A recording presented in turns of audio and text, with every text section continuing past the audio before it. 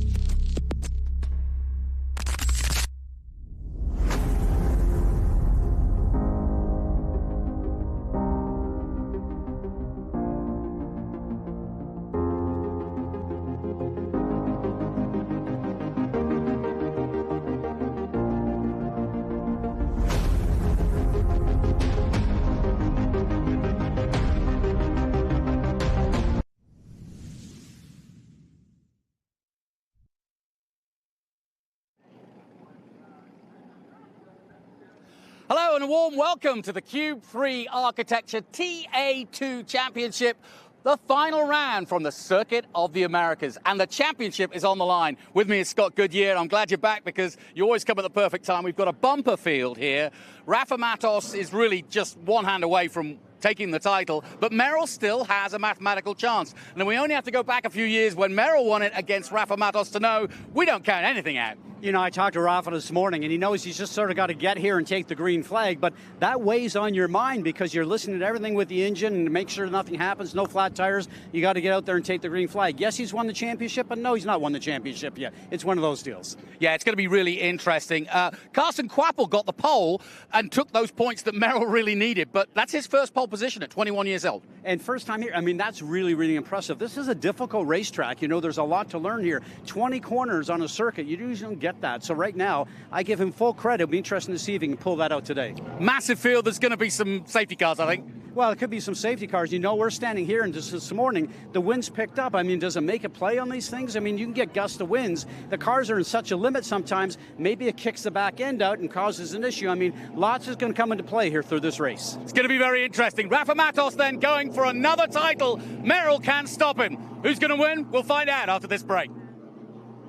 You've got a business to run, big and heavy products to ship, and customers who need them now.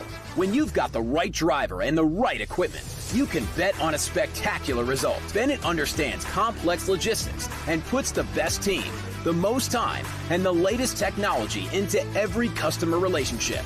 So you can sit back, relax, and enjoy the race. Let us handle the rest. Together, we can move anything.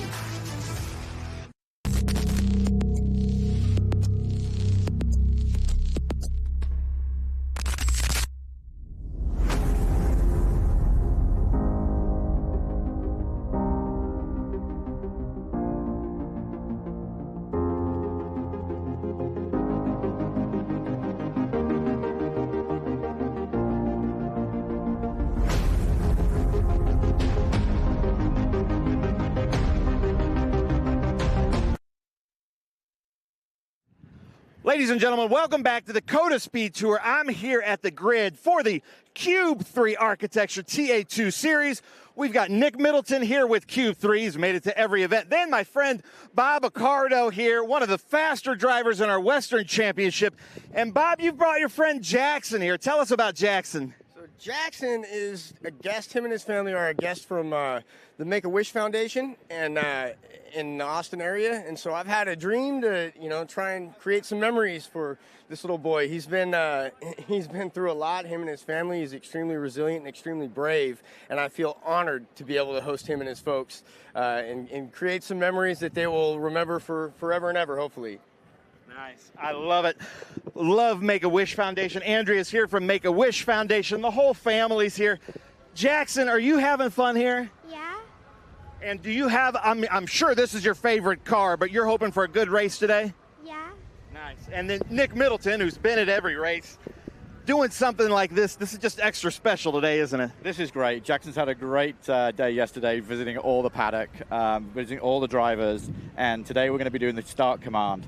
But on behalf of all the drivers, they have actually signed the shirt for you, for everybody in the paddock. So they wish you all the best today, and we're going to have a great race, and he's actually going to come and help me on the podium later, present the prizes. So here you go, Jackson, all the best, and congratulations, buddy. Nice. That is so awesome. Thank you so much. It's so important for us here at the Trans Am. Bob, thank you so much. But something like this comes through. Our team with the Trans Am Series will do anything that we can to make sure Jackson has the best weekend. We've got Michael LaPaglia here, currently leading in the Western Championship, but we've got a lot of work to do to move up to the front. Tim Carroll had some good showing. JC Monet here is in Western Championship in a brand new car. Look, he's gonna, it matches his car, but actually this is the Amy Ruman car. Sorry, JC, I gotta run up, but look at this brand new car for JC Monet. But we're gonna move up pretty quick. Kyle Kelly is also with the Western Championship, always really fast. Adam Andretti, I talked to him last night. He's a little bit disappointed with the finishing he had in the qualifying. Misha Goikberg back here with us. And then we've got Eric Caton, Boris said Jr. We've got some unbelievable drivers out here with us. John Atwell, we've got Tom Sheehan here with the Vixen Cycle Company. Then we've got the Keith Prochuk doing really well in the Pro-Am. Barry Bowes is our Pro-Am champion from this year. But then we're going to talk about this real quick. In honor of Hutch. This is Pete here. Hutch is Pete's dad, who just passed away a few months ago. So Hutch is on Rafa Matos' car, and Rafa could clinch the championship. We've seen him all kinds of pole awards. He's the most winning driver ever in TA2. You've got Pete behind you, Hutch on your car. Lots of pressure here, Rafa. Yeah, it's an important weekend for us. We're honoring Pete's father, Hutch. So it's an important race for us. Not only we were able to clinch the championship here, but you know, a long season, a lot of work involved. It's a group effort. Came down to COTA. Hopefully we'll do our thing here and clinch the championship and celebrate it tonight. Nice. Pete, I'm going to talk to you after he takes the green flag. Then I've got to talk about this. In the Western Championship, Tim Barber, who's second in points, qualified way up front with Dig Motorsports out west. Then we've got Brent Cruz joining us. You can go by, it's okay. Brent Cruz is back with us. Thomas Anunciata, Nathan Hearn, who always does super well with us.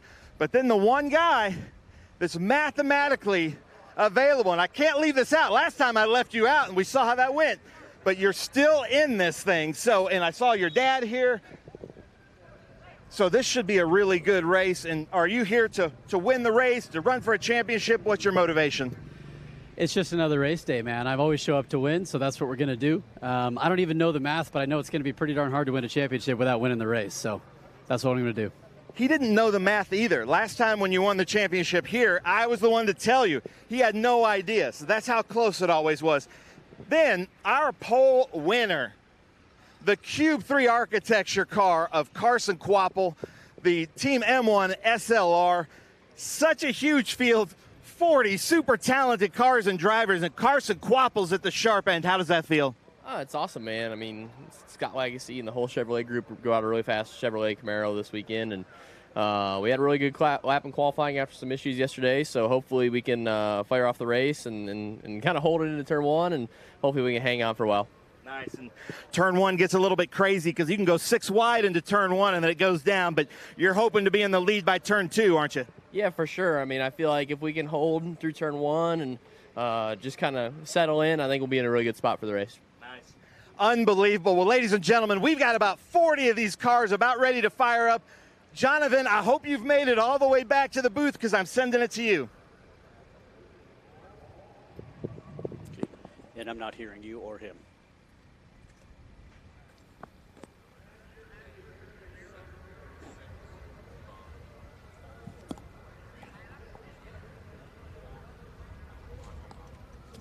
And we welcome our viewers on MAV TV as we welcome you to a cloudy Austin as we get ready for the Trans Am Series. The final round of the 2024 season. This is our traditional venue for the end of season. We'll have our banquet tonight and we'll celebrate everything.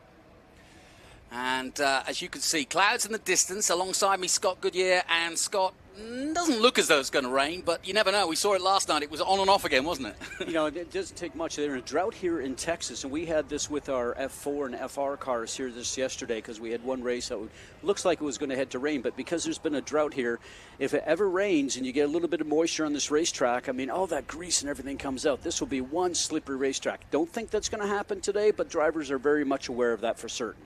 It's going to be interesting. We've seen some great races here, and it does throw up good racing. This is a good track for overtaking. I know you're a race director in the single-seaters, and you've seen some good racing already. Here's our grid then, and it was Carson Quapple, the young 21-year-old who took the pole, his first ever in Trans Am, and that is a real disappointment for Merrill because he needed every point he could get.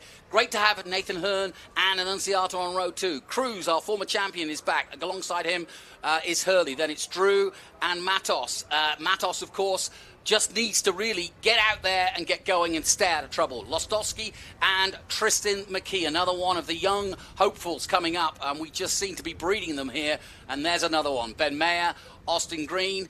Slater is back. Sam Corrie alongside him. Then on row 8, it's Barber and Bowes. And Tim Barber, the first of the West Championship.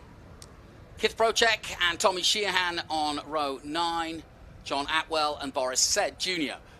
Just behind them. Then it's Caton Goikberg, Andretti, Kyle Kelly, Minette and Carroll, and that is the grid for this. Let's head down now for the grid interviews. Ben Sissel, down to you. Well, thank you very much. I'm here with my friend Nick Middleton, who's at every race. Great sponsor, the Cube 3 Architecture founder, CEO. But Nick, we've got something special. I know this is really special to you. Take the mic. Tell us a little bit about this, and you're going to give the start commands. Well, thank you very much. This is a great opportunity for the last race of the season. We've got a lot on the line today. We've got a lot of championships going to be playing, but I'm here with Jackson, and Jackson and I are basically going to start the what are we going to say? Start your engines? Drivers, start your engines. There we go. That's on your command. So a nice little gesture there from Nick Middleton, the head of Cube 3 Architecture, our title sponsor, and that's been great to have those guys on board. We could just see out of Lostowski's view the Concord American flagpole car of Rafa Matos, and opposite him is Keith Procek. But it's this man who's creating all the news, a man who has done a lot of late model racing and Xfinity and truck racing, you name it. And on the way up, he's another one of these Mooresville, North Carolina. I don't know whether they're feeding him down there, but of course that seems to breed most of NASCAR's future. You can see the championship there with Rafa Matos, over 1,000 points. Thomas Merrill on 960. That's why it's still alive, but only just. Really, Matos just needs to make sure he gets out there and gets started in the race and stays out of trouble. But it's never that simple in motor racing, is it? No, we talked about it on the Open. You know, I mean, for Matos, like I said, I talked to him this morning, and he goes, yeah, the pressure is off, but, you know, we still got to get to the green flag. And as a driver, you're always aware that something may happen. I mean, anything can happen in motor racing, but the championship is really his. Now he can go out and just have some fun. Thomas Anunciata has been so impressive all season long. Now he's doing both. He's doing TA and TA2, so he's getting plenty of track time. But he is another great successful story. If Zilich and Brent Cruz were last year's success story, there's no question that Anunciata is this year's, as along with Ben Mayer and a few other youngsters like Tristan McKee coming through. Jake Drew, another one, and Carson Quapple, obviously. There he is on pole position as he heads out Big Red for the first time. Scott, obviously there's been some resurfacing here at Circuit of the Americas. You've had, 5 races here in single-seaters. Any complaints about the track surface or bumps? I haven't heard it. The paving that they did since last year certainly helped, especially our cars, because they're very close to the ground. You know, you end up putting the floor on the ground, scrubbing the car on the ground, which slows the cars down a little bit. The other thing, too, Johnny, though, is if the car hits too low, and it can actually make the car lose control, or you lose control of the car because it's taking the wheels off of it. And I say that experienced drivers don't have that problem, but I've got all these young rookies coming in. We had 5 guys this weekend that were new out of karting into our junior F4 car. So what ends up happening is that they're learning all this stuff for the first time. And so that's what I watch, and I really guide them in the drivers' meeting to make sure that these guys don't have that problem. But the bumpiness certainly causes the car to move around underneath you. And if we get some big wind gusts here, I mean, as a driver, you've got to be aware of, watch the flags. You see how big the flags are here? I mean, we talk about Indianapolis, the speedway. We go down the turns, we look at the windsock, and we know what we're going to do as far as the turn is concerned here. The windsock's very small. The Texas flag here is absolutely huge. And the American flag is one of the big. It would cover the entire grid if they took it, if it fell that hard down. It would up in turn 1. So you look at that, but my point is that if that flag is straight out, it's telling you how windy it is. It will affect your car, especially the S's. Well, inherently here, and I've been coming here since the first ever race in 2012, the wind comes effectively east to west, so down the front straight, and therefore a crosswind down the very important long back straight coming into 12. So that's where you really feel it, is going up that 133 feet. Then you get blasted by the wind, and it's easy to miss your braking point because the wind is kind of playing on you. And then you're talking about going down the front stretch. So the guy leading, actually, he's breaking the wind. The guy behind him gets a better run because he's going to get a better draft. Good point. Yeah, and another thing we need to mention, if people tuned in and watched Formula 1 here a few weeks ago, and of course it was all about track limits, but previous winners, there you see it. Merrill has won here, Matos has won twice here, Mark Miller obviously not here, but everybody else that has won here in the last few years is here, including Anunciata. I've forgotten about the fact that Anunciata has won here. Now, there you see the flag for the first time. And what would that tell you if you were Adrian Lostowski? Yeah, knowing that it's very large, so it's going to give you a tailwind going down the hill into 2 here. It will affect the handling of the car, but then that crosswind that you mentioned going through the 2, 3, 4, because that's the S's there. There's still a few little rolling hills in the S's and what have you, but you see here they've done a great job with the pavement here. F1, you know, if you're going to an F1 racetrack, you know it's going to be billiard table smooth. Yeah, no question. Well, as I just mentioned, the track limits, if you turned into Formula 1, there was a lot of track limit problems there, 19 and 20 and so on. Well, these guys aren't dealing with that, but they are in this section. And this is exactly what you're talking about. You cannot go too far off track, or at least track limits here in the S's, but they are quite lenient at 19 and 20. Well, as we go through there, you'll see the orange curve. We just passed one there on the left-hand side. You look right over there in the candy stripe, and you'll see these small little orange curves. One's coming up here. This is a small one. We just passed it there on the left-hand side, and there's one on the left there. So what I'm saying is that our cars, for the single-seaters, I don't have to worry about track limits in the Apex because they're not going to turn around and hit it. And this race circuit, as we're looking at right now, some of the best races are anywhere. See on the start, it gets a little hectic sometimes. Rafa Matos had a spin there in 2022. Through the S's, this is a super fast sector. Really important to place the car in the right spot. In the race, if you do it wrong, you can get a penalty, so you have to make sure you stay within the track limits. Going into turn 11, another great passing opportunity. You can see Merrill going down the inside of Nathan Hearn here in 2023. One of the many hard hairpin turns, hard on the brakes. You can get a great passing done. Turn 12, another great passing zone.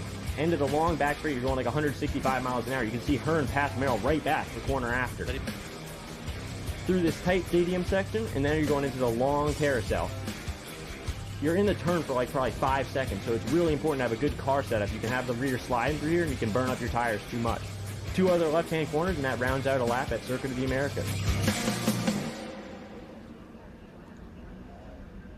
One of the hallmarks here of this Circuit of the Americas. So a lap of the circuit, and as you can see, weaving from side to side behind the Ginetta. The lights are off on the Ginetta. Look at this massive field, Scott. Have you ever seen such a sight? Well, you know what I think about this? If you're at the front, you've got some great racing going on, but a lot of times if you're maybe not up in the top 10, it starts to filter out a little bit. There's going to be racing all the way through the field. That's the fun thing about it, especially for the last race of the year. Even if you're in 15th or 30th, you're going to have a great race. Well, there's no question that there is going to be a lot of battles, and of course it's the last race of the season, and Scott, as a racing driver, it doesn't matter where you finished in the year, this is the place that you want to at least go to the winter going, that was a good finish. Well, it's a fact here that this racetrack is one of the most famous in the world, obviously, especially because F1 comes here. But it's so raceable, Johnny, because there's so much pavement here, even through the tight stuff that we see right now. I saw this in our single-seater cars. As we go underneath the bridge right there, you can see people all across the bridge getting ready to watch this race happen. This is a raceable track, and every inch you can go and have an opportunity to pass. All right, then, here we go. We are 2 by 2 heading down towards 19, the penultimate corner here at the Circuit of the Americas. They will round the corner at 20, and then the control of the race will be with Carson Quapple. And I tell you what, a big moment for him. This is his first ever pole start in Trans Am. Now, that's a mighty bit of responsibility given the hungry field behind him. In they come then, beautifully seen from the drone at turn 20. And once they get straightened up, the green flag will be further down the track. It's right at the far end of the circuit, so a little further down. That's why we're 2 by 2. We're on board with Lostowski, but this is a key corner and a key turn. The first turn here is away we go for racing in the Cube 3 Architecture TA2 Series. Good start from Quapple, and he's done a good job. Round the outside goes Merrill. He's going to go wide a little bit, but and he's got into trouble. Luckily, Merrill escapes, but another car goes further off track. I'm not sure who that was, but it's margy-bargy, as they say, right at the very get-go of this. But it is Carson Quapple leading from Thomas Merrill, and Anunciata in third, Brent Cruz in fourth. Yeah, I'm laughing at this because if this was our cars with all the single-seater stuff and the open wheels, with as much bumping that went on in turn 1, we'd be picking up a lot of parts right now. Yeah, you would. Yeah, this is very much NASCAR style. I love this stuff. It's excellent, and they know how to navigate it too. They've got great skills. Now, there was a lot of dust down here yesterday, and it's going to form again here, and that makes it very slippy over 9 and into 10, and now they've come through 10 down towards the first real overtaking opportunity at 11. Got to get this right, though. If you're not going to make an overtake, you've got to be gingerly into 11 and then get it straightened for the long run down through to 12, because this is where the power and the muscle of the muscle cars does the business. On board with Adam Andretti, qualified down further than I would ever expect Adam to be, but some big work to do then for Adam Andretti and the Ultimate Headers car, but you can guarantee that he'll be pushing all the way. I talked to him yesterday afternoon. He said the same thing. I'm way back there. He said I got a long way to go, but I'm just going to give it my best. Oh, there we go, right there. We talked about having the fenders in the cars. You go, pardon me, excuse me, I'm coming through. A little bit of argy-bargy, as you talk about. They can lean on each other here and get away with it. Well, it's amazing. I said that Matos needs to stay out of trouble, and that's not what he's doing right now, because he is literally bumping door panels with the number 20, and that's not going to help his quest to just finish the race. And that's all he really needs to do, and the championship is his. Thomas Merrill, though, needs to go on and get as many points as possible. That was Javier Leos who was against him. On board with Lostowski through 18. He's behind Austin Green in the three-dimensional services car. And yeah, that's what I'm talking about with track limits. Well, they don't have track limits on the exit here, just track limits on the apex area. So you see a lot of these guys go outside what we call the candy stripe, that red and white that you never saw the Formula One cars or our cars go over. And these guys, there's no track limit rules for them, so they can use as much track as they want. Yeah, it's all very well, though. But if you go too far, when you come back, there is a bunch of grass and dirt to be greeted with. Right. And so, you know, it's all very well saying, oh, well, I've got plenty of room. Yeah, but you can get yourself in trouble real quick. Well, you also maybe caution yourself maybe a little bit of time if you use too much. The other side, too, is that you can't come in and affect the other cars on the racetrack. So you got to make sure that you're back entering and flowing in with the traffic there. You just can't come over and take somebody out. So Nathan Hearn picks up the lead from Merrill. Anunciata is third. Cruz, Drew, Mayer. So where has Quapple gone? Quapple's just disappeared. So Hearn now leads, the Australian from Lismore, New South Wales, leading the way. He's never won a Trans Am race. And this would be a huge story. Brent Cruz in the distance there. Behind Cruz is Jake Drew. Jake Drew's having a great season too. Then it's Anderson and Apple in the battle for the West Coast further down there in 26, 27. We'll keep an eye on this huge field. But as you can see, Ben Mayer is behind Drew. Matos is 7th at the moment. Josh Hurley is 8th, McKee 9th, and Evan Slater rounds out the top 10. We were looking at Austin Green. He's in 11th, Lostowski behind him. We were on board. Barber leading the way for the West Coast. And it's Quapple down in 14th position. Now, he must have spun or something, because he's gone from first to nowhere. But he's still out there. Might be a mechanical issue as well. There he is. No, he's siding his way back. On board with Lostowski in 11th place. There's Quapple. I can't see any damage. I think he must have just spun on his own or just gone wide on his own. Well, it takes a couple of laps, obviously, for the tire temps to come up. It could have been touched, as you said, anything can happen. The thing that I always remember, I only ever did a couple of Trans Am races. Remember, this is just raw American cars with a lot of horsepower, no traction control, no aid, so it's really up to the driver. And you got to make sure you keep the tires on the back of these cars, obviously. But you got a lot of work through a lot of the sweeping S's here, Johnny, and that they really can wear out the tires if you're really working with the throttle and taking the rear tires off the cars. So these guys have to be a little cautious with that, but I love the raw horsepower. Yeah, no question about it. And this race now starting to settle down. Nathan Hearn knows that Thomas Merrill is the man behind him. And Anunciata is the one I'm going to keep an eye on. He's going for the young guns, and he's got a great lead in that at the moment. And so he will want to finish off his year on a high. He's also racing in the next race in TA, so we'll be looking forward to that. But as you can see, the top 5 now starting to spread their wings a little bit through the S's. Now they've got to be careful through here. This is where there are limits, and that's, I think, okay from what Merrill just did, just scraping the side there, but they can't get off the second white line. If they go over that, that is going to be an infringement, but there's really no point in being out there, and you'd be in trouble if you were out there. Lovely shot from high above. Down to 11 then. Anunciata trying to stay with Merrill, but Merrill doing a good job of just gapping him. Here it comes. Oh, Jake True makes his move on Brent Cruz, and that was a lovely move on the former champion. But whenever you run side by side like that, when you have to have really confrontation getting the turns, look at them, we're starting to run over here and trying to push the guy off now. That's not very very polite, as they say, but I will tell you that it's interesting that these guys are going to have to start working together. They're going to lose touch with the first group there. Side by side, trying to outbrake the other one. You can see a little bit of bumps. This is where the surface has not been repaved. So a little bit of bumps under braking certainly affects the car. You can see the car right now sort of moving itself. Well, we've got some great future stars. These two, Brent Cruz and Jake True, got a huge future ahead of them. And we're going to be watching them in their future for sure. Connor Zilic has already flown the coop. Likewise, Connor Mosak. And we're keeping an eye on all of our graduates because it's been, in the last few years, just a fantastic breeding ground for young drivers. And Nick Tucker has got plans for Nitro Motorsports to do more in the West Coast. He's already signed 2 youngsters for next year. And I think we'll see more and more of that going on, where they go to the West Coast and then eventually they end up here in the National Championship. And that's just what we want. So it's Hearn, Merrill, Anunciata, Cruz, Drew, Bayer, Hurley and Matos. Plenty of racing, though, still to come from this one. Hearn wants this so bad, he's been traversing between Australia. He comes from Liverpool, just south of Brisbane, about 200 kilometres south of Brisbane. He's a multiple Trans Am champion in his own country. I saw him do the Trans Tasman Championship where there were 6 races between the Kiwis and the Aussies. He won 5 of them. Oh, and a spin for the 27. That's Barry Bowes. And, of course, Barry Bowes has had an immaculate season all year, and that's the first mistake I've seen him made from 15th place. He's got some stuff dragging on the car there, Johnny. It looked like on the right-hand side something was actually on the ground when he went to pull away, creating a lot of sparks there. So I'll have to see if that's something that's going to affect him. And he may possibly come into pit lane to have that repaired. Yeah, Barry Bowes was 15th. He'll have lost a lot of places in that little excursion. No change at the front. And if anything, more players coming into the game. Drew is still battling hard, but it's Ben Mayer now in 6th place, and the youngster, the 15-year-old, just ahead of Hurley in 7th place. Or something goes slightly wide with the dust.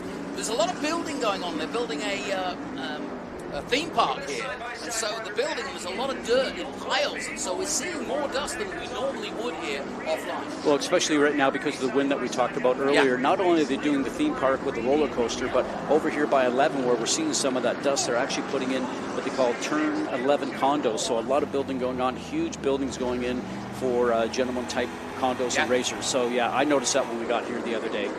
Yeah, you can see the dust for yourself now. Well, that's caused a little bit there. These guys driving through the dirt, so that's not helping the situation. Oh, and Slater gets pushed wide. That's, well, I'll ask the race director. That can't have been that. In any form of racing, that was a bit of a contact, wasn't it? Well, it is a little bit. I think the rules are a little bit more liberal here when you've got fenders than they are in our cars. So then, Hearn, Merrill, and Anunciata, your top 3. Then Cruz in 4th place. Welcome our viewers back on MAP TV as it's getting fast and furious here. Adrian Lostowski, a beautiful move at turn 20, the final corner, but it's not over yet because they are able to go wide here.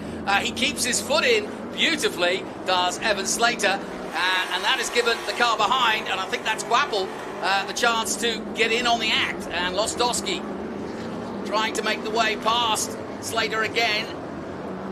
And it is Quapple who's making a comeback, having spun from the lead, and he's now embroiled in that battle with Lostowski and Slater. Quapple now 13th, so it's all change around at the front here. What a great start for this one, and what a great way to have a finale. Conditions are perfect. We had a little bit of rain in the area last night, and so it's a bit breezy when we arrived this morning, but it's okay. Love these guys, how they just drive the car right down to the white line, as we talked about before.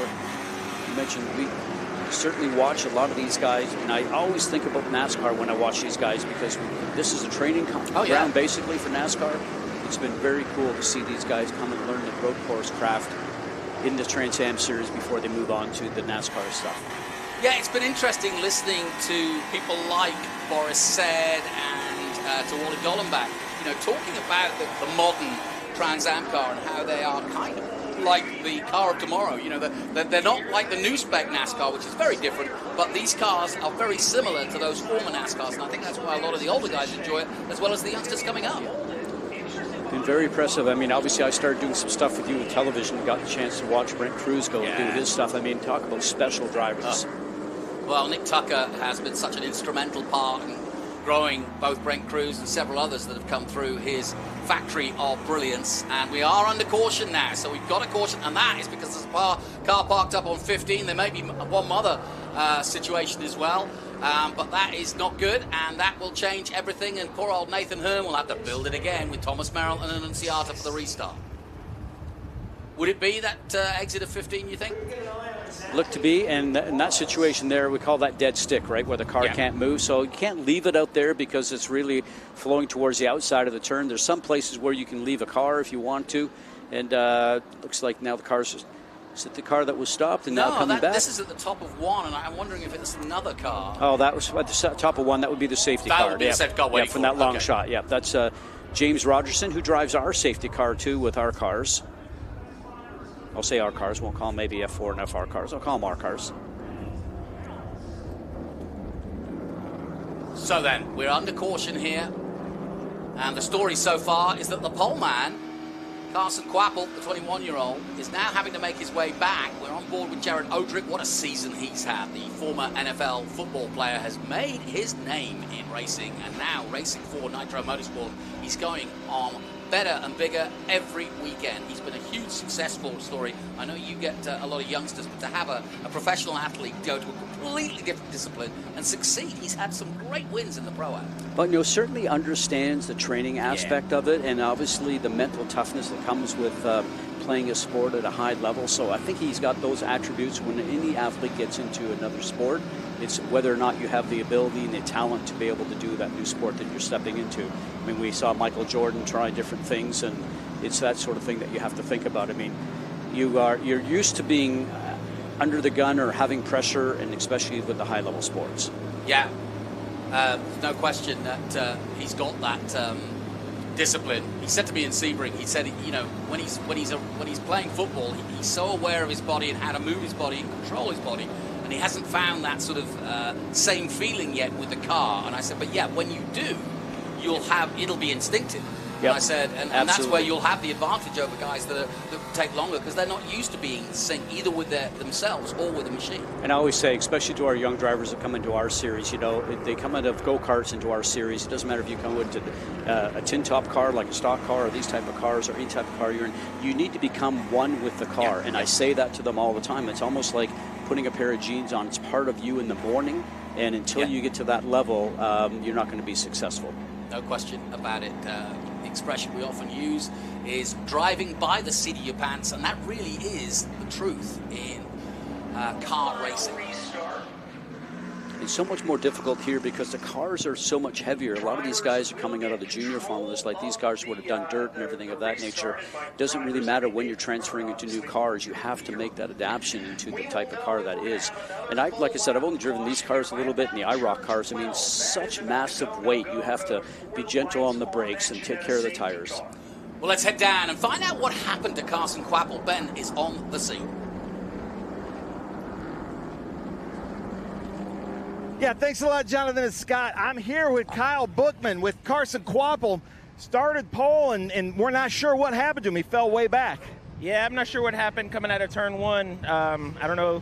For some reason, he went wide. I think he got a little help from behind, but he's good enough. We'll come back through. Nice. So you have the confidence, and you know you've got the driver talent that car is going to come back through and be back at the sharp end.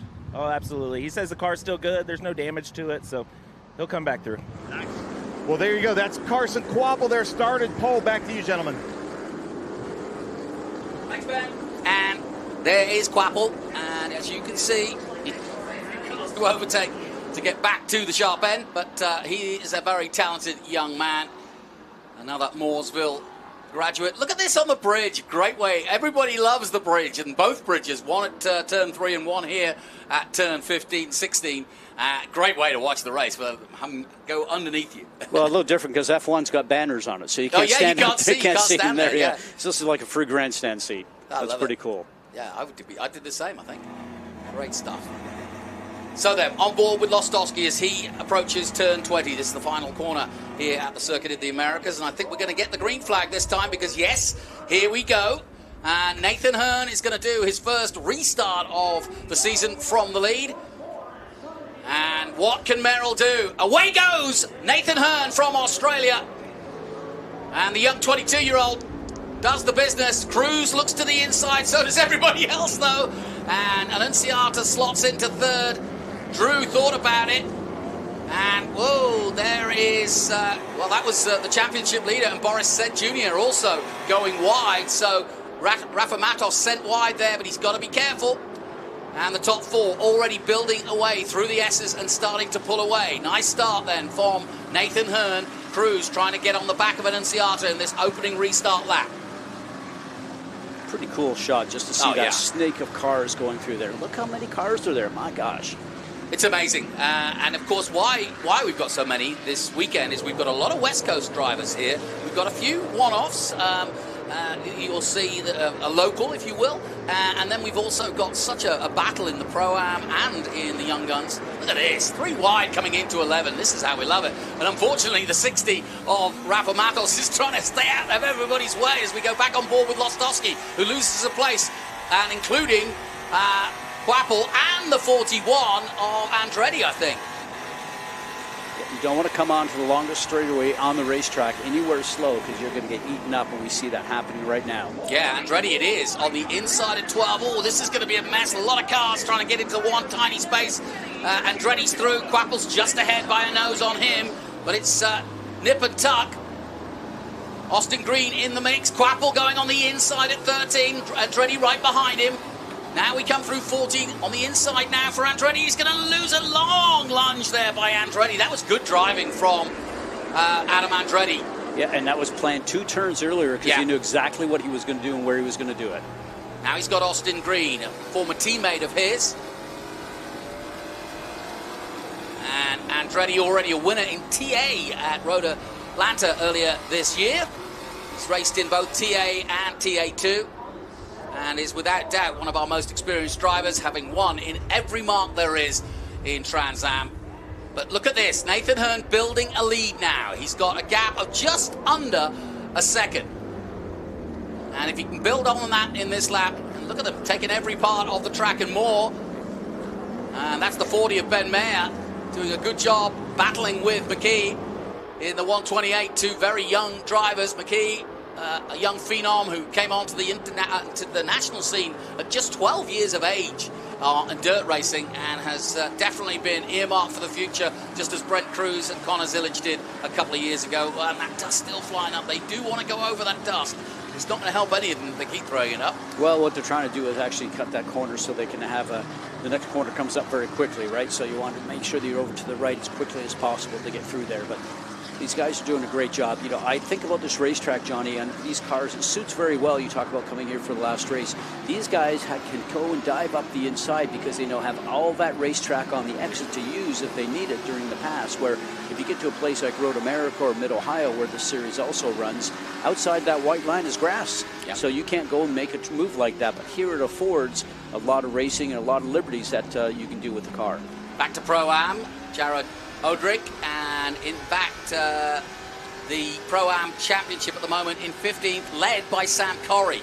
We're watching this battle between Odrick in 22nd and John Atwell, and Odrick having a good run so far, but it's a tough battle. In the West Championship, it looks as though Tim Barber still leading that. He's down in 18th position, but leading the entries from the West Coast. The spinner there! That looked like the Hendricks car of Boris Said Jr. at the exit of 12. That's a very obvious place to spin. It's easy to get it wrong there. As we take a look at the Zero car. And we have another caution. Let's head down to Ben Sissel.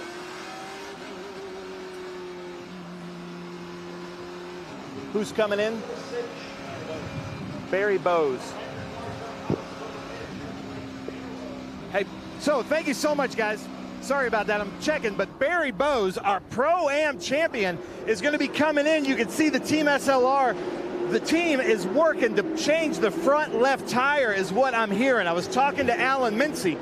Now, Alan Mincy there at the front is a tire changer champion with, I believe, the Kevin Harvick team. So they pulled him off of another team to come here to assist in this tire change. So we'll see. I'll point out Alan Mincy as Barry comes in. So Alan Mincy is there. He's the one, boots on the ground on his knees right there, looking to change Barry's tires. It doesn't look super bad.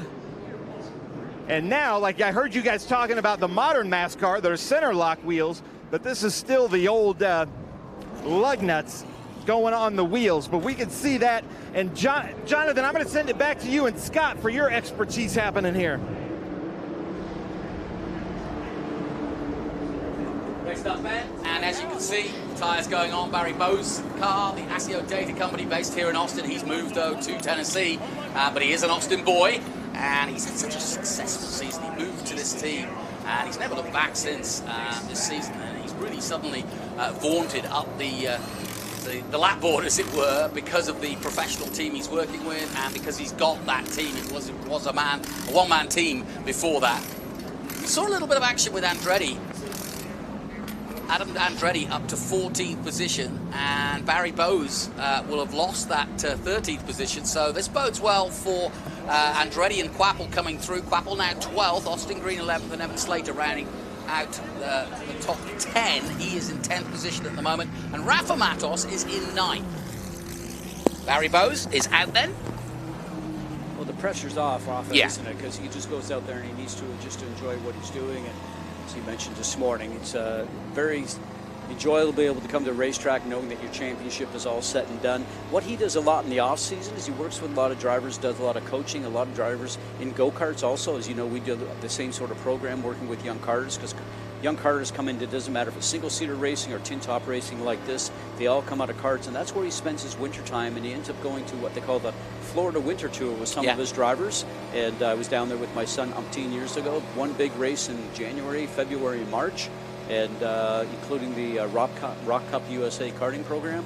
So he's giving back to young drivers coming into the sport back on the karting level where they all start from. So give him great credit for doing that. I bet you wish there was more winter series when you were coming up. Oh yeah, no, I mean, we went to a place called Barnesville, Georgia. It was a winter nationals, but I mean, karting is so prevalent right now. We just made a deal with Rock Cup USA, and we're involved with them, so they're racing at the Rio Hotel in the parking lot in Vegas this weekend. But all the young karters, they have aspirations. Doesn't matter if it's single-seater, IndyCar, Formula One, NASCAR, everybody starts in karts. Yeah, exactly. And as you say, having a relationship with the Radford School and with Rock, that really does get you a chance to see these juniors in action and also advise them where they should go next. Yeah, we work a lot with parents, even if they don't come into our series. It means you want to guide the parents out there because, you know, we all understand the stuff that we're involved in, and parents are coming along and maybe they've got a young son or daughter that want to get involved in racing, and, you know, there's not really a book 101 on how to do this. So no. We certainly want to go and make them understand, and making sure that they're buying the right equipment, you know, obviously whether it's a Bell helmet and OMP suits, I mean, all the top gear out there, they want to make sure that they're understanding how to put their young son or daughter out there at being safe. We're under caution here at the Circuit of the Americas. This, the big last grand finale of the season, and it is the Australian Nathan Hearn would make a little bit of history if he was able to win this. He's yet to win a Trans Am race. He came here and got 4th place about 3 years ago, and he's never looked back since. And he made a great name for himself coming back for a full season in 23, excuse me, and he's back again, but not for the full season this time. And so he's been sort of kind of commuting almost between racing in Australia, and then when he's over here, he'll do a bit of dirt racing, and so he's done some late model racing, and he's just had a lot of fun. He's connected with the Howe team, and this weekend, or Howe Chassis, and this weekend he's racing with the Fast Auto team. So he's building a good friendship and relationships with all of the teams here in the United States, and that's going to bode well. And I know that there's a lot of following in Australia for him, and Trans Am are growing quite quickly in Australia and New Zealand. So it's great to have Nathan flying the flag in many ways and showing just how good some of the talent is down under. When you think about down under, you talk about that, I think about touring cars. Yeah. You know, all the time as you're talking about. It's just the racing series, even when I was growing up, everybody knew about the touring cars, and there's got to be a lot of ways to be able to transfer between the two. I mean, very similar cars in a sense, but, you know, that's where obviously down under, even Penske found Scott McLaughlin because, you know, and now he's over winning races in the IndyCar series. So I think you just don't look in your country, within North America, per se. I mean, there's so many talented drivers around the world that we're getting a chance to see all those guys come this way. Well, the one that springs to mind for me is Shane Van Gisbergen and Trackhouse. What a story that is turning out to be, because he's doing everything right. A little bit of smoke coming out of the 128 there, but I don't think it was something that's going to stop him. But yeah, Shane Van Gisbergen using all his supercar skills and multiple championships. Yeah, that does look a bit odd. Yeah, no, you see how the car's squirming there? Yeah. As we call it, you know, snaking along. So report is right now it's got a flat tire, so he'll just have to get himself in there and get that changed. Good thing for him, it's under caution right now, so he's going to lose track position, but when he comes back out, he'll be able to get to the back of the queue. Well, that's one of the youngsters I've been talking about. That's Tristan McKee from Kannapolis, North Carolina in the SLR. So Scott Lagasse prepared M1 car, Camaro, and yeah, I think he's just going to try and limp back. There he is, off. He's out of the way. And yeah, tire just came apart. Yeah. Ah, what a shame. Yeah, well, look, there's the rim. Yeah, well, the nice thing is he's actually underneath the caution period, so he's not trying to rush it in, because a lot of times the tires come apart like that and end up taking out the fender of the car. So is he doing damage to the rim here or not? Oh, yeah. And then as a driver, you know that's happening. It's going to be very loud inside the car. And but you know what? That rim will come off and it'll be now used for a hose holder in your house. Yeah, there you go. A hose holder. I bet you've got many of those. I love it. Well, Tristan McKee, definitely one for the future, but not today. Franklin Road prepared car is coming in, and we'll try to change wheels here as we're still under caution, our second one. Clouds are gathering, but I don't think we're going to get any rain in this one. And it is Nathan Hearn leading Merrill, Cruz, Anunciata. And it looks as though the pace car will soon be off. And we'll go racing again. Should be green this time as they come out of 19. There's the pace car going in, so that tells everybody we are going racing again. So the race is now controlled by Nathan Hearn. He did a good restart last time. The only one that really tried to challenge was Brent Cruz. And Anunciata now in 4th place. I can imagine he would make a break, and so Jake True. And away he goes, and that's good work again by Hearn. He's got those bullet starts. Merrill's gone with him. And as I expected, Anunciata making a move on fellow youngster Brent Cruz, just 19 years of age. Anunciata, and he up to 3rd ahead of our champion, Brent Cruz. Andretti right in the thick of it. Got Quapple in front of him, the pole man. But this has been a good recovery from Andretti. Really good recovery. And I knew that, I said in qualifying that he was way out for his qualifying. And if he could just make some places up. But look at this. Thomas Merrill has made the move on the leader and now takes up the lead. So well done to him. And Thomas Merrill needs to lead this race and needs every point he can if he's going to have a smidgen of a chance. And Andretti all over the pole man, Quapple, as they come over 10. Talked about the 133-foot climb up towards turn 1, but still look at the rest of this racetrack. Yeah, There's a lot of there. It's really neat. It's got a great flow around this racetrack, and even going down the backstretch, which we're headed to, you'll see that there's a bit of a dip. You go up over a rise, and it's quite a thrill when you're in the car at speed. Oh yeah, no question. And this is a really long back straight, and you try to get into the draft of another car and then pull to the inside. That's the best place for a block pass, but as you can see, the race line is further out. So if you're racing for position, and there's Matos in the middle there, and just behind is Slater, but you know, you have to take the inside line, but you've got to keep the impetus up. And now a block door that includes Austin Green and Carson Quapple for Andretti and Slater as they try to nudge their way forward. Out of 15 they come. 11 of the 30. Still a long way to go in this one, but the car's starting to drop some fuel, obviously, after using it. And so the car's getting lighter, and the tyres starting to feel the use. But we've had 2 cautions, and if you were out there today, that would be something in your mind that you know that you haven't used the tyres too hard. Well, you know, the most important thing here, especially for these guys, and I mentioned a little bit earlier, there's no traction control, and you've got so much horsepower in these things. These things are really beasts to drive. Most important thing to realize that you might get a caution with 5 laps left to go, and as I tell our young drivers that are coming into it all the time, conserve your tires. Try not to beat them up or abuse them, because if you're all packed up together and you get a green with 5 laps left to go, your best friend will be a good set of tires on the race car. Yeah, no kidding. Ben Mayer just making a nice move as we go back on board with Andretti through 2. I love this section. It's so hard, and you can see you turn left, right, and then it tightens up here. Look at this. So do you downhill ski? Yes, I do. Okay, so you know what happens if you miss the first set of poles? You never get back. You never get back. It's the same sort of thing here. Guys are going through the dust, but same sort of thing there. And you can get back on track, but you have to slow the car down, and you lose speed and you lose time. Well, Andretti doing everything in which way to try and get past Quapple. This is great racing between the pair of them, and if not 4 or 5 cars, and then off at 10 there, dust flowing up.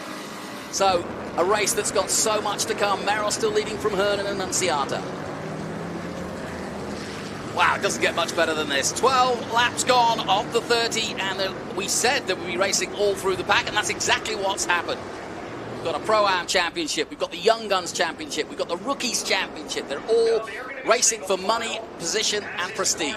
So just in turn 11 there, we saw something fall off a car and hit toward the outside of this. It's interesting to see if that's going to cause a problem with somebody here in future.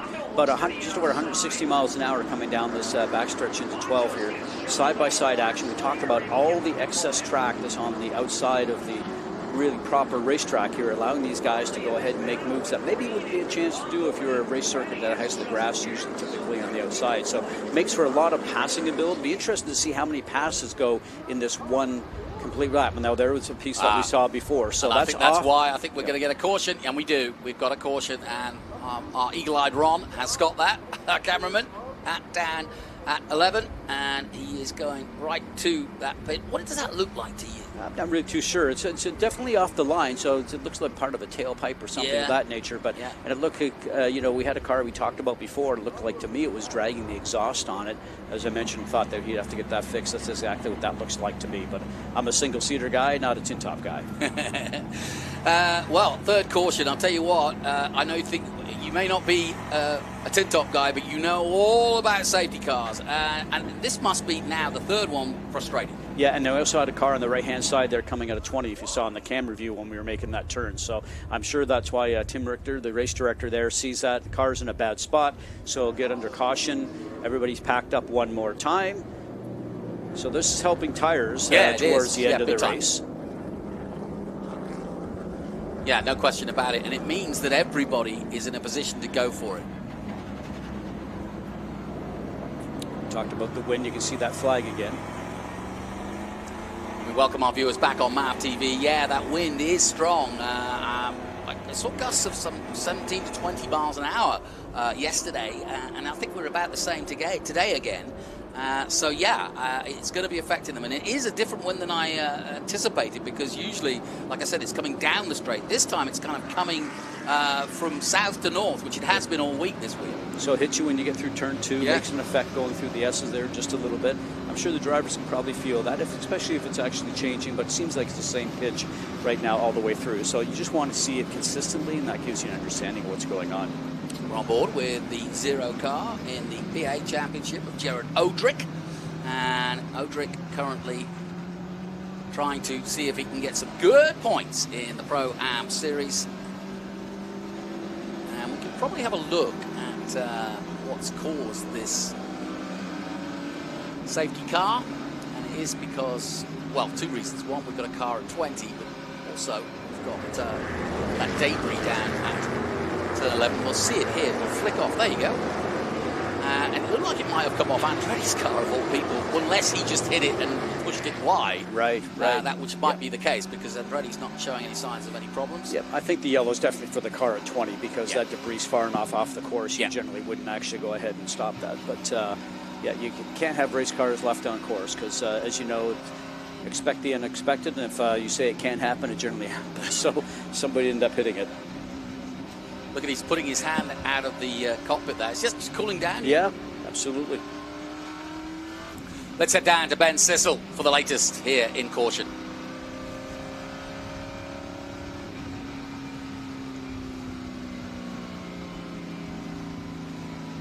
Ben just getting into the situation, finding out what's going on.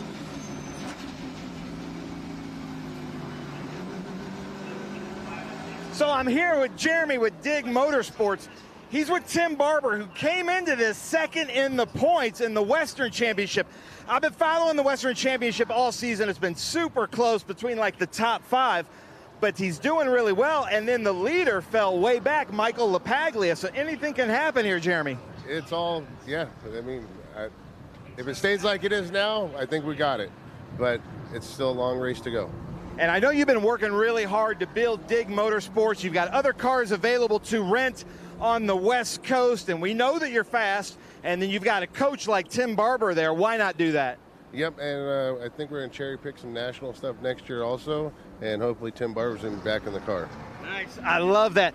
Well, Jonathan and Scott, if you don't mind, it looks like we're going to stay yellow for a little bit, so we'll follow me up here, try to talk to Doug Winston. Doug Winston has had some bad luck here at Circuit of the Americas the last couple years. You can hear the cars coming by, but we're going to try to get some comments.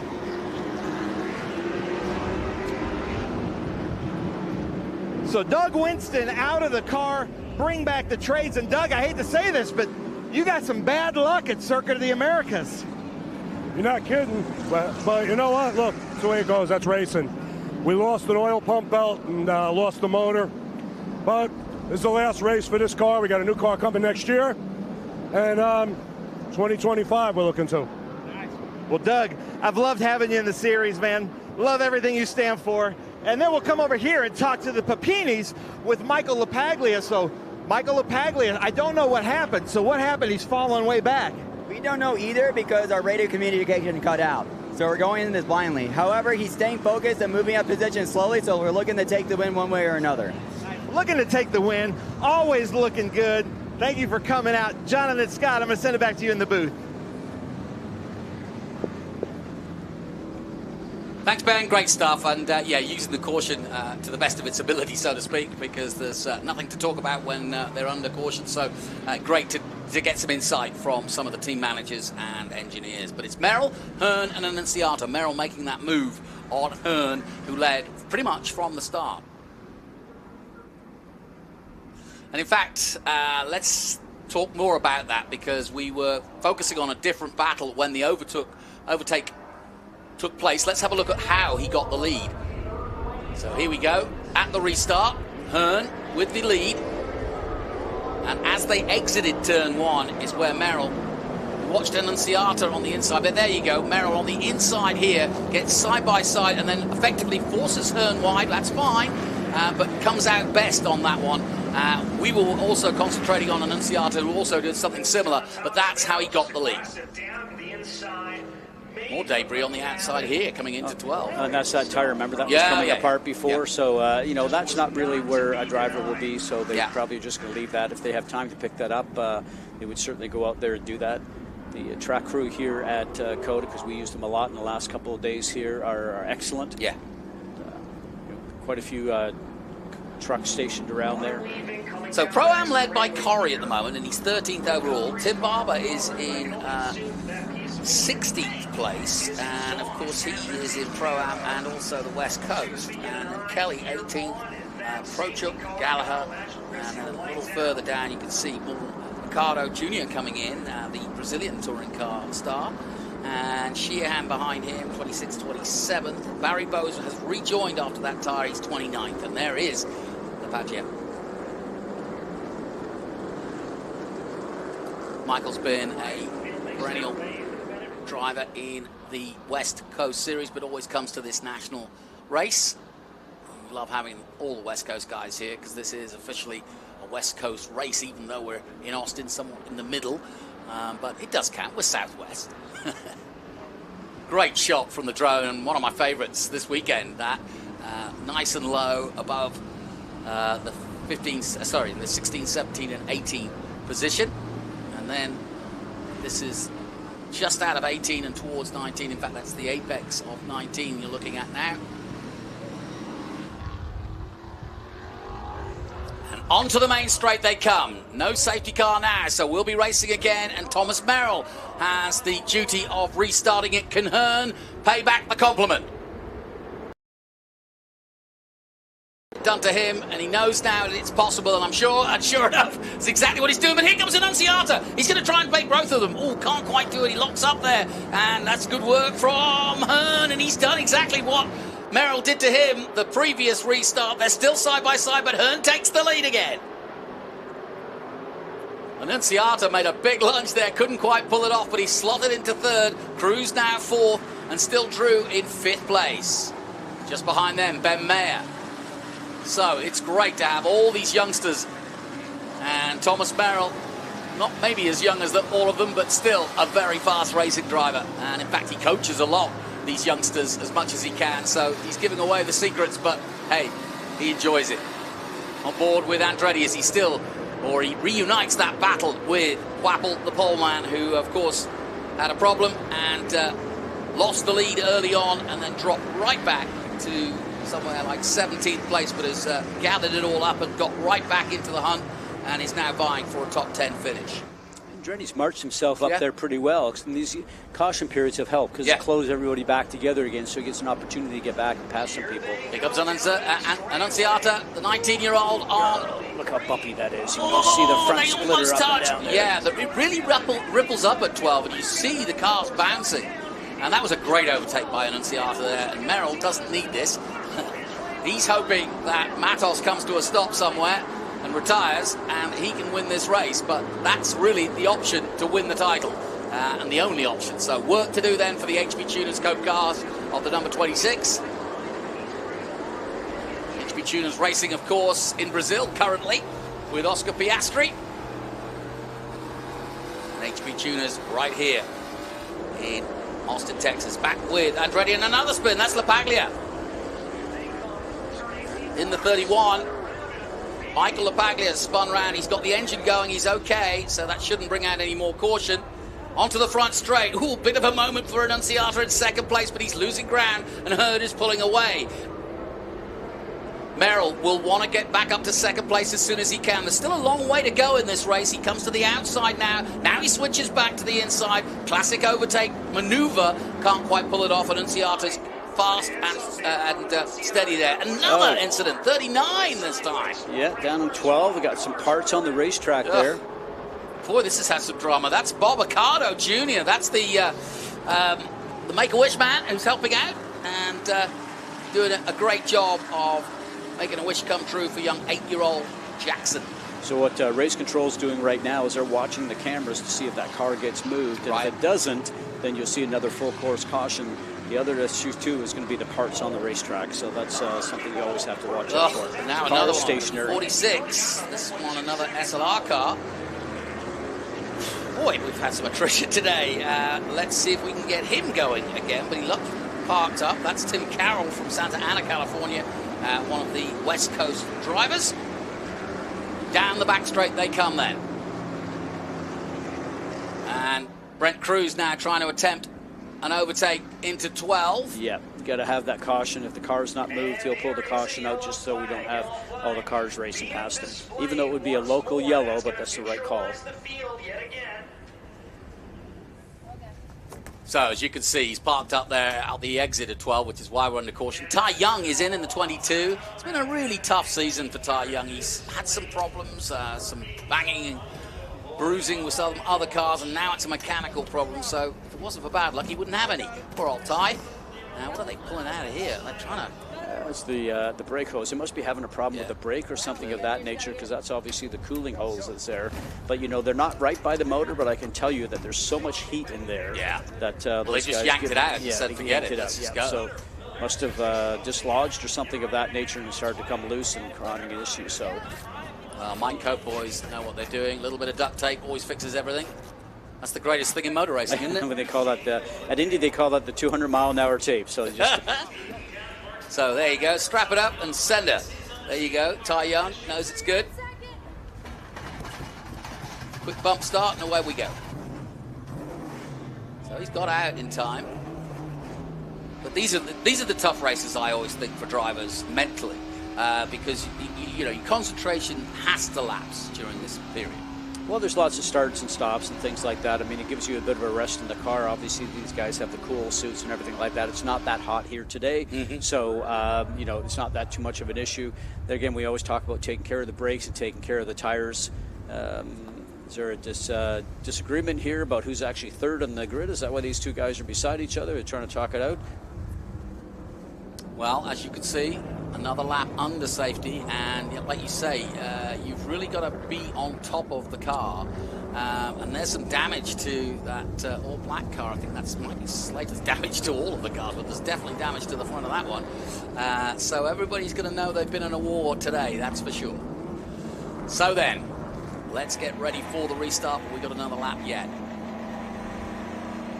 We welcome our viewers back on MAV TV. We are still under caution, our third caution of the day. The bridges are festooned with fans, though, on both of the big bridges. It's been great, but it's been frustrating as a race for the drivers. Scott Goodyear alongside me.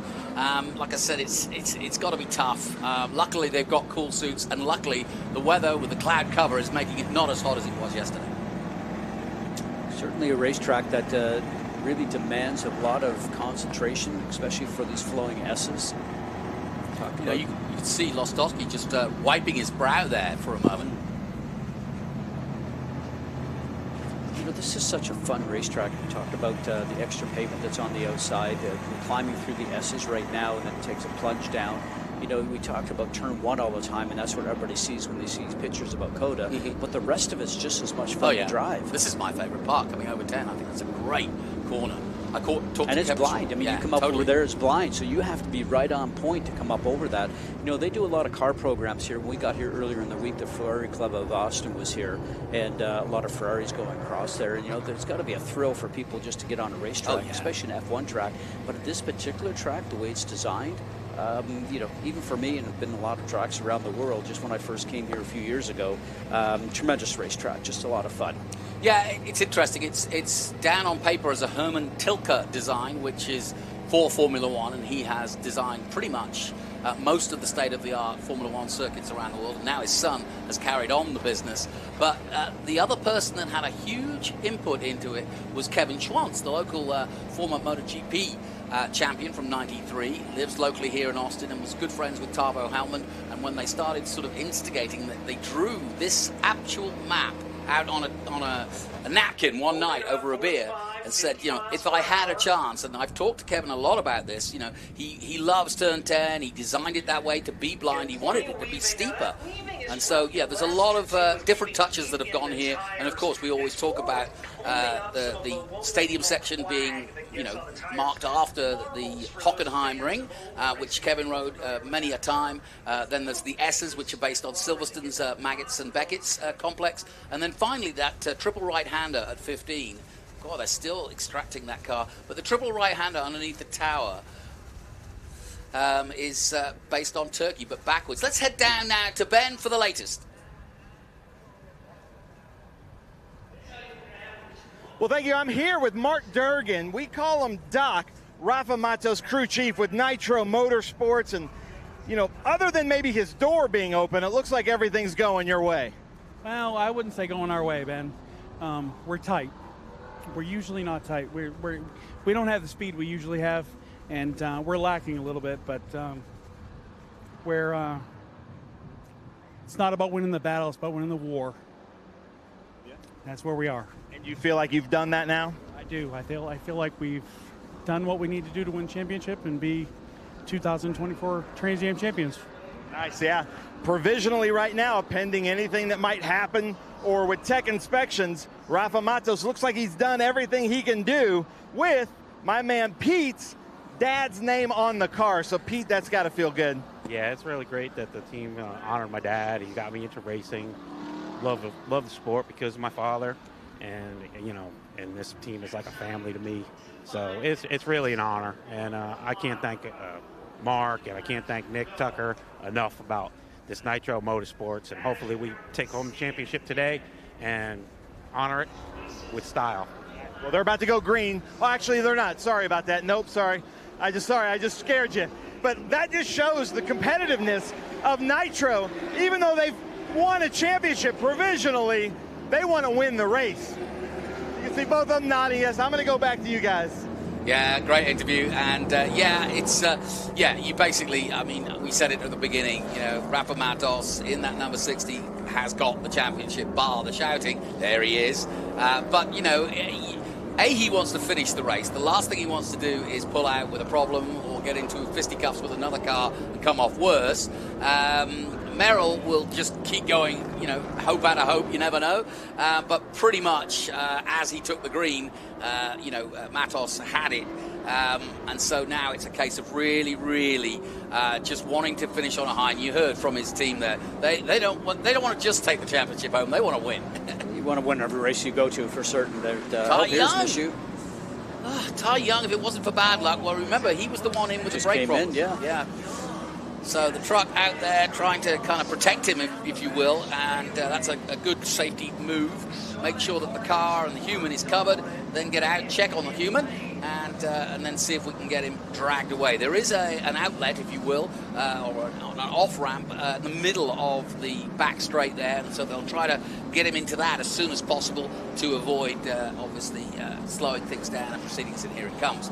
That truck to give him a tow out of it. Well, that's interesting because they're bringing the flatbed in there right now, so it tells you maybe that the car will not roll. Otherwise, you'd hook up and just pull him and roll him. But we'll do and see if it's not going to be a flat tow, then I guess it has to be up on top of the truck. Let's head down once again to Ben Sisson.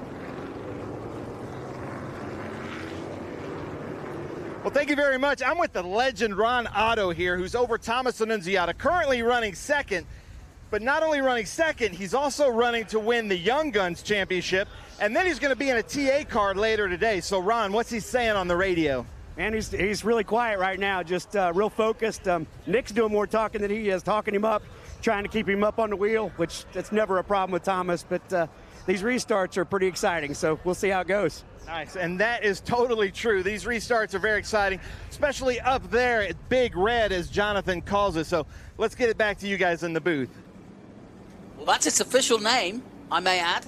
Big Red McCombs. Red McCombs, a very famous gentleman and businessman here in the region, and was one of the original investors. And so we haven't got many name corners for this track yet. They've named Turn 11 Bobby Pin after Bobby Epstein. And so we've got Big Red and Bobby Pin, but other corners have yet to be named. But I think a few people like my McConaughey complex of all right. Yeah, there you go. Complex. Gets that. So that's my one. But I'm sure there'll be more to be made. And as this history unfolds at this fantastic circuit, I feel so privileged to have been here right from the get-go. The first ever Formula One race in 2012. I'll never forget it. I was sat in this very seat and Alonso came round in a Ferrari and I had a little tear in my eye because I never thought it would happen. Very cool. I mean, home tracks, when they're living around racetracks and you grow up with them and be able to work around them is very cool. My home track, obviously, being Mosport in Canada, Canadian Tire Motorsport Park, ex-F1 track, but, you know, a lot of corners like Moss's Turn, Andretti straightaway. I mean, it's very typical for Canadian or Europe to have names or turns and straights on their circuits. Well, I'd love to see Mario, who was the first person to turn a wheel here in his beautiful Lotus 77, and yeah, if we're going to name some straights, I think Andretti would be up there as one of the ambassadors over the years. Likewise, a two-wheel hero like Rossi could also get a mention, or Marquez, who of course has ruled the roost here in two wheels over the years. So this is a long well, I think it was that second car, right? Then they had the first one cleared, and then we got the second one here. But, you know, it's funny, you just, and I know we're doing four wheels right now, but you mentioned two wheels, and I grew up, we were a motorcycle and snowmobile dealer in our family business, and Kawasaki dealership. I've been on bikes all my life, but I've been away and hadn't seen them for very often. Remember they came to the Indianapolis Motor Speedway, the Grand Prix bikes a few years ago? And I'd not been around stuff for decades. I went there, and they were running when I got there, and they were during a practice session. I walked up the front stretch, and man, oh man, the speed that they went, like, those guys are my heroes. Yeah, I think that's true for everybody. Yeah, I've always appreciated the fact that people like Adrian Newey and a lot of the racing drivers come and enjoy MotoGP and World Superbike and AMA and Moto America, and they do have the same opinion. It's one thing to do it in four wheels. It's a completely other thing to do it when you're basically your body is the reason that you get through the corners. Yeah, I mean, under braking, the back wheel comes up a little bit. They put the power down. The back end slides out a little bit. The front end wheel comes up, and they look over their shoulder to see where their guy is behind them. They should have crashed 3 times already. It's nuts. And the lean angles, 66-degree lean angles. They're getting they've got titanium on their shoulders now. Yeah, their shoulders are in the ground. It's great. It's a real spectacle here. And didn't they come out with airbags now in their suits or something like that? I saw. I mean, pretty incredible. Yeah. When we talk about airbags and safety things, obviously we get the safer area at Indianapolis and on oval tracks all the way around the country. But you know, and all the safety aids that have come into racing over the years, especially in single seaters with the Hans device, and now being used in these types of cars. I mean, it's a world lot safer than it was when I first entered in the sport 18 years ago. Well, we're under caution still as we go on board with Jared Odrick. And there's no question that this has been a really topsy-turvy race. But the plus side of that is with 19 minutes to go on the clock, or 12 laps, depending on which ends first. And, of course, the race kind of extends with these long laps like this under caution. But everybody in the field will have tyres to go to the end because they really haven't been pushing them like they would in a normal 100-mile race with no stops. So this is going to get interesting because everybody's got the equipment to run all the way to the end fast. And the flow, I mean, as a driver, you certainly feel the difference in the flow. You get up, you get going, the tires get back up to temperature after a caution period, and then all of a sudden you stop again. So it's weird how that ebb and flow happens, but it's a driver's job to make sure that you are on cue and ready to go when it comes back to green, because that's what you're being paid to do.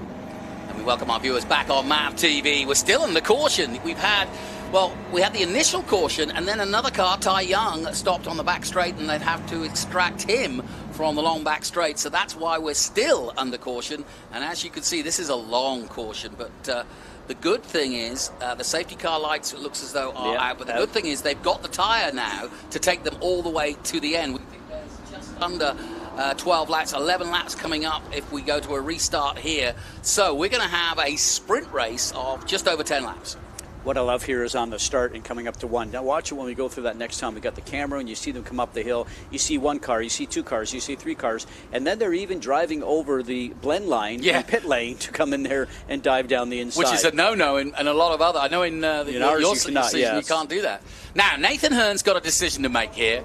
He was beaten up by Merrill at the restart 2 restarts ago. He then did the same back last time out. Now he's got Anunciata, the young 19-year-old, right behind him. You know he's going to make a move. Merrill's looking for the lead and the win. And with 10 to go, here comes Anunciata as expected. Hearn tries to defend, but he can't defend from both. Wide goes Merrill. Anunciata goes wide, and Hearn's been the wisest of all. That was really interesting. Hearn just chose the middle track to try to defend against both of them, and he won out. You know, it's amazing what happens there because you just go in that corner, Johnny, and you're trying to go as deep as you possibly can, and and then you think, oh my gosh, I didn't go deep enough because people are passing you, and then they're running over the corner. So, you know, you can only do what your car gives you that you can do. Yeah, that was great. And yeah, Thomas has got it all to do. 10 laps to go then. And it's been a frenetic race, but it's been a very aggressive race at the front. No real change between the top 5. We've had a lot of guys coming up. Quapple's now coming through the grid to try to get up there. He's 11th, and Andretti is 12th. Austin Green's dropped to 10th. You can see him there in the all-yellow car. But look, everybody jostling for an overtake into 11. There's Austin Green. There's Andretti. There's Quapple. So Andretti's got past Quapple. And that's a good overtake for him. Now he goes in pursuit of Austin Green, and he's got the inside line. This is interesting from Andretti. He's now on the dirty part of the circuit, but if he can get alongside Austin Green, he'll make a block pass into 12, and that's exactly what he's doing. He'll break as late as he dares. Austin Green doesn't like it. 3 of them touch, including the champion to be. Oh, you don't need to be in this battle, Rafa Matos. This is the last thing he needs. And Quapple gets through, and Austin Green is shuffled to the back. And Andretti pulls that off. I thought he was going to be way too tight being on the inside there, but would you call it earlier? Argy-bargy? He just got everybody touching. Oh, Rafa almost got turned around there. I mean, this is tough news. I mean, I know that Rafa, I mean, he just, after 22, and if you don't remember that far back, this exact scenario played out between Merrill and Rafa Matos. Matos got into a Barney and got a damaged car, kept going, but in the end, on the countback, Merrill won the championship, and he's got to have that in his mind, regardless of what they tell him about, oh, you've got this, you just need to get going and start the race. He won't be thinking that at all. Look at this, 3 wide. Brent Cruz, our former champion, in the middle. And alongside him, damage to Merrill's car at the back left. Yeah, you saw the wheels touching there in the front of both those cars, sparks coming out. Wow, what a frenetic start. And Anunciata and the leader, Nathan Hearn, are pulling away from this chasing group. Now Jake Drew all over the back of Merrill. I think everybody's overdriving it, pushing the cars, because they don't have to use these cars now for months. So it's not like they have to go somewhere next week or next month. So that's a good point. You just go ahead and just drive the wheels off. Well, and also I think because the fact that they've got the tyres underneath them, they want to race hard. Good grip, and then obviously these cautions are bringing everybody together again. Well, you could see the gap for yourself from high above. Oh, the 16 of Jim Gallagher gets a spin, but rights it and carries on. But down to 11 then. Anunciata tries to brake as late as he possibly. You saw he squirreled under braking there. But they've done a good job of cracking it at the front between the top 2 to pull away just enough where Cruz and those chasing Merrill can't quite catch them at the moment. We've got a cracking battle. Let's take a look.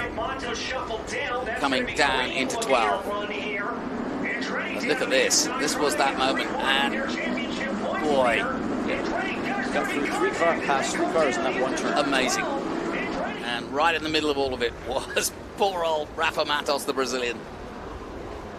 And here is a look from Andretti. Yeah, some more argy-bargy there in front of him. And that is what allowed him to get the drive on Austin Green, because Austin Green had to slow up a little bit, and that allowed Andretti to catch up. What racing! 9 to go here as they go through the Triple Apex 16, 17, and 18. Yeah, have you ever been up in that tower? Oh, yeah. Was it 450 odd feet or something like that? It's amazing. It's a really amazing view, and it's got a glass floor, which makes it very and I heard that, and I'm not a fan of heights. So somebody asked me the other day if I was up there, and I said, you know what? I'd rather drive into turn 1 at Indy at 240 like I did all my life instead of actually stand up there. That's for sure. Yeah, I find that racing drivers outside of a race car are not scaredy cats, but they just don't like things where they're not in control. Here we go, Anunciata for the lead. It's going to be side by side, and Hearn tries to come back at him, but he just finds that there's a green car there, and that was good work by Anunciata. But there was nothing really that Hearn could do, and I think payback could be on the next lap. But if these two keep taking strips off each other, Merrill and Cruz will catch them, and there's still plenty of time with 8 to go for these two great champions of Trans Am chasing down these youngsters. No question, it's been a breakout year for Thomas Anunciata. He's been superb, the man from New Jersey. Love watching them through the S's with the cars just sliding. These guys are sliding just perfectly from one turn to another. Yeah, it's like a ballet, isn't it? They sort of hit their marks and slide from side to side. Really impressive. Here we go. Cruz is going to jive down the inside. you know, that extra pavement that we talk about allows guys the liberties to go ahead and make the moves that they wouldn't get along with in other turns. But now he's got a good runoff last turn here. Yeah, that was a good move, in fact. On the right-hand side. Sent him wide. Some contact. Yeah. Brent Cruz then got a little bit of a gap. And now just 11 minutes to go in this one. And it's nip and tuck for the final race of the year. Jake Drew now trying to make a move on the 26 of Thomas Merrill. The man from Salinas, California, had a mathematical chance of winning the championship overall, but he's going to end up as runner-up by the looks of things. But like all the drivers out there, he would love nothing more than to finish on the podium.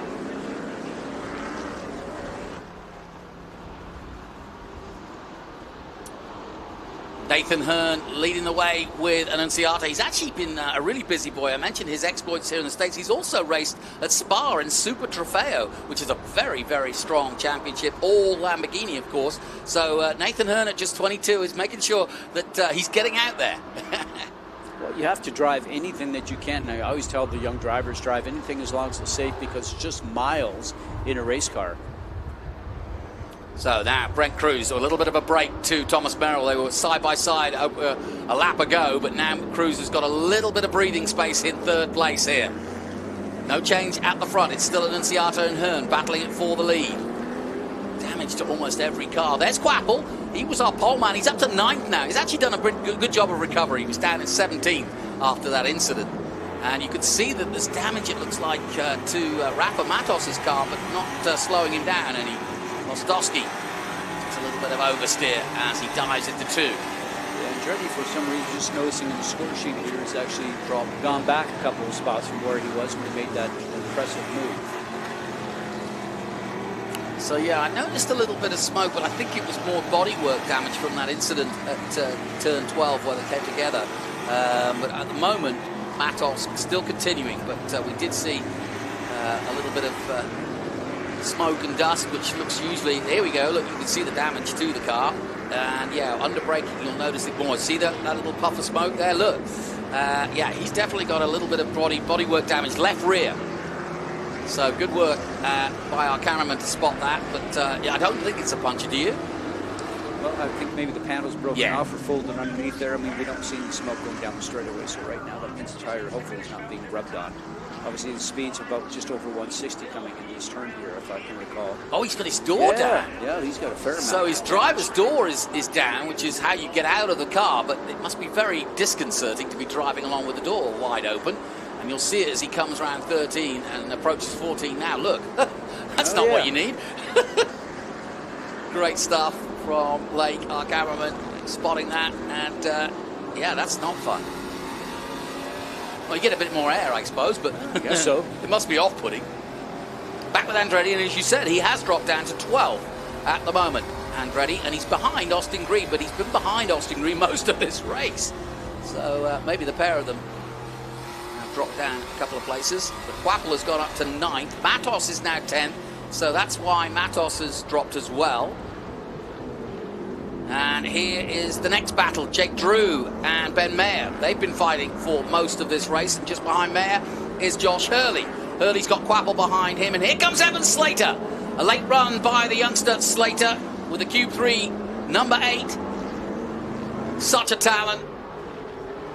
Evan Slater has yet to be able to get a full-time ride. And, of course, he had an accident in Detroit, and it's never been consistent since there. He got a concussion there, and he finally got back to fitness, had to miss a lot of the season, then struggled a little bit, but got one-off rides here and there. And every time he's been put in a car, he's been competitive, and the same is true as today. You know, after injuries, and I've had concussions, you always wonder where you're going to be when you come back. Yeah. You know, and then when you get back in there and it's all working, boy, it's a relief, that's for sure. Corey still leading in the Pro-Am Championship ahead of Prochuk and Kelly. Odrick in 4th position. So a good battle going on in Pro-Am. Anunciata leading the young guns.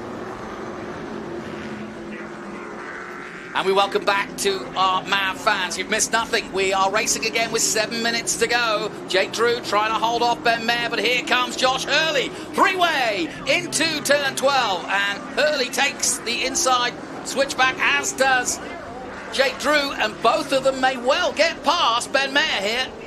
Mayer holds on. It's side-by-side action here into 13 and 14. Mayer trying to hold on for dear life. Jake Drew up the inside now. He can surely make this pass because his car's just too big to get round. They all go very wide, but there's no track limits at that particular corner. And it's great racing. Scott Goodyear alongside me. Look at this. You can't ask for much more, can you? And, of course, Hurley battling with his opponents for the top rookie honours as well. So that's why it's actually as aggressive, perhaps, as it is now. What's happened here? Merrill has got away from Hearn. So Hearn has had a problem.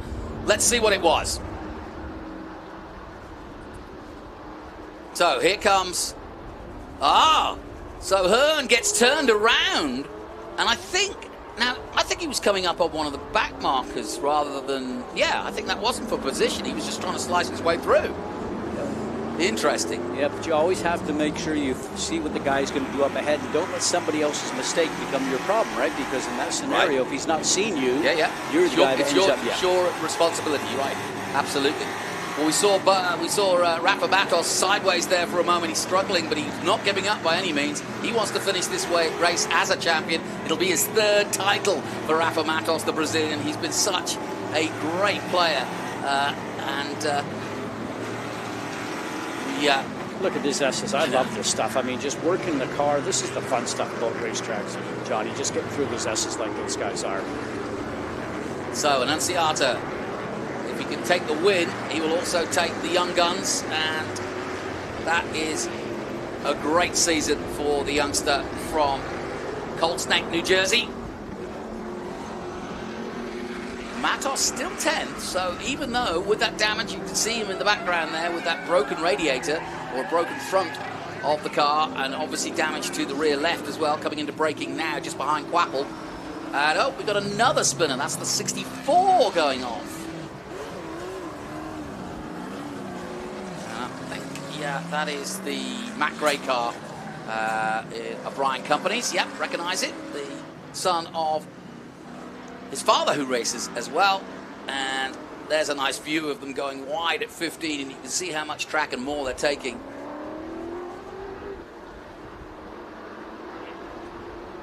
Corey leading in PA at the moment and still 13th. Prochuk down in 16th. I don't think there's much change to be had from that in the next 4 minutes. But Sam Corey's done a very good job of leading Pro-Am throughout this race. And we've been keeping an eye on it. But there is Hearn. And after that incident, he's lost all the impetus he wanted in terms of winning this race. And now down to 4th position. Merrill up to 3rd. But it's Cruz and Anunciata. Well, you know what? I actually think it was Cruz he came across. It wasn't one of the lap traffic cars. So Cruz was coming through, and Hearn tried to stay with him, and there was some touch there, and that's what happened to Hearn. He dropped back, and Cruz moves up to 2nd place. Now, this is going to be a good battle. Anunciata and Cruz for the win.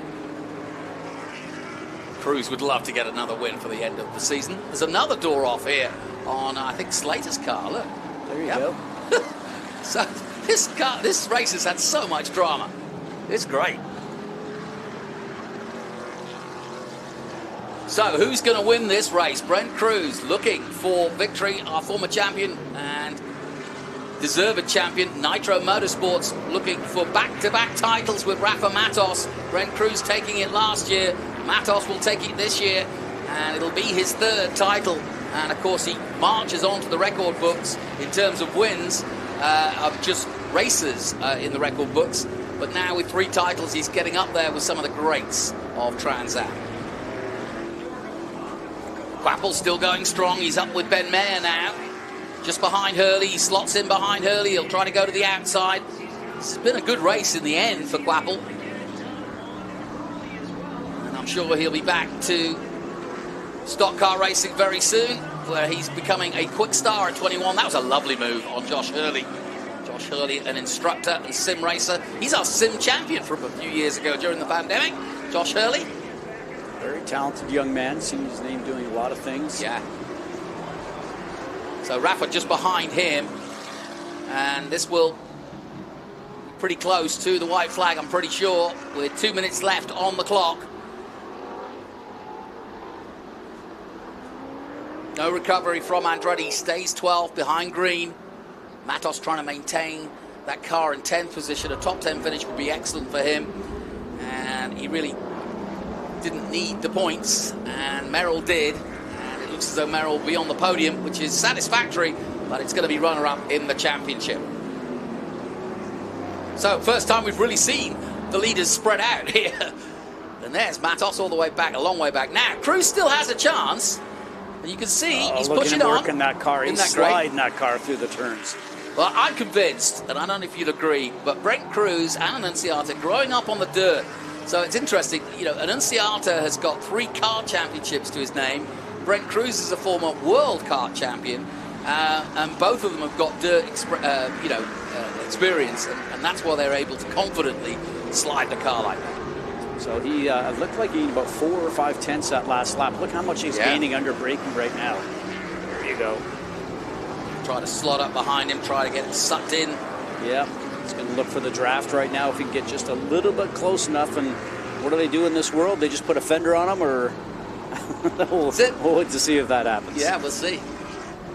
But yeah, he tries to get a little closer to Anunciata, but there's no overtake opportunity here. But boy, they ripple in there, don't they? And now to see those bumps under braking, it really is interesting. But he's got time. They'll get across the line before the clock ticks down to 0, and that should give us the white flag this time, Ryan. This young man, Thomas Anunciata, is going places. We know what Brent Cruz, he's already signed with Toyota a couple of years ago, and he goes to the gym in North Carolina, in Charlotte, and trains actually in the same gym as a lot of the NASCAR stars from Toyota, and so he's mixing with the elite of the sport, and it won't be long before we see the likes of Thomas. Well, we already have. I saw Anunciata in Xfinity this year, and we had one race in Xfinity where the top 4 of the top 5, and what flag are we getting? We're not getting a flag this time. Interesting. Yeah, the start and finish line in Trans Am is the line that's closest to turn 1. They don't use the standard finish line as they do in F1, which is directly at a 20, and we did in our series too. So we'll wait to see if the checker flag is out next time through. They're doing a hell of a job in fastest laps too. Brent Cruz doing a 2:11.2 that last time to take the fastest lap of the race so far, 2:11.5 from Brent Cruz and from Anunciata. So just 3 tenths between them. Josh Hurley has gone off, and the green light simulation number 20 has parked it. But I think we're so close to the finish now that we won't get any other caution. I think they'll, and it's also, by my estimations, out of harm's way. Yeah, that's beached. Yeah, that's totally just not beached. off. That's beached. That is totally beached. That's at the exit of 12. So he's just gone straight on at 12 by the looks of things. They've got a local yellow out there, just to let everybody know, but I can't see that Race Direction would worry too much about that. But look at this. You should be worried about this. This is for the win. And Brent Cruz has got a nose ahead of Anunciata, but Anunciata's got the better line into turn 12. This could get nasty. But this is a local yellow. Oh, he can't overtake, yes. Good point. But he didn't, right? Hey, I'm not the race director for this program. I'm just telling you there's a local yellow there there. is. So there you go. Yeah. Well, he did overtake. He got almost alongside, but he's beside him and probably passed him by the time you get in there. I'm sure he saw the yellow and thought better of it. But this is the final lap, so if Anunciata's going to do it, he's going to have to do it now. But we do have a full course yellow, yet another one. As it wouldn't be, it would almost be prudent that it came out on the last lap. And it's going to be a win then for Anunciata because we're under safety, so no more aggressive moves can be made. And it's going to be second place to Brent Cruz. Anunciata will also pick up the Young Guns 20 grand. What a year that's been. Merrill will take third, and it was he made a good fist of it, as they say, to take third place and try to keep the championship alive. But there you go. There's the checkered flag, and Brent Cruz takes it just as I say that. So I don't know how that works. How can they overtake when they're under full caution? Well, he did that back going into 12, right? So I mean, and he's coming up to the local yellow, so they'll be determined to see what happens with all that. But so he did not pass underneath the full course caution. That's good. All right. But, Yeah, so there's you see the flags on the right-hand side. That's the flags for F1. That's the finish line for F1. Yep. And for our Formula Car series, but all the sedans use the same line for start and finish. And well, the checkered flag is out. Coming across the line is our new champion, Rafa Matos of Brazil, for his 3rd title in the championship. He is the 2024 Cube 3 Architecture TA2 Series champion.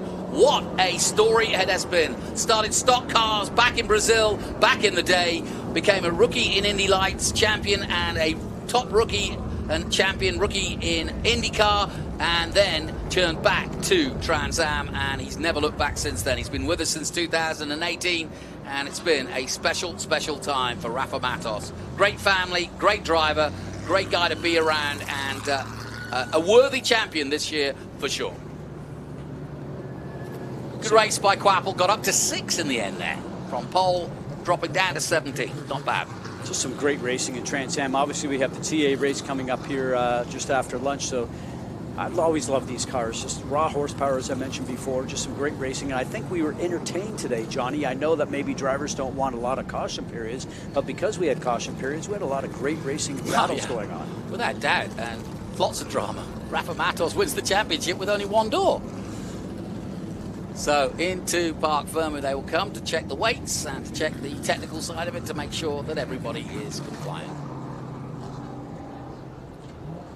So we'll get the top 3 and we'll head Ben up there as quickly as we can and hear from what has been a more than dramatic finish to the season. It had everything, it really did. And congratulations to Brent Cruz. That's what winners do, is they win. Brent Cruz has hardly done much of the season, and he was up against a very strong Anunciata and Merrill. Merrill trying to win the championship, Anunciata fighting as hard for every win he can get, and he'll be back in action again, so it's going to be a long day for poor old Thomas, because he's got to get back now into his TA car and go out again and do another 100 miles. As you mentioned a little bit earlier, though, it's not the 95 degrees they've had here in Texas. So, I mean, for him, it will not be near as good. But I say that, you know, these guys are, everybody's, doesn't matter what type of motor racing you're in today. I mean, everybody's in such great shape. If you're not training, then you're not sitting in a race car. You got to certainly do that. But he won't have any problem doing that this afternoon. Yeah, no question. It's amazing how fit you have to be with the heat, with the physicalness of these cars and the G-force acting upon you. And more importantly, perhaps, the mental agility to do 100 miles with all the stop-start that they have there, you know, takes some mental capacity too. And we're looking at the Trans Am paddock here. You can see all the buildings that they're still taking apart from all the F1. It's like a village at this facility. Well, this one, this area here is the hospitality section for, or a big hospitality section for the Circuit of the Americas. So some of the cars heading back to Parc Fermé, others are parked in different garages, and of course all the SVRA, we've got some 300 plus cars, and I think there's some in parking lot A actually behind the karting, because that's how many cars we have here. But the paddock is packed, and here come the winners into Parc Fermé, and in a minute we'll hear from our top 3. And we welcome our viewers back on Mount TV. As you can see, the top 3 coming into the paddock, and there is Thomas Merrill just having a quick chat with Nick Miggleton, who is our title sponsor, CEO from Cube 3. I'm sure we'll be handing out the prizes. Good run by Thomas Merrill, and I can see that Ben Sissel is down there, and he'll have a word with our top 3. Well done to Brent Cruz and to Thomas Anunciata. It was touch and go, and I thought with the safety car out, or with what was going on at the end there might be a chance for Anunciata, but in the end, Brent Cruz takes it, and I tell you what, he is a true champion. Just drops into the series without doing the full season, and every time he gets in the car, it's either win or podium, and that's exactly what you expect from a guy who's a factory driver now for the Toyota Racing Development team. Tucker, his team manager at Nitro, and let's not forget back-to-back titles for Nitro Motorsports. They won last year with Brent Cruz. They won the last race of the season, but more importantly, they capped off another title with this man, his 3rd Concord American flagpole, which Chris Dyson actually helped him get as a sponsor, but they're going to be well pleased with that, because they just showed up this year, and now they're champions.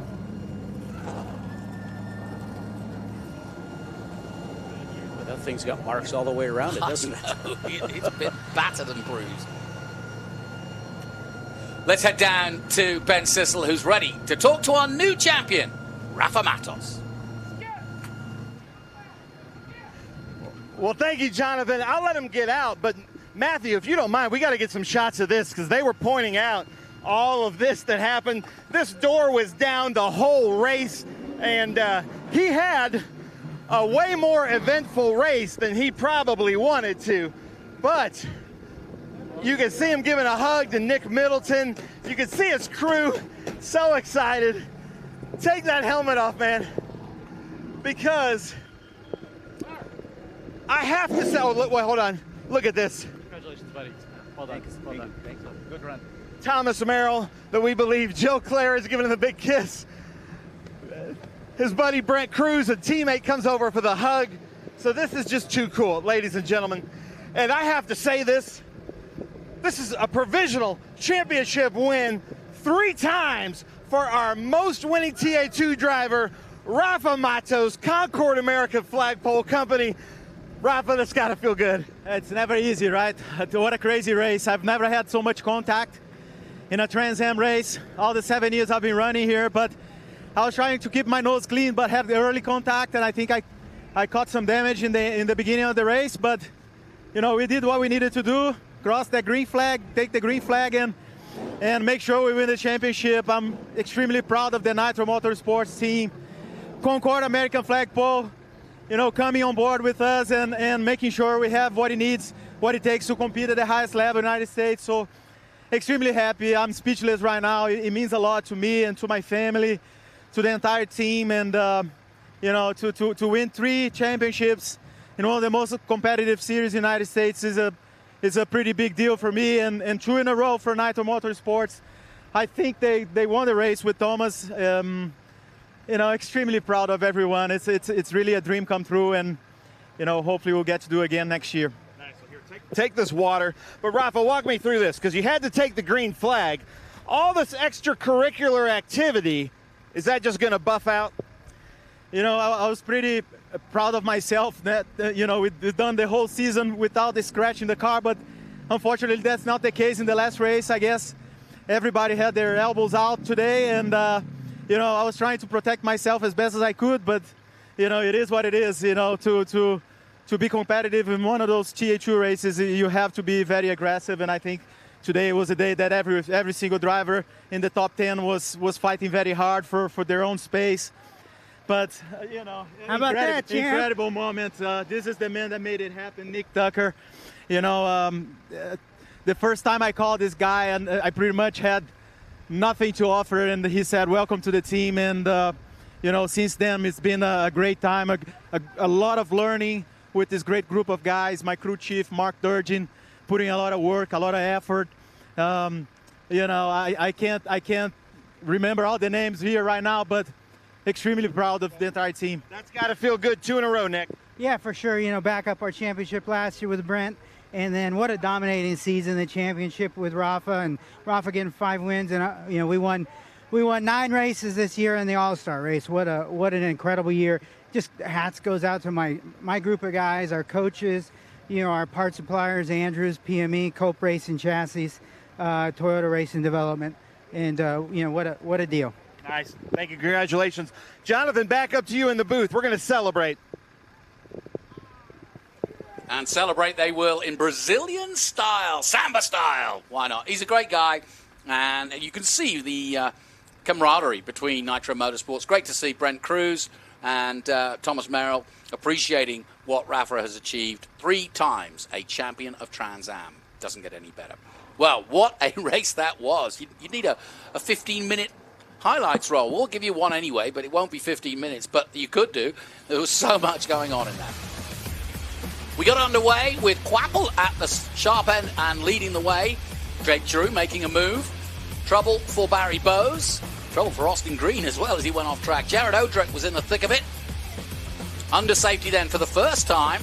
And then at the restart, Thomas Merrill bashed his way through on Hearn to take the lead. Under safety again and another restart. Anunciata making his way through. A spin for LaPaglia and the 39. And just seemed like green flags and yellow flags were all abundant.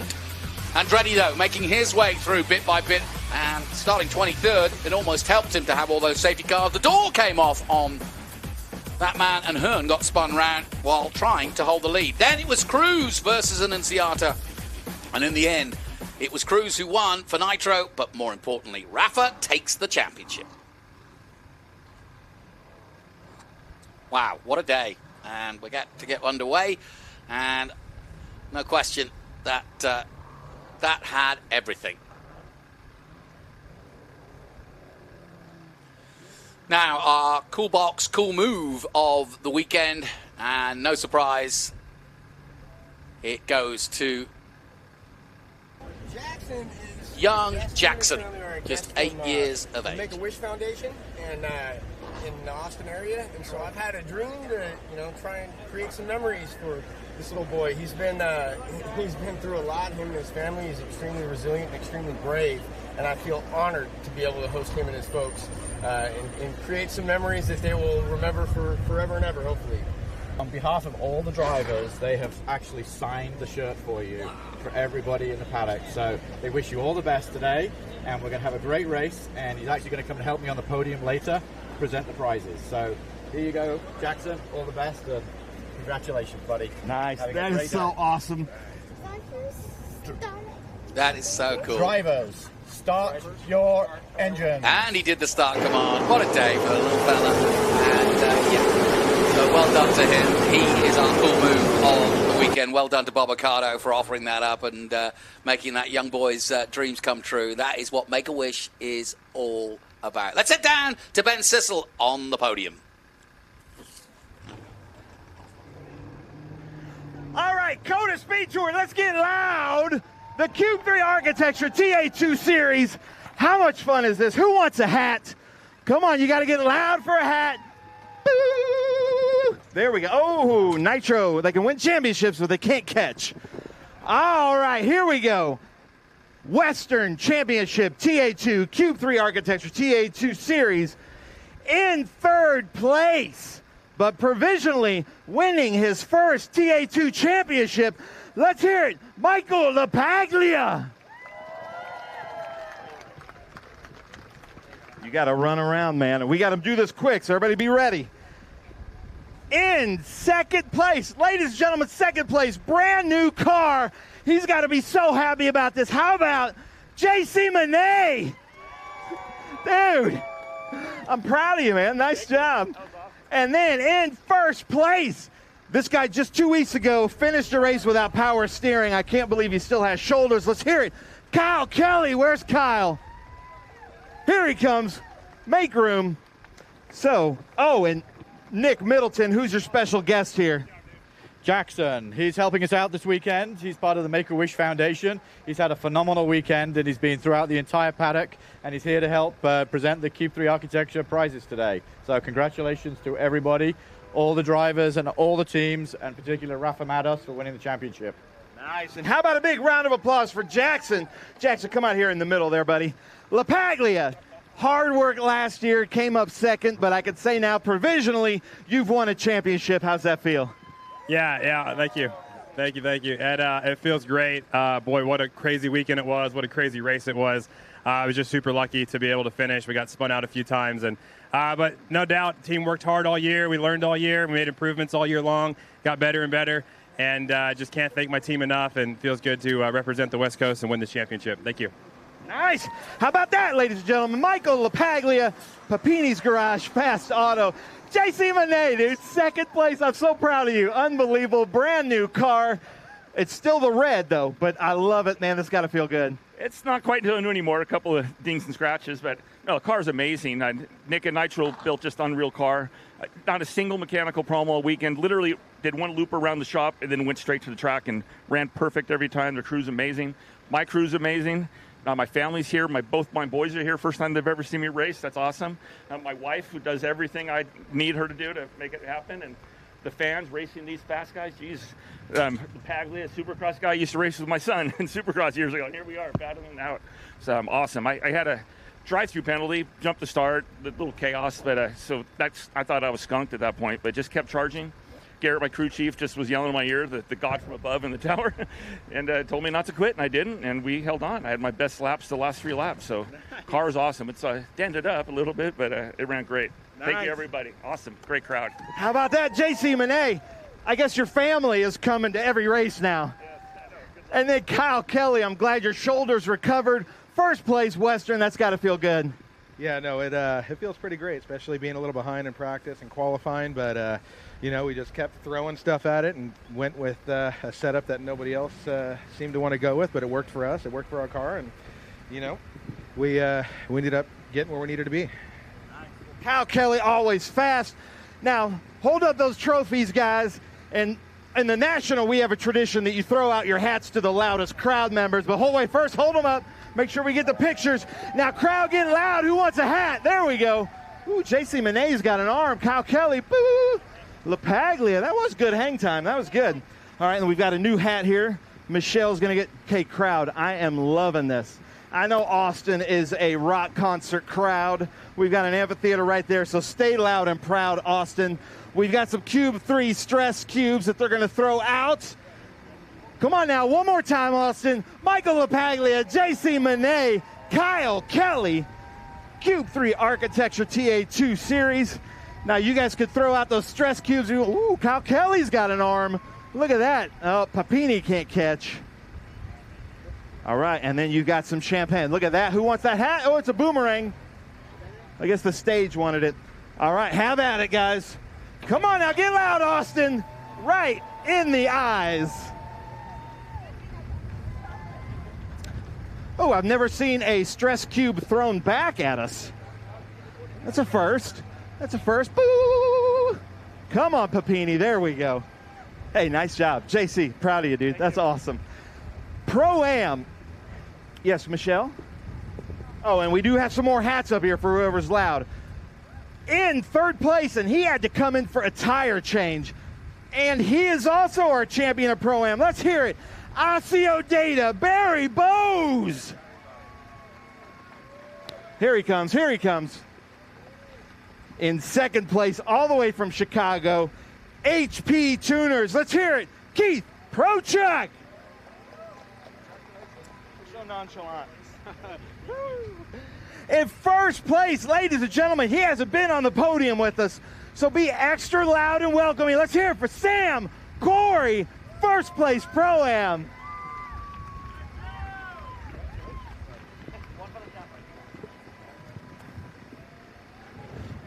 Well, Barry Bowes, a championship in the Pro-Am. You've been working so hard. The Team M1 SLR been working hard. That's got to feel good. Feels absolutely fantastic. We came into the weekend knowing that we had the championships clinched, and my guys told me, let's give it everything we could. We set the car a little more aggressively than we have all year. I took a couple of chances and pushed us for everything I had. Nice. I love it. Anybody you want to thank? Absolutely. MAV TV for everything they do. Trans Am, love the series. It's a fantastic racing series. SLR and M1 race cars, and Anunciata for all the help they give me. Nice. Barry Bowes, ladies and gentlemen. Keith Prochuk back up here on the podium in Pro-Am, and this was a crazy race. That had to be fun. Yeah, there was a lot of action, a lot of breaks, which kind of takes your mind off the game, and then you're back at it. Just want to say congrats to Barry. Fantastic season. Great race for Sam. Thanks for Cube 3. Mike Cope Racing, my coach Thomas Merrill, was a fantastic season. Nice. Keith Prochuk. And now Sam Corey, man. Welcome to the Trans Am Series. That has to feel good. Yeah, it's awesome to be here. You know, as of 2 weeks ago, we didn't know we were going to be here. So first weekend here, first time in the car, just it was really good to get a grip with it. It's a really fun car. It's enjoyable. I can't thank the Nitro team enough, Trans Am, everybody that's helped me. So Cube 3, everybody. Can't thank Stilo and Redline Oil and all the guys that have helped get me here, my mom and dad. And, you know, it feels great. So can't wait to be back. Nice. How about that? All right, come on now. This group over here, they need some love. Who wants a hat over here? Tyler Casera, maybe? Oh, nice. Here we go. Hold up those trophies, Barry. Let's hear it. Barry Bowes, Keith Prochuk, Sam Corey, the Pro-Am here. And we crown a champion with Barry Bowes. And I know Keith Prochuk is coming in loud and proud next year with possibly 2 cars. Hold up those Cube 3 stress cubes. And then if you're loud, they might throw a stress cube to you. David Posey wants one. Oh, Posey, come on now. You need him to hold them up? Oh, hold up your trophies one more time, guys. Hold up those trophies. There we go. Barry Bowes, Keith Prochug, Sam, Corey. All right, now, here comes the champagne. Nice, Seth. That was good, Seth. Oh, look out, right into the eyes. All right, how about a round of applause for our Pro-Am, ladies and gentlemen? Hey, nice job, nice job. The Cube 3 Architecture TA2 Series National Championship. Another unbelievable race here at COTA, at the COTA SpeedTour. In third place, he won a championship here just 2 seasons ago. Let's hear it from Salinas, California, HP Tuners, Mike Cope Race Cars, Thomas Merrill. I didn't see it. In second place with the Chip Boys, Eat Clean Bro, Nitro Motorsports. He won here last year. Provisionally second place. Let's hear it. Thomas Anunciata. And our young guns. And our last year's champion. This dude is going to be huge in NASCAR in just a few years, maybe even next season. Let's hear it. Brett Cruz.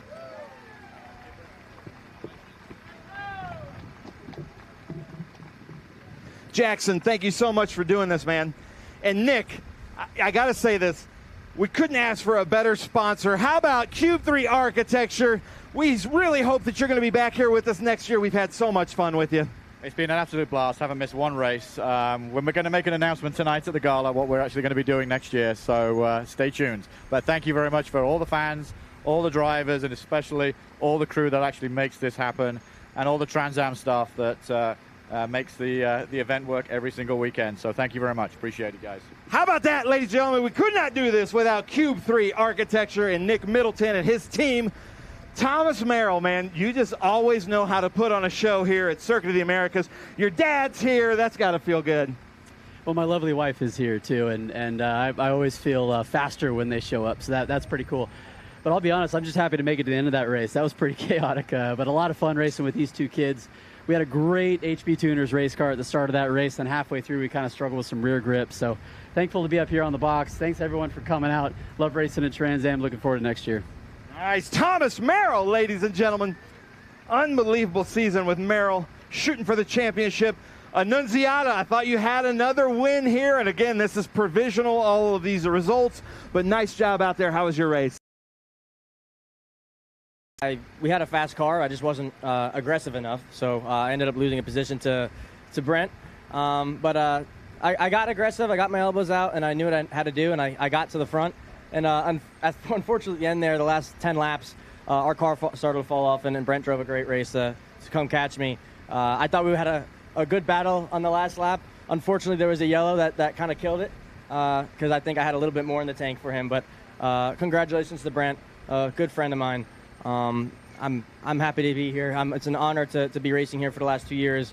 I'm not sure if I'm going to be back. I'd love to be back, but unless I get a little bit of help, I probably won't be here next year. So blessed to be here, blessed to race with Nitro Motorsports and all of them. I grew up with them as well, so it's like family.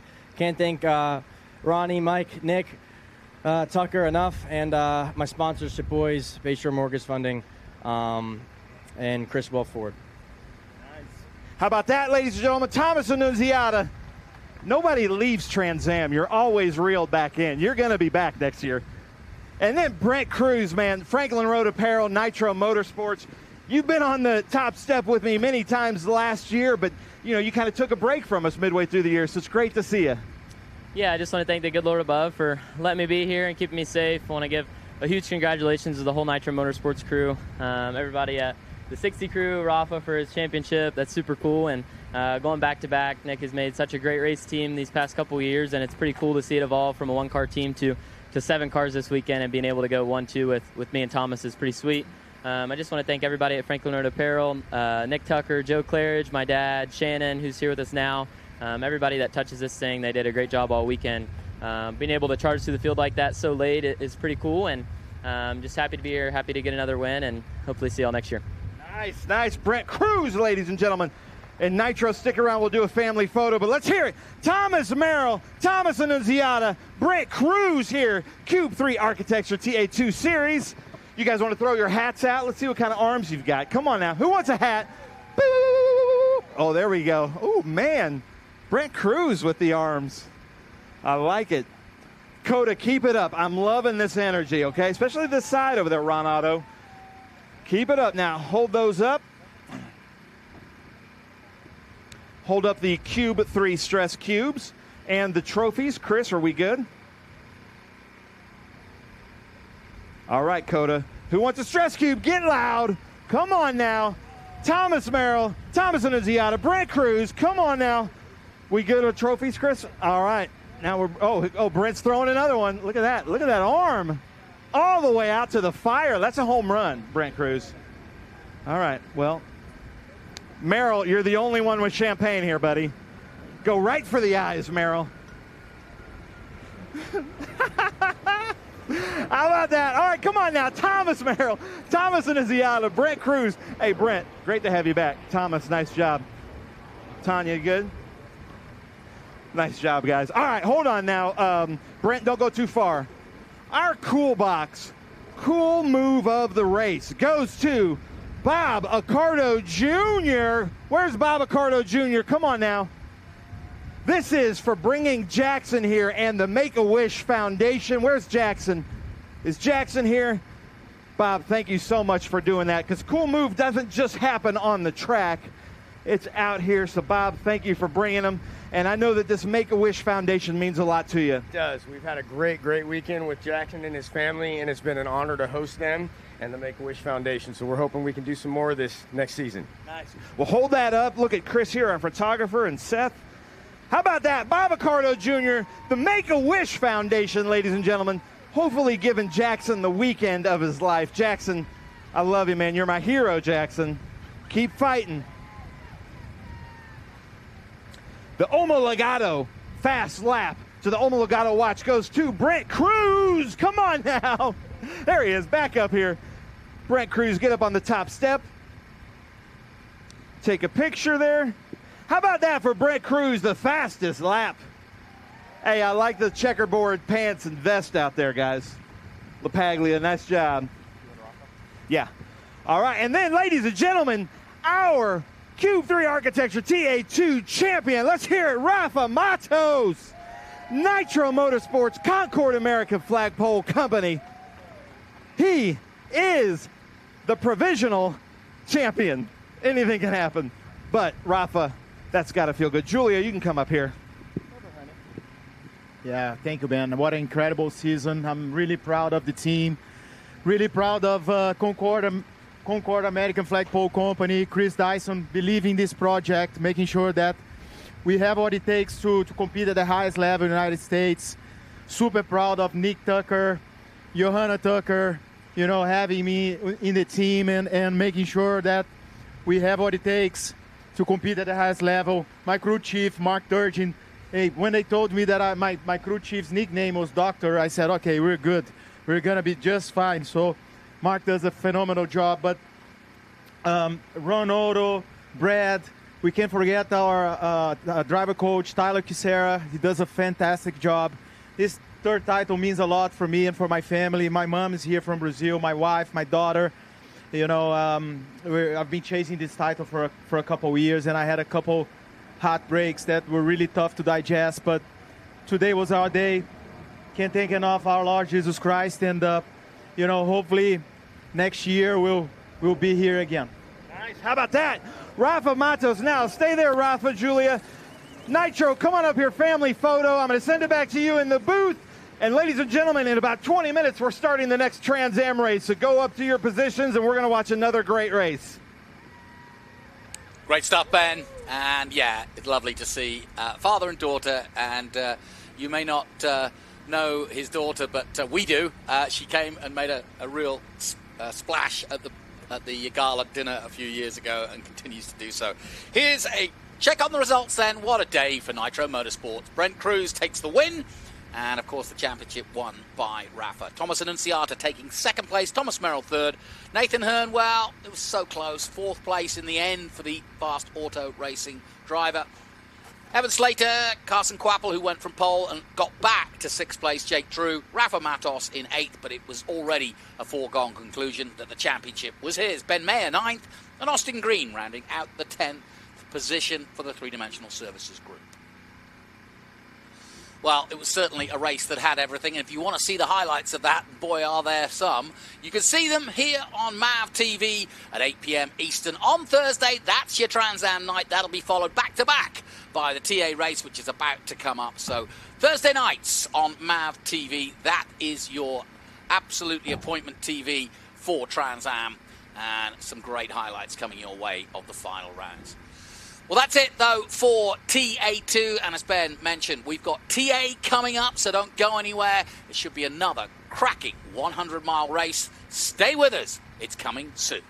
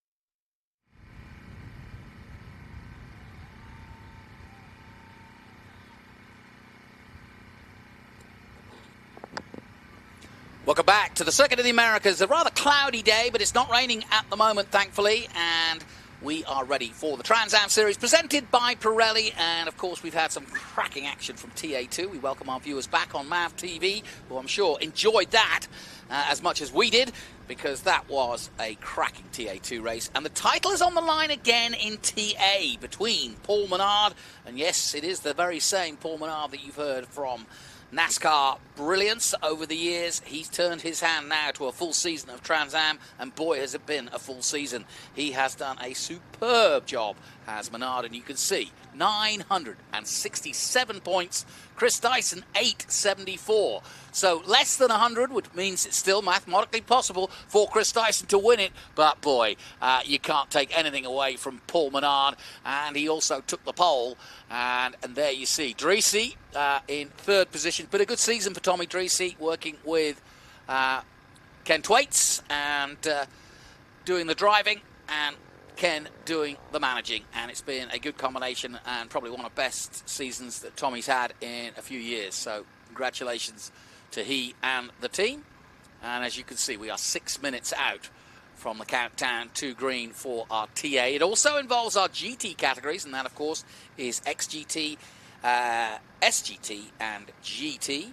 And so looking forward to seeing the action there. The SGT Championship already won by Kaylee Bryson in VIR last time out. So she is just going for a fun ride out and some more points and hopefully another SGT win as she takes on Lee Saunders and the rest of the crew. Wonderful shots from the drone of the tower. And if you ever get a chance, get up there. It's a great place to watch. Even if you just go up there for 10 minutes, take some photos. Can get a bit blustery and a bit windy up there, and if you're scared of heights, it's not the easiest place because that is a glass floor that you see underneath there, and that floor looks right down on the track itself. Rather scary.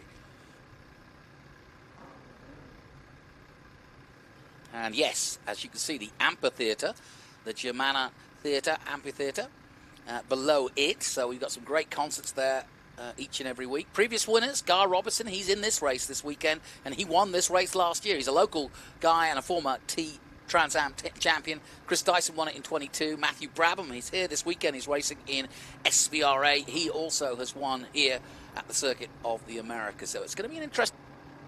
Away from the title fight between Menard and Dyson is the honour of winning the last race of the year, which is why Gar Robertson has popped out just for a one-off race. He's usually racing in IMSA, so he's a well-accomplished driver anyway. There's Paul Menard, and you can see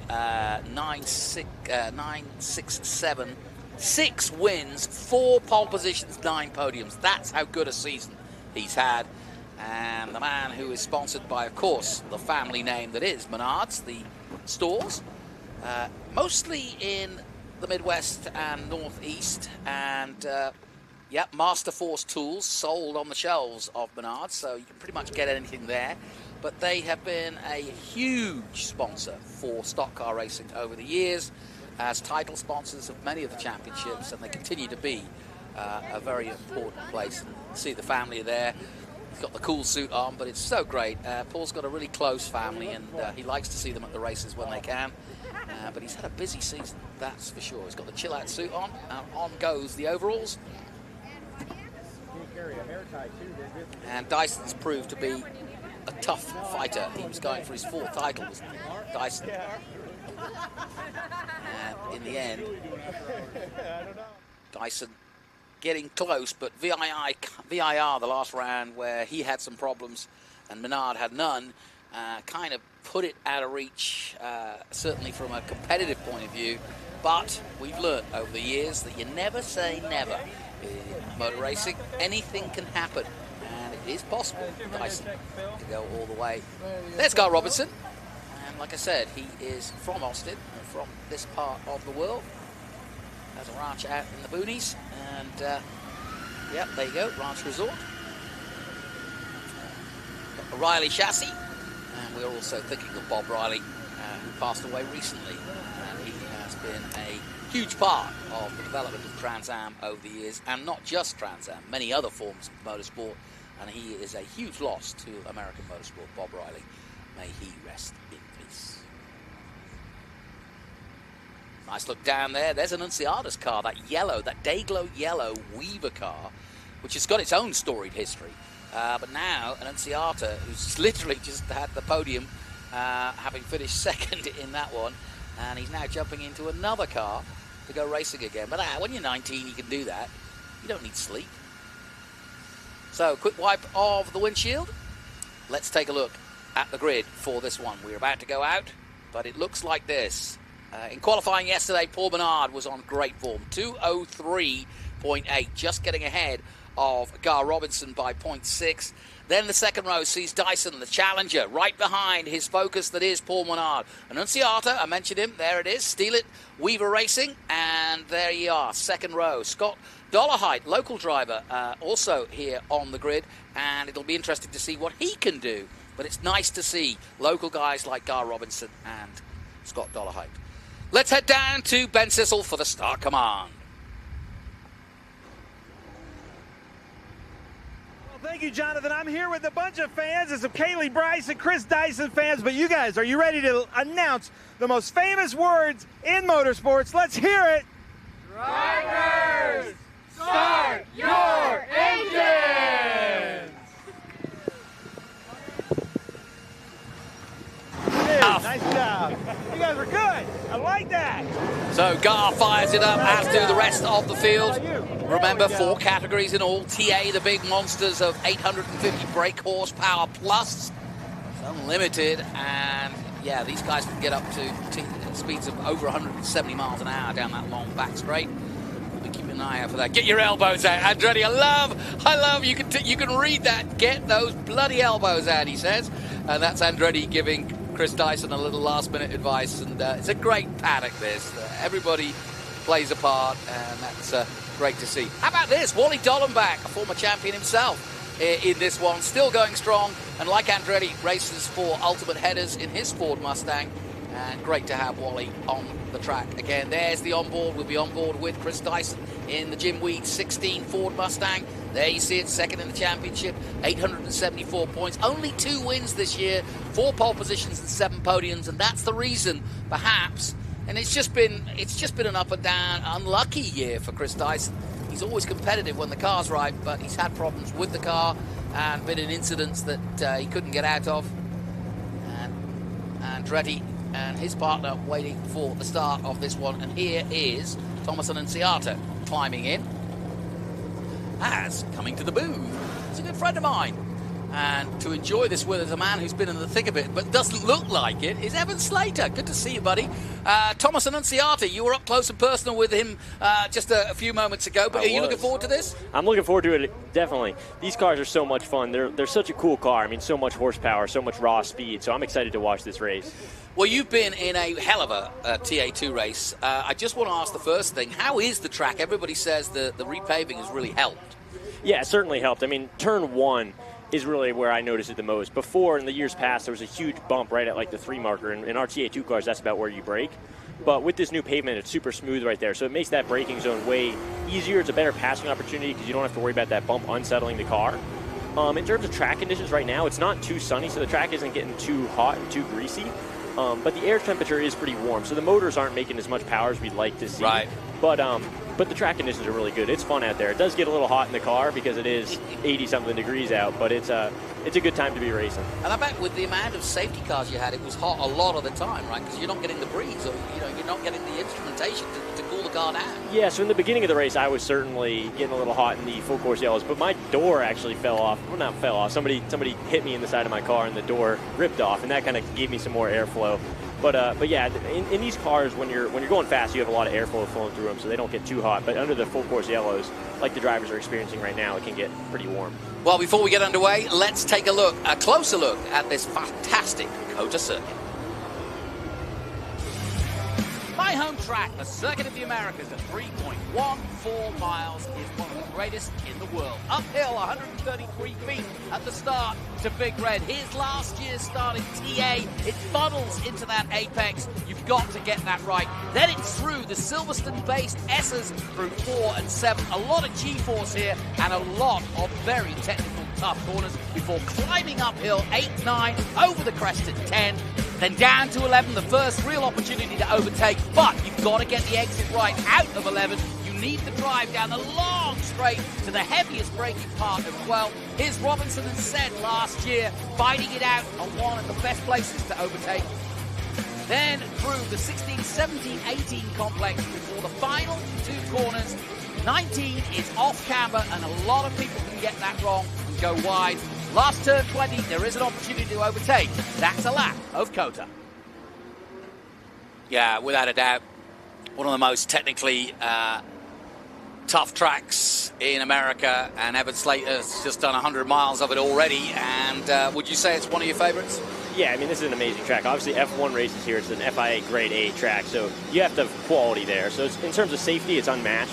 Lots of runoff in a lot of places, and any walls that there are have nice tires, so the drivers are really safe around here. And then in terms of technicality, I mean, it's just such a fun flowing track. There's different types of corners. You got flowing like through the Cube 3S's here. You can roll a lot of speed, but there are some turtles, as we call them. They're little orange curves in the center that can really unsettle the car. But then you also have some tight hairpins that are important to get a good power down, like good exit onto the long straightaway, like turn 11. But then you also have turn 12, which is a similar corner when you look at it on the track map, but it's a completely different driving philosophy because you're trying to roll entry speed there, whereas in turn 11, you're trying to get a good exit. So there's a lot of different technical aspects to this track, which really makes it a ton of fun to run and a ton of fun to pass on. Well, before we get started, you know I'm your biggest proponent. What's the latest? Where are we going to see Evan Slater race next? Everybody's listening. Have you got a ride for next year? And if you haven't, you need one. You need to give him a ride, somebody out there. Yeah, so I can't fully announce it yet, but I have something I'm working on. It's going to be pretty exciting. It's not fully signed yet, but it's pretty likely and it'll be pretty fun. And will it be here? I'm going to try and be here part-time, but it's going to be in a different paddock. All right. That's actually all that matters to me. Evan Slater, one of our up-and-coming drivers, and like so many, you know, it's a tough game, this. You need some money to go racing, and it's great to see the likes of Anunciata, a similar situation, you know, great driver. He's got Poncho Weaver's car for today and trying out TA as well as TA2. There's Gar Robinson. We'll be on board with him in the 74, the Ranch Resort Chevrolet. And, of course, Paul Menard right there with him. That's the front row. And it's going to be interesting because Gar Robinson actually has no care in the world for Menard and would love nothing more than to beat Menard. He, of course, comes from sports car racing, Menard from NASCAR. So a good little combo here. Yeah, it's super exciting because they're both super experienced in their separate realms, but they are totally different. NASCAR versus IMSA, right? So super interesting to see these guys in the same type of car battling it out on the track. And then you've got the three-time champion in Dyson, and then you've got Anunciata right there. And so we've got some really good stories here, and we'll go back further through the grid of the GT cars as well as the race unfolds, and we'll tell you some good stories there as well. We're coming through 15 now here on the drone. What a shot that is. It doesn't get any better than that. Look at that. That's such a fun corner to drive. There's a good passing opportunity there on the inside. Austin Green was giving me a hard time throwing it on the inside of there a few times. It's a great corner because you can make such a late move, and you kind of have to, the ideal racing line is to run the car out a little bit wider through there. No, he's not going under the bridge. He is going under the bridge. Wow, that drone pilot's a great driver. He is there you go. Great pilot, and that is fantastic. What a shot that is to go under the crowd there and join them as they go through the McConaughey complex.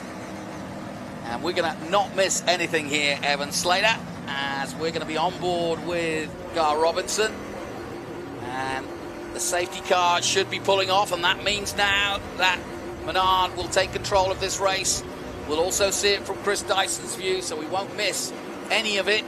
What can Anunciata do? He's fresh from his TA2 race, so he's raring to go, I'm sure. Menard, though, starts to accelerate, and we are going green. Josh Hurley's also going to join us, but we'll get underway. And here we go. Away they go then. And a good start from Menard. He's going to try to defend that position. And it was nip and tuck there. But Gar Robinson may have to cede this place too. Oh! Whoa, and a spinner! And that was Wally Dollenbach getting spun around in the Ultimate Headers car.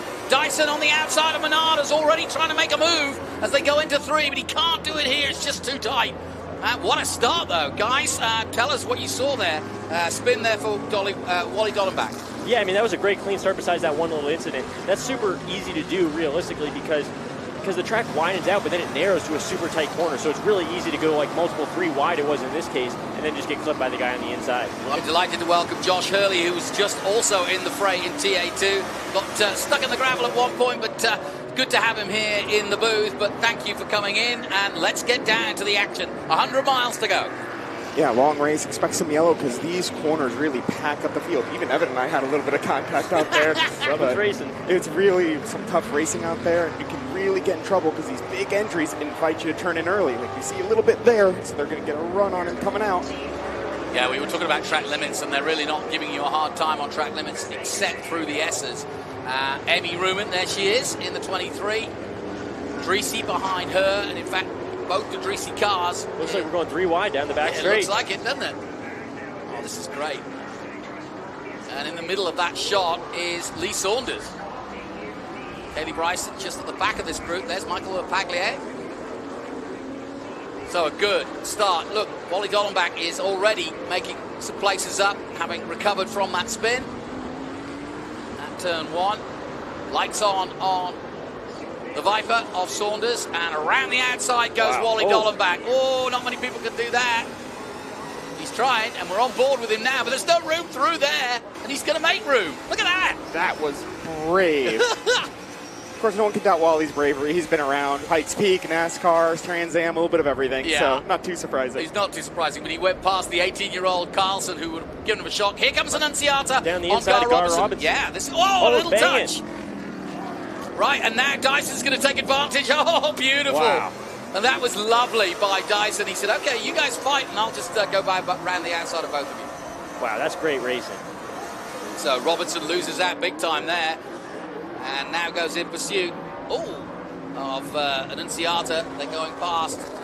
On that Gar Robinson in-car, it looked like he was really fighting with the wheel. It looked like the car might be a little loose for him. So maybe the car will come to him in the end of the session, but right now it doesn't seem like it's treating him too well.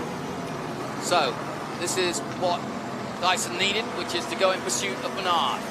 We're on board with Gar Robinson. Let's have a look at it from the inside, boys. You tell me what you see.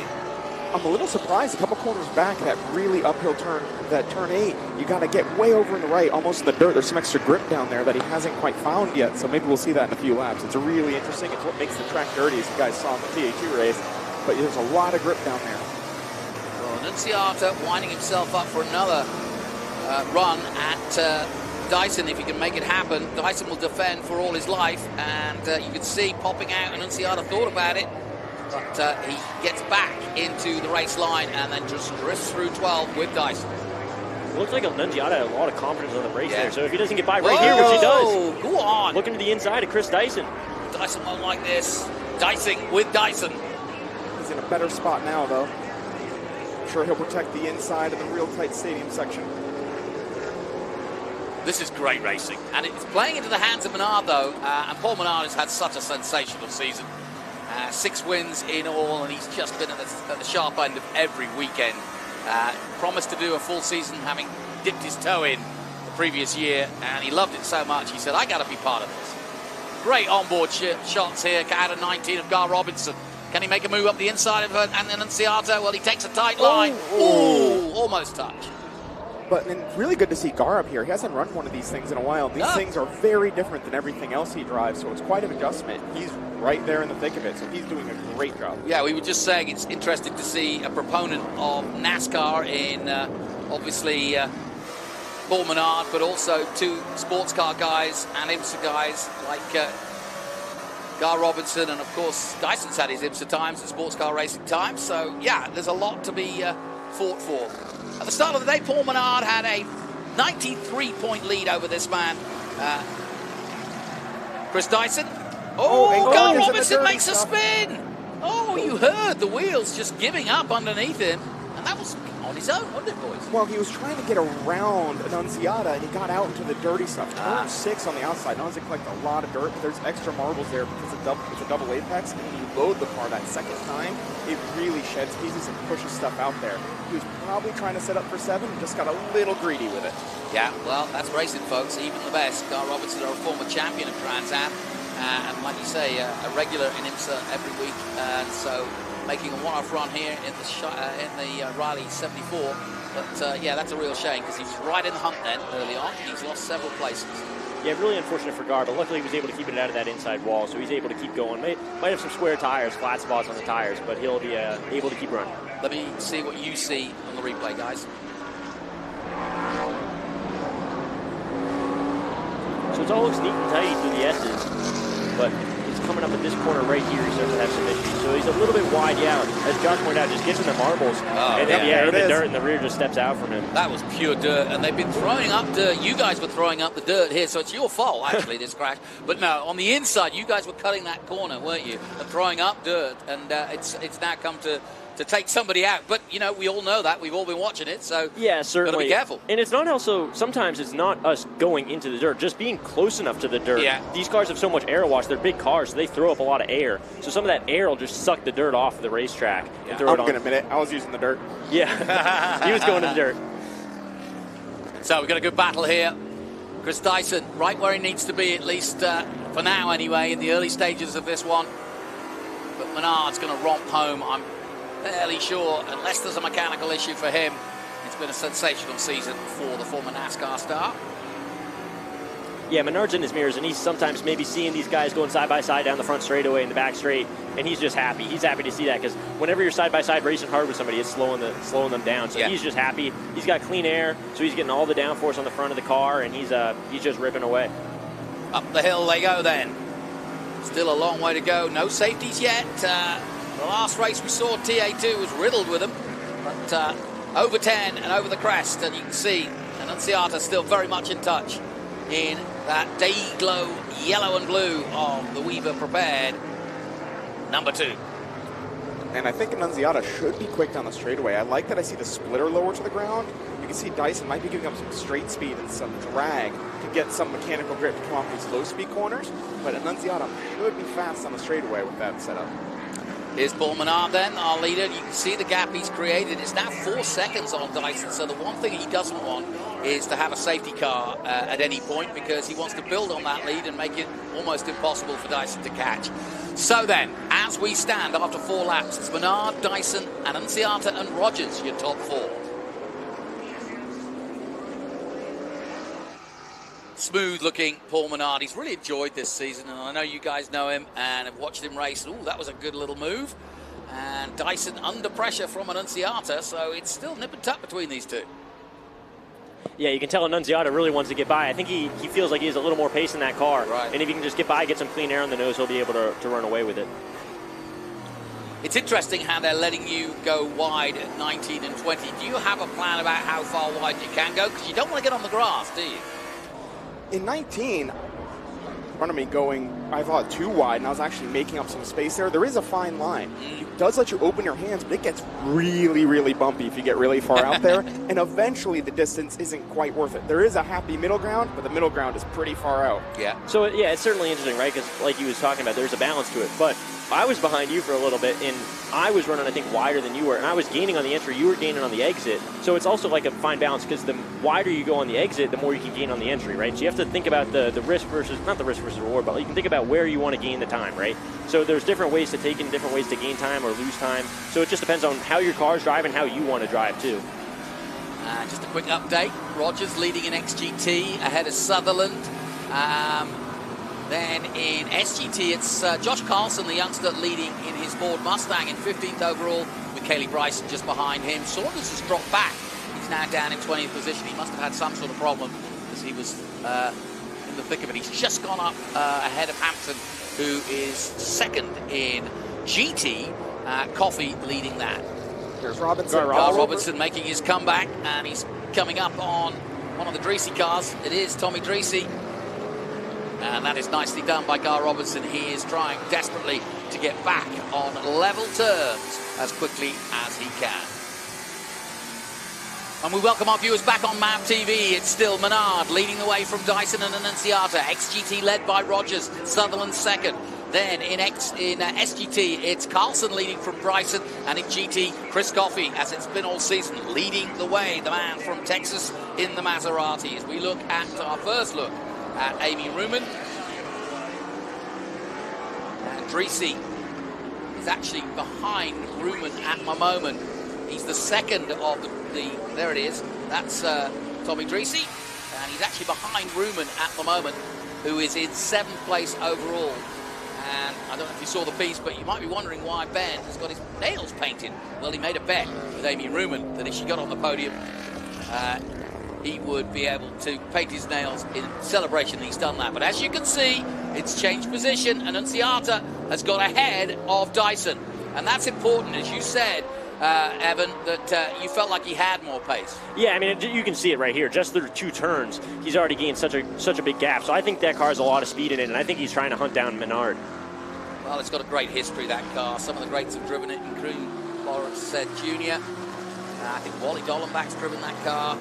But some of the greats have had a go. And the clear air is worth so much here. Even in the TA2 class, let alone for the TA, which have more aero appendages. Clear air is worth a ton. There's so much medium speed corners here. Where does you rely on it?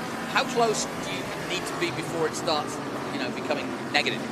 So it depends on the class. The TA class is actually a little farther back. It's pretty negative. If you're actually within a half second or so, it can mess you up in the carousel. But there's things you can do.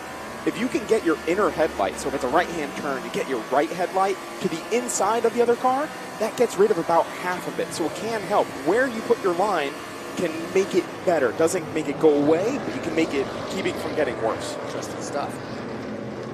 So Dreesy now behind Ruman. Yam between them, or just ahead of them. There's Wally Dollenbach, so he's recovering well. Here's Dollenbach, he's in 12th at the moment, dropping back after having a spin on the exit of 1.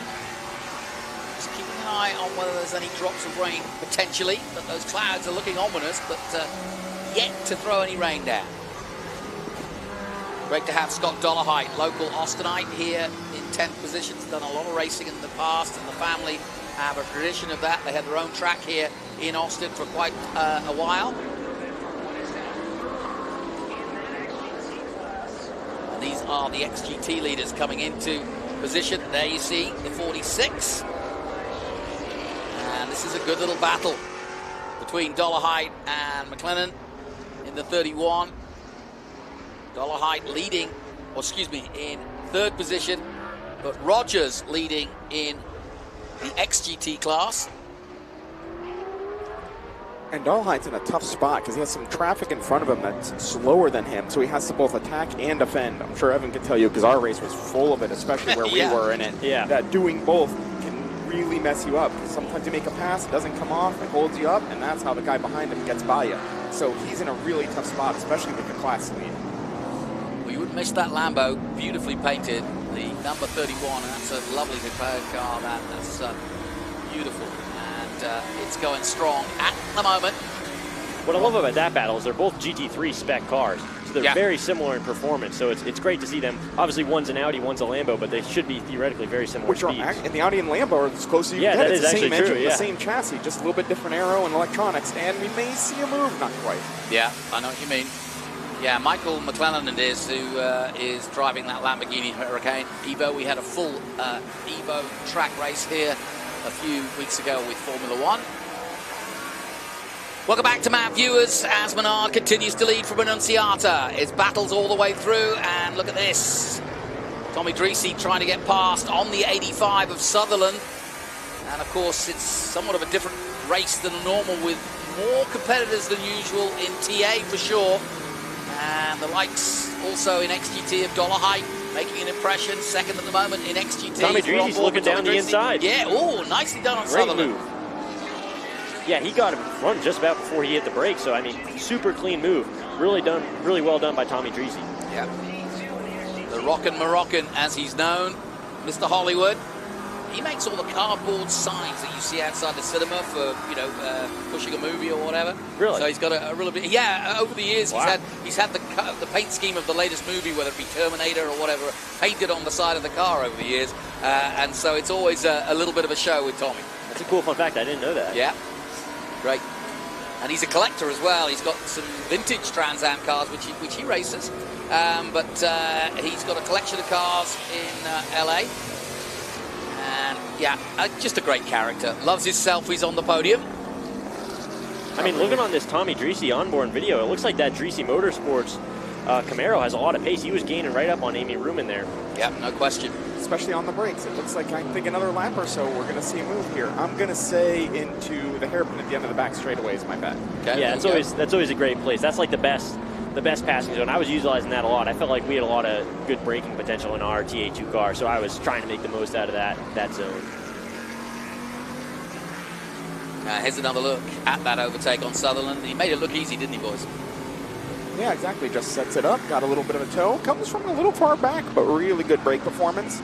Gets on the brake. Interesting how the hood pops up under braking. I wonder if the splitter is really making contact. And we welcome our viewers back on Map TV as you look at your own logo with an onboard of Dreesy and Lucas and Mission. Tommy Dreesy. And he's flying at the moment, is Tommy. And the usual overtake for 11. You know Tommy's going to go for it. He is going for it.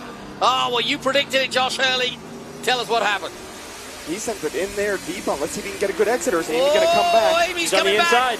This is why I would have waited to the next hairpin, because that one, it's very easy to do the crossover. Yeah. They're still side by side. Dry race down the street. It's great to see the performance of these cars. They have 850 horsepower, but they're so similar in horsepower, so it makes the racing great like we see right now. Chevrolet versus Who can go Corvette. later on the brakes? Oh, go on, Amy.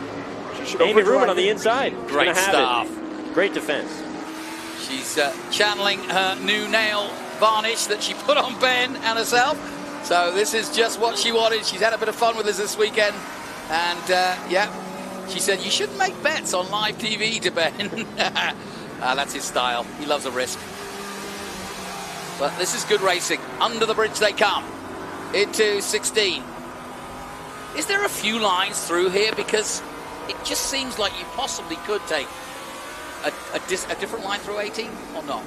I mean, I think it really depends on how your car is driving, right? Yeah. I mean, there's different things to do. If your car is loose or if your car is tight, you can short shift to third in our cars at least. So you can change it around depending on what your car wants. So there's really neat things. The longer the corner is, the less the line matters, the more grip matters. That's why you see the NASCAR guys, they can run the top, the bottom, because you're sitting in the corner at max grip for so long. If you find a little bit of grip, it can be worth that farther distance. So yeah, you can, that carousel, you can play a lot with that. But that's why you don't see that in these tighter corners, because the tighter corners, you don't sit there just max grip forever. The corner is more about geometry. So the longer the corner is, the more it's about that grip and that geometry. So that's why we do see all those different lines in the carousel.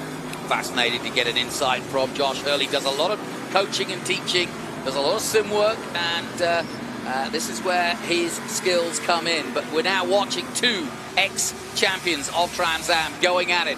They seem to find themselves, these two cars, each and every weekend, and we love it. Last time out at VIR, Ruman and Dreesy were together, and there was a spin by Ruman ahead at 10A at VIR, and she went round, and Dreesy almost had to put on the anchors to stop her. Here's Carlson, Josh Carlson, leading in SGT at the moment, and currently 13th overall. Sutherland still leading in XGT, and Coffey still leading in GT in the Maserati. So Josh Carlson, a great story. The young 18-year-old coming in to the production side of it, but in a very competitive car. And yeah, he's doing a good job. He's doing a great job. That thing, you can watch it move around. For this class, that car is very difficult to drive, and yet he's always up front, always dealing with it, moves around a lot. He does a great job with that thing. Dollenbach trying to weave his way back through. He's up to 9th now, and he's got Dreesy ahead of him, so we'll be able to watch that battle. The Ultimate Headers Ford Mustang, another former champion of Trans Am. So we've got 3 Trans Am champions battling it out on track together as Ruman, Dreesy, and Dollenbach battle for 7th, 8th, and 9th.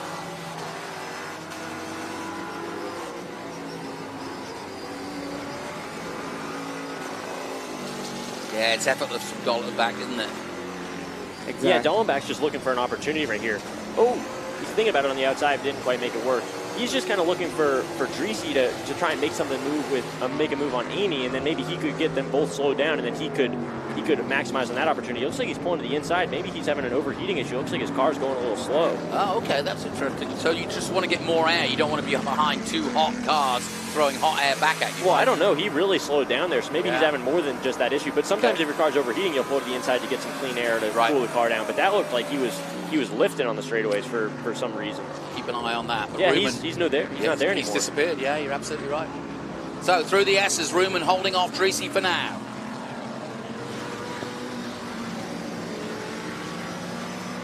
Let's see if we can see anything on board here. Yeah, well, he has he's his dropped hand out right the back window. behind the Lamborghini. Look, there you go. The Lamborghini's gone past him, and that's McClellan in the XGT class. So really, Wally, with his experience and the power of that car he's got, shouldn't be overtaken. So I think there is some sort of problem for Wally Dollenbach. He had his hand out the window, too. He was pointing the Lambo by, so there's clearly an issue. Yeah.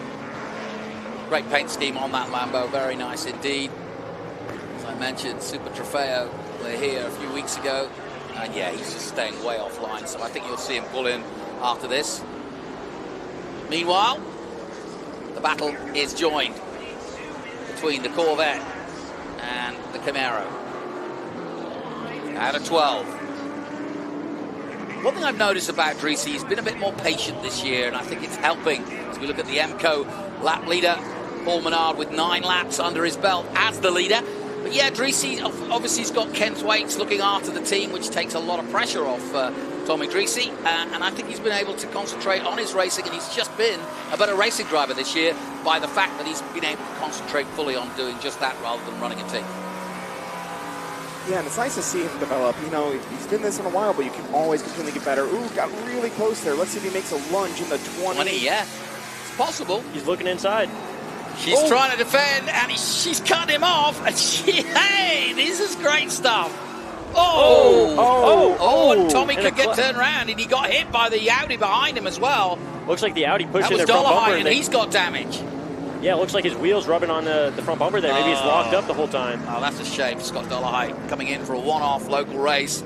I say local race, but local race for him. And you can see there's either a puncture or a lock-up. Yeah. So that's a puncture. The tire's flat. And the tire's flat. Oh, Scott, feel for you.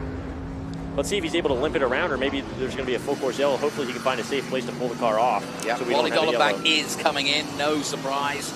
And there's some sort of problem. He doesn't know what it is. You can see him lifting his hands. He doesn't know what it is. Let's have a look at the replay. And guys, as you see it, let's see how you call it, because obviously Amy was trying to defend her position. Amy was doing exactly what you need to do. She came out of here knowing it wasn't the best run that Tommy was looking, so she moves over a little bit to defend. Tommy puts it in there. It's a really tight line. She leaves him enough room and opens up her hands, and Tommy just kind of exits into her. It's not far enough along to just rub side by side. So when he hits with that front end of the car, it turns him a little bit, and it turned him, unfortunately, right into that Audi.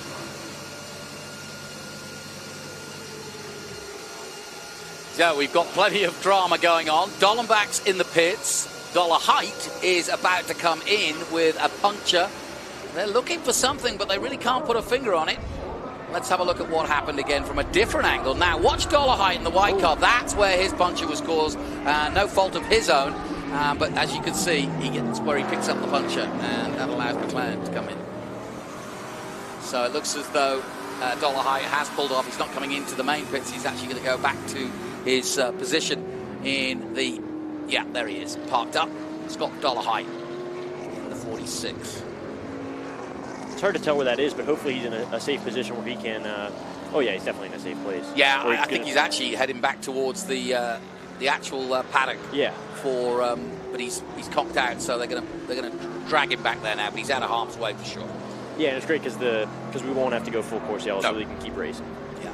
So Rogers continues to be XGT's leader, Sutherland second, and Dollarhide was third, and that will push up McClellan to third place in XGT. Coffey still leading in GT, and SGT is led by Saunders. Lapaglia, Carlson leading that, with Saunders second and Lapaglia third.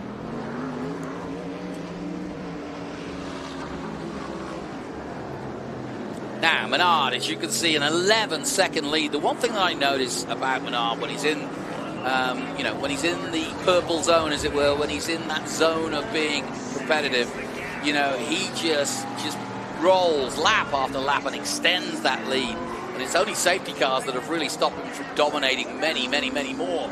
11 laps led now by the MCO Gears lap leaderboard. And I hope more NASCAR drivers who are of an age where they're still competitive but don't want to do a full season of NASCAR come here to Trans Am and get on board just as this man has done. We welcome our viewers back on MAV TV. It's been a beautiful day here at the Circuit of the Americas. A little overcast, but the racing has been absolutely top draw. I've got Evan Slater and Josh Hurley to enjoy it with me, and we've had plenty of drama as the leader coming up now on Kaylee Bryson. Bryson in 16th place at the moment. Here comes your second place man, Anunciata. That's the gap between himself and Chris Dyson. And still a long way to go yet. Going by GT class leader and local driver, Chris Coffey. That's right. Just from up the road in Dallas. Yeah, it's been a good season for Coffey. His best season, without a doubt. Has claimed 7 wins and claimed the GT title already.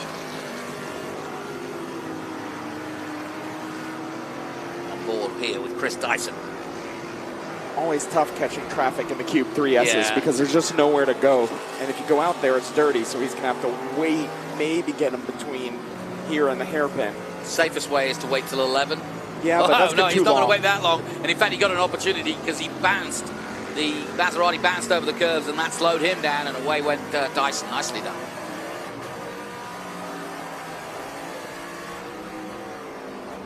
Yeah, Anunciata got by on the straightaway there, and Dyson got slowed down a little bit through the S's there, so that just helps Anunciata build that gap.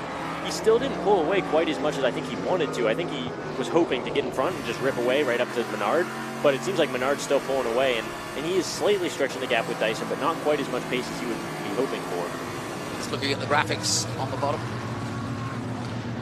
And West Coast champion Michael Lapaglia in the pits in the 81. Something wrong with that car. Fast auto.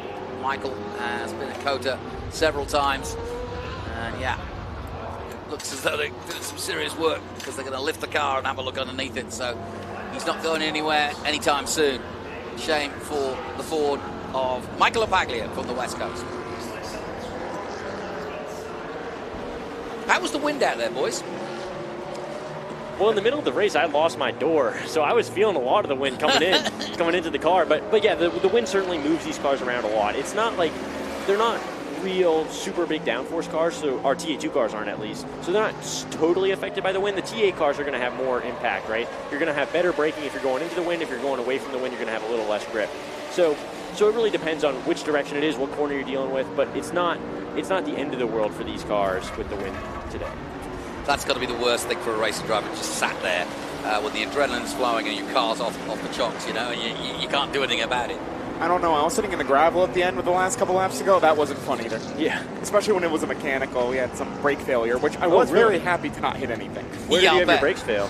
Yeah, they just went straight to the floor. We had what turn were you in? Into the end of the back straight. Oh, geez, that's sketchy. Yeah, I was really. You were that car out happy there. For a gravel trap to exist. Yeah, I don't know how you got out that far, but you did it.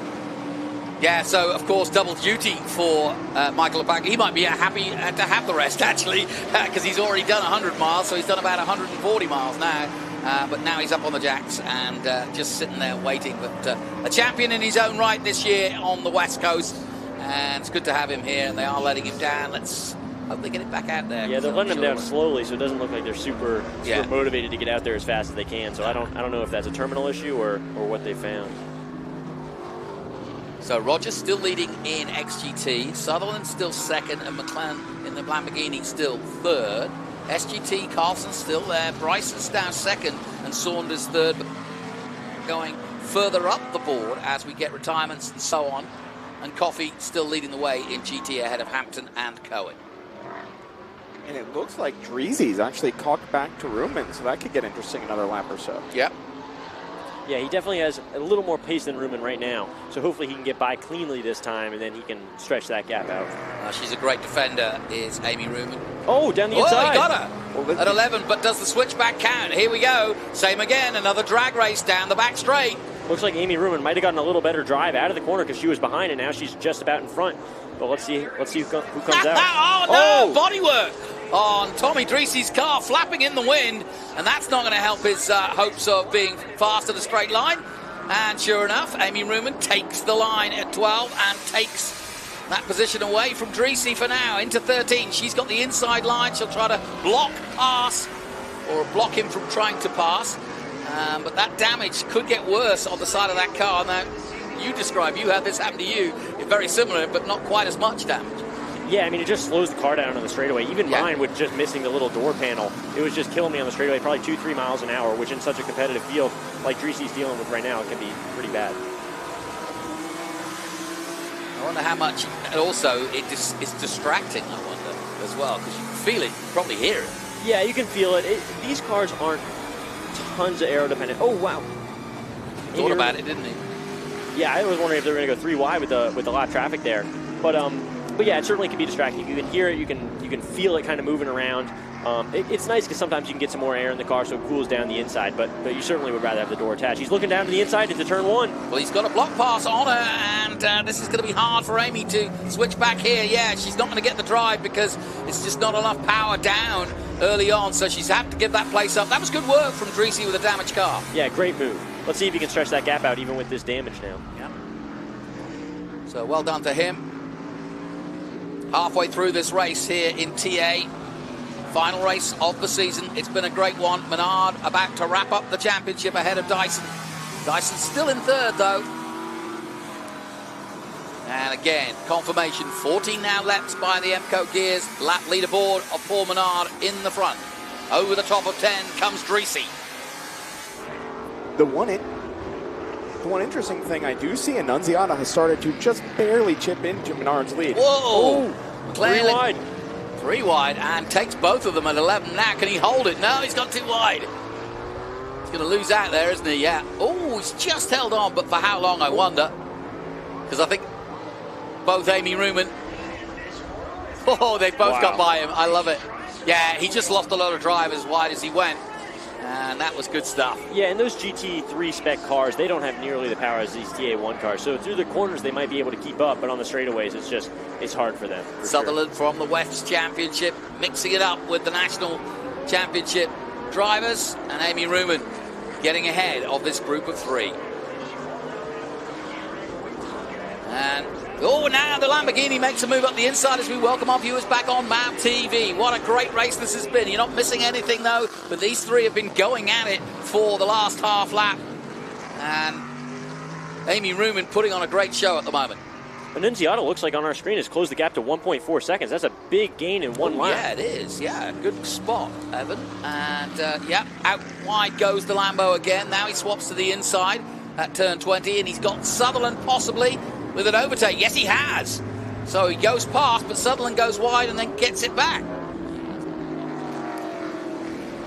Yeah, it'll really be interesting to see what that lead battle's like. I wonder if that's a timing error, because it went from 10 seconds to 8 seconds. He was chipping away, and then to gain 7 seconds, something must have happened, or we have a timing issue. So No, well, yeah, it's a good point. You're right. That's exactly that, what you say. And I just wonder if Menard might have gone off briefly. There's Menard.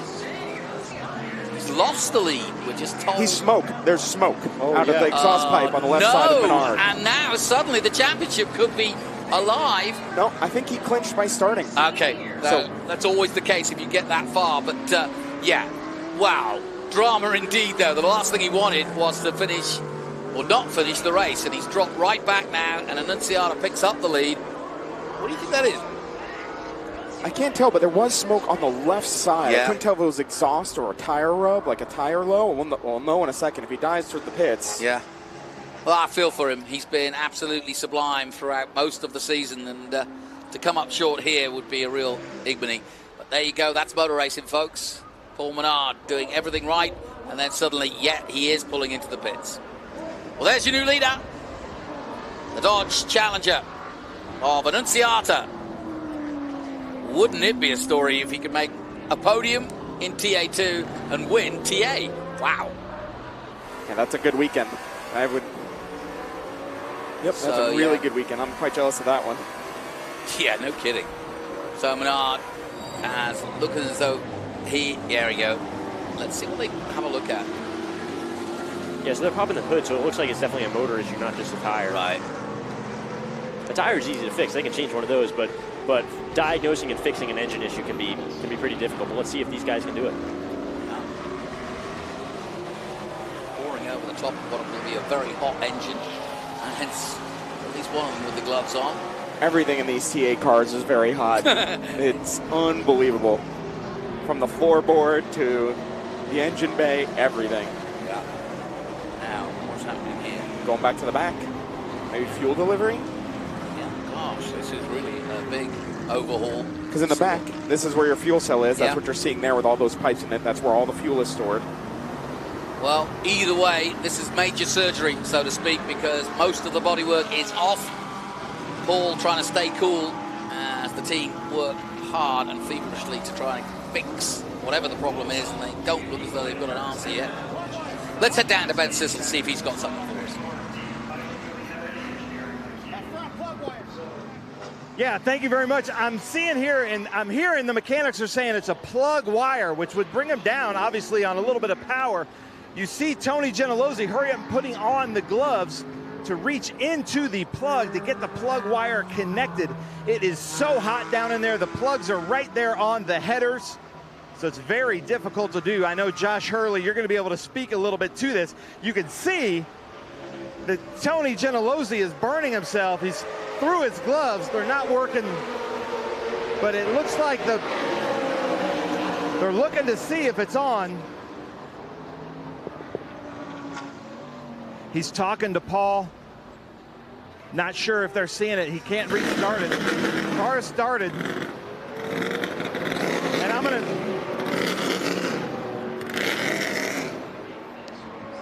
Once he goes, I'm going to try to talk to Tony.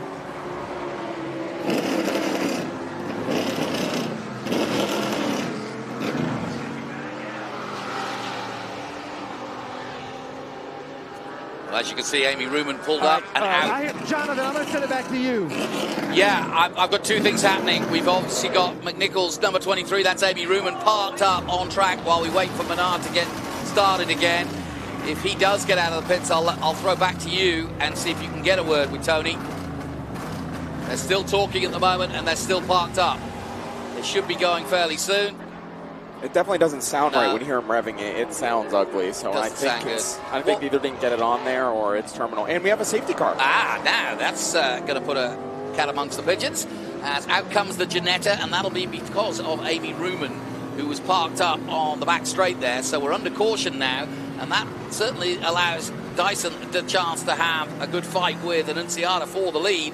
And in fact, now all the categories will be tight. So then, let's just take a breath while we're under caution. Anunciata leads in TA. Rogers, now third, leads in XGT. And it's SGT led by Carlson.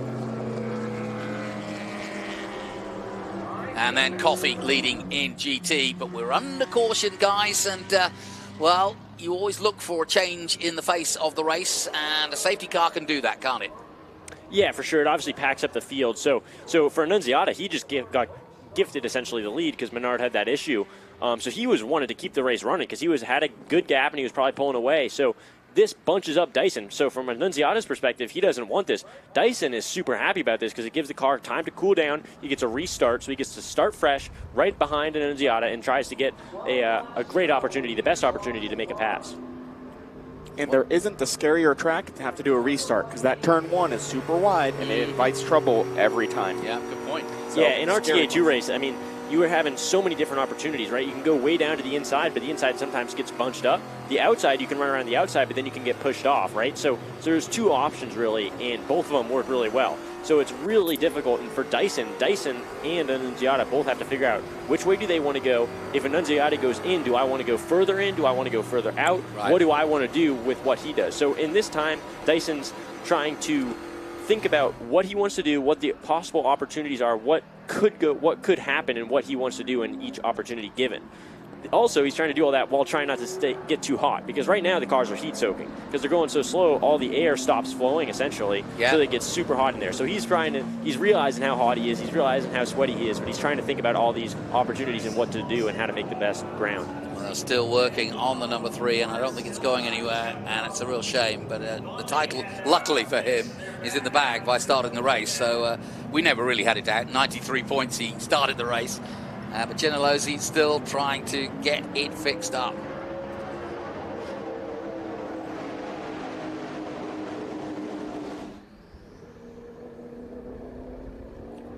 And we welcome you back to the Circuit of the Americas, where the leader, Paul Menard, and the championship winner for 2024 is stuck in the pits and won't finish this race, which leaves this battle between Anunciata and Dyson, as we're under safety, to get right there on the tailpipe of Anunciata. And guys, both of you do a little bit of coaching. What would you do if you were talking to Anunciata as his sort of mentor, as to Dyson? Not that he needs a mentor, but what would you say to Chris to give him, some feedback as to where to attack Anunciata from what you've watched? So for Chris, I'd expect the car to come out of the corner really well. So you really got to execute really strongly on this initial start. Try to get a good launch. Get alongside him. I don't care if it's inside or outside, but your car is softer than Anunciata, so it probably puts power down better.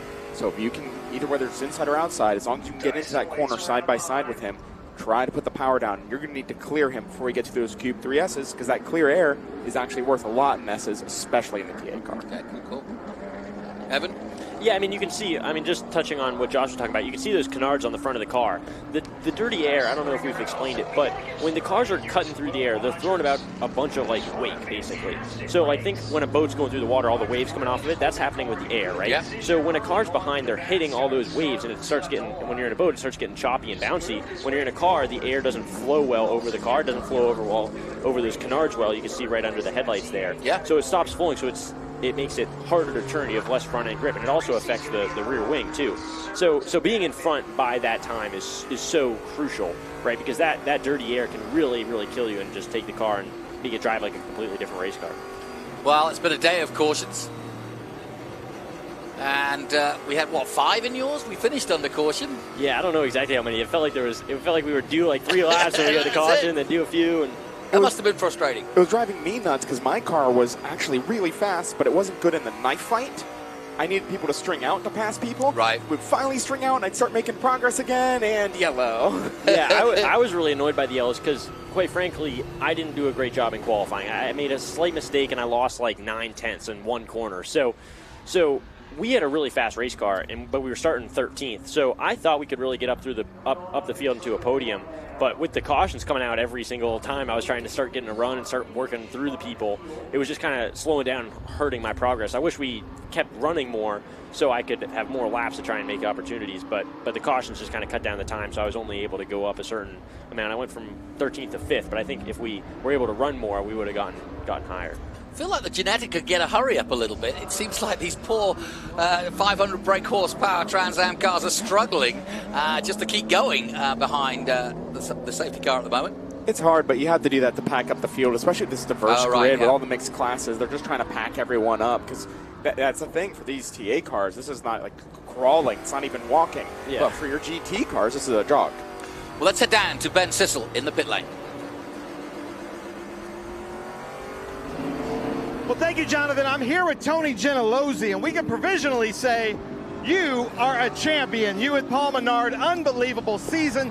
I know that you wanted to win today, though. What happened out there? Looks like we lost the fuel pump regulator, so it's just blowing high pressure into the engine. Nothing we can do. We're already back. So we don't want to finish it like this, but hey, we'll take it. But I want to show you something really special here, Matthew. If you come around here, one of my favorite people in the paddock. Can I speak to you on camera? This is Paul Menard's mom. She has been in about 6 races with us this year. She and your daughter, you guys have more fun at these races. I know this is how you didn't want it to end, but you're a champion in Trans Am. I believe in him. I believe in Paul. And I know you told me that you've been scoring him since he was a little kid, and you've been following his whole career. So he's won a champion at Trans Am. That's got to feel good. Oh, God, be the best ever. And have you had fun this season with Trans Am? Very much fun. Very. I love it here. I love all the Trans Am races. Well, I love that you bring your whole family. This is supposed to be fun, right? So I'm sorry about your luck today. Congratulations on the champion. But gentlemen, back to you. Thanks, Ben. Yep. And as you can see, coming down the back straight now. The whole family thing. And the Ginetta trying, as you say, almost crawling now to try and get everybody jammed up together. But this must be very frustrating for poor old Anunciata, stuck there. Paul Menard did lead for 15 laps, but now Anunciata has got 4 under his belt in the lead. Yeah, this Ginetta pace car is going really slow, but I'm lucky enough to have spent a lot of time driving the Ginettas. They're great race cars. They're tons of fun. Oh yeah, I bet. They're yeah, man, they're so much fun. They don't have the power as these TA cars, but they're through the corners. They're just so much fun. So this one's going really slow, but the cars have a lot of potential. Yeah. Well, we're expecting to go green this time round. Yes, the lights are off on the little Ginetta, made in Leeds in England, and has been for many a year now. Ginetta has a really strong history, a small company, but they punch above their weight, no question about it, especially here in the States. In fact, they've been GT4 champions a few years ago with, I forget her name, but female driver. And yeah, we are going green this time now. Chris Dyson, as we heard from you boys, has got to make this count if he wants to win this race.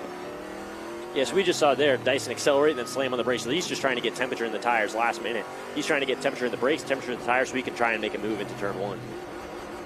Well, Anunciata is a young buck at 19 and won't be giving in to his more senior Chris Dyson, multiple champion.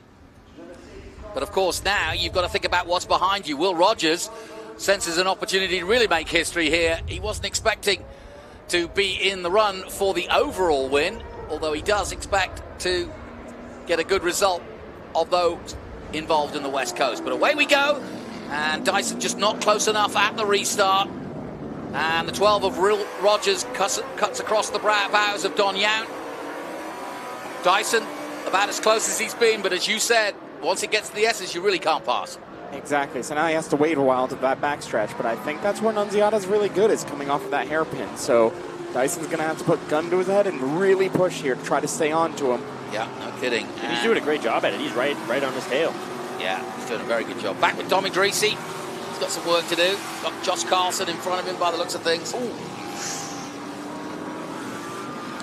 And it is Carlson. And he's going to get through Carlson and hopefully into this hairpin. He'll start setting off the other TA cars. And Dreesy gets through, and he's going to start trying to run down his teammate. So on board with Dreesy. Beautiful sound. Tommy Dreesy's car. Trying to run down his teammate and kind of customer, sort of, and Don Yount, who is the Yount, I also believe is a local here. Yep. So Anunciata starting to pull away. Dyson trying to stay within the gap, 0.4. There we go. He's trying to send him up coming out of here and put the power down. Can he? He does close up. Dyson has a little bit of a run on Anunciata. This is it. Can he get to the inside? Aggressive. I've only seen Max Verstappen do this. I tried to do it on you, Josh, in the race. It didn't make it work, but I tried it. We both tried it on each other. Oh, and a good defensive braking moment there by Anunciata to try to hold back Dyson, but he's gone wide. Dyson could try to move up the inside at 20. Here he comes. Ooh. Late on the anchors. Anunciata gives him room. And he gives him enough room, and that's great racing. And Chris Dyson just showed the youngster why he's a 3-time champion. Well done. Now, Thomas A to Z is an aggressive little driver, so I'd expect him to fight back right away. For sure, and you can see Dyson defending. He's not wanting to give it back. Yeah, great racing. This is what we wanted. We've had some really top draw action this weekend already, and there's more to come. And this isn't over. 22 of the 30 laps gone. And what we might also be seeing is sometimes when your tires cool off and come back, they refire different, so you never know how it's going to do. Here's a great replay. Yeah. Dyson making that move. Oh, and you see the time lost also by Anunciata hitting that dirt. I've mentioned that before. It's all very well going wide, but if you hit the dirt and dust... He had no choice there. Dyson put him out. That's how you have to get it done sometimes. Well, this will be poetry for Dyson. He would love nothing more than to take his 3rd win of the year and take that runner-up spot. Here come the 2 Dreesy cars. And a nice overtake. Oh, or is it? Because Tommy looked as though he got ahead, but Don Yount comes back at him, and now it's a drag race. Yount ahead of Tommy Dreesy. They're just playing with each other and trying to help each other by the looks of things. Tommy, stop trying to pass in that corner. Yeah, exactly. Have a go at this one, Tommy. Always He's down the inside. Yep. Oh, it was close. It looks like he made it locked up a little bit. Yeah, this is great.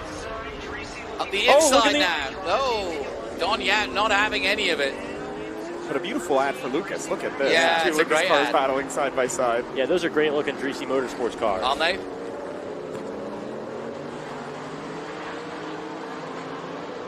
Elaine Cipriani in 2018. That's who I was thinking about, the young Brazilian girl, who won, of course, in the Ginetta for GT4. Let's see, can he get another run here on Yount? I know Tommy's looked into 20 a few times, a little too far back this time. But yeah, if I'm his spotter or his crew chief and I'm watching this on video, I'm telling Tommy, hey, let's try to get him at the end of the backstretch. I think we're strong, man. Yeah, good point. It's good to see teammates going at it and putting on a show, and like you say, getting plenty of TV time for both Lucas and MAV TV. But Don Yount doing the business. Now, doesn't want to give up 4th place. This is a prestigious 4th place. And there's the team watching on, the Franklin Road team. But not only is it a 4th, it is a podium in class. So that's right, really of doesn't course. want to give it up. Yeah, absolutely. Yeah, lest we forget, that is a podium in class, that's for sure. So they are going to be going for it because Rogers in his XGT, and so actually this is a battle for the podium in TA. Greasy's had a bunch. In fact, he got one last time out at VIR, and he's been very consistent as Tommy Greasy this season. 2nd and 4th there with Keith Grant, who took the 4th place. So Greasy cars have been at the sharp end. And here's your lead battle again. Thomas is right there trying to make Dyson look in the mirror. We have the MCO lap leader of Chris Dyson this time. Chris Dyson led 2 laps, and obviously Menard 15 and Anunciata 5. And Anunciata once more on the board. Yeah, this would be Greasy's 4th consecutive podium and 7th of the season if he can get 3rd place. So that's why he's battling as hard as he is. Now, come on, boys. Where's Anunciata going to make a move? Ooh, it's hard to tell. I mean, I like the turn 12 opportunity as much as the next guy. I mean, it's a great opportunity because in 11 you can get past there, and it's a good opportunity to get past. No but drive. then you can get no drive, and if you're going on the inside there, you're getting a worse exit, and you're gonna be so vulnerable into turn 12. So I like to wait in 11 and just focus on getting a good run, and then go for it in 12. Good call. You know, Coffey, who's leading GT, the local man, is in 11th overall, so that's going to be a great result if he can hold on to that. Meanwhile, in SGT, Carson holding off Bryson, who has already won the title in SGT. Here we go. Another lap then. We really need to have different setup philosophies too. You can see the Weaver car with Anunciata in it is splitter down versus splitter up. Very different setup philosophies, and yet similar lap time. So really interesting to watch and see. I think Anunciata probably has an advantage through the S's a little bit, but he doesn't have clear air, so that negates some of it. Yeah. So he might need Dyson to make a mistake, which is pretty rare because Dyson's been around the block a few times driving sports cars, let alone Trans Am. Yeah. He's not prone to big mistakes, is he? No, and we're getting to that point of the race where 6 laps to go, where you have to focus on tire management these whole races. But now at the end, you're just focused on going as fast as you can. So these guys are pushing everything they have at this stage of the race. I was going to say, if we had enough safety where the tires should still be good to last all the way? Yeah, the tires should be good because they had a chance to cool down. So now they can really use them to their full potential. You can see Dyson blocking down the inside, trying to hold off the move into 12. But Anunciata might be looking to the inside. He's just trying to break that toe. He knows he needs to break that toe and draw away. He's not close enough. He gets close enough at the end, but has to follow him through on the line. Now goes wide, tries to get drive. Into 13 they come. Really close in the Bridgehall Stadium section. Yeah. Maybe 0-15 really have different options. May make Dyson defend, which gives you a good exit. Different line from Anunciata behind in 15.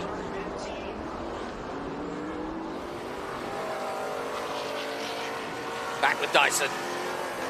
He'll have one eye on the mirrors and one eye on what he's doing. 19. Nice and smooth. Nicely done by Dyson. Used all the road and more. And then cuts it nice and tight to make sure that Anunciata can't make a move up the inside. Yeah, that Dyson car from this onboard video looks really, really great driving. Like, it's not like he's sawing at the wheel. He's not fighting it. It looks like the car's just super settled in. So the car's happy with this pace. Anunciata going on the inside. Yeah, well, and that's a good move. If he can make that stick, no, he can't. You see, that's the thing. You know, it's all very well making a bold jump like that, but you know, you've got to get it back, haven't you?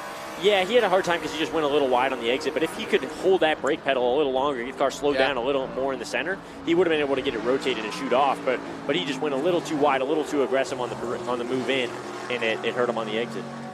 Good thing is he hasn't lost too much time making that maneuver. Yeah, he's just back where he started. That's the beautiful thing about being able to battle on your own. They don't have a bunch of cars behind them, so you're free to make those moves, and you only lose a little bit. Now he can get back there. Now he also has Chris a little worried because he's proved he can get there. Another lunge here, perhaps? No, he's going to go wide and then try and get as neat a turn in as he can, and that was nicely done. And that's a smart move by Anunciata because he'll tuck himself in and now has another chance, surely, voiced into 12, if he can get a little suck now and get closer in. That's where. Go ahead. It would be a bold move. He was pretty far back, so Yeah, it makes true. sense that he didn't attempt it there. And that's where the Dyson car is so good, is off those low-speed corners. That's where that nose-high attitude really helps. But Anunciata really putting the pressure here. This is excellent racing. We really are seeing some craftsmanship. Look into the here. inside. Oh! The inside turns to the outside, so it makes it really hard to. It's hard to make it stick on the outside, but maybe he'll go for an over/under right here. Yeah. Can't make it stick. No, that was a good idea, but you can't. You've got to. If you're going to make the move there at 14, you've got to make it stick, because otherwise you'll be hung out to dry on the outside at 15. Back with Dyson. And remember, it's not all in one move. No. By doing this, you can start to pull somebody out of position a little bit at a time, make it defending spots. Well, Dyson is using all his maturity in his multiple championships to hold off this whippersnapper that is the 19-year-old Thomas Anunciata, a name you will be hearing, I'm sure, around the circuits of America and around the world for many years to come. Now, let's get back. This is Lee Saunders battling with Coffey. Now, both different series champions, or a former champion in Saunders' case. Coffey this year's champion, but SGT versus GT.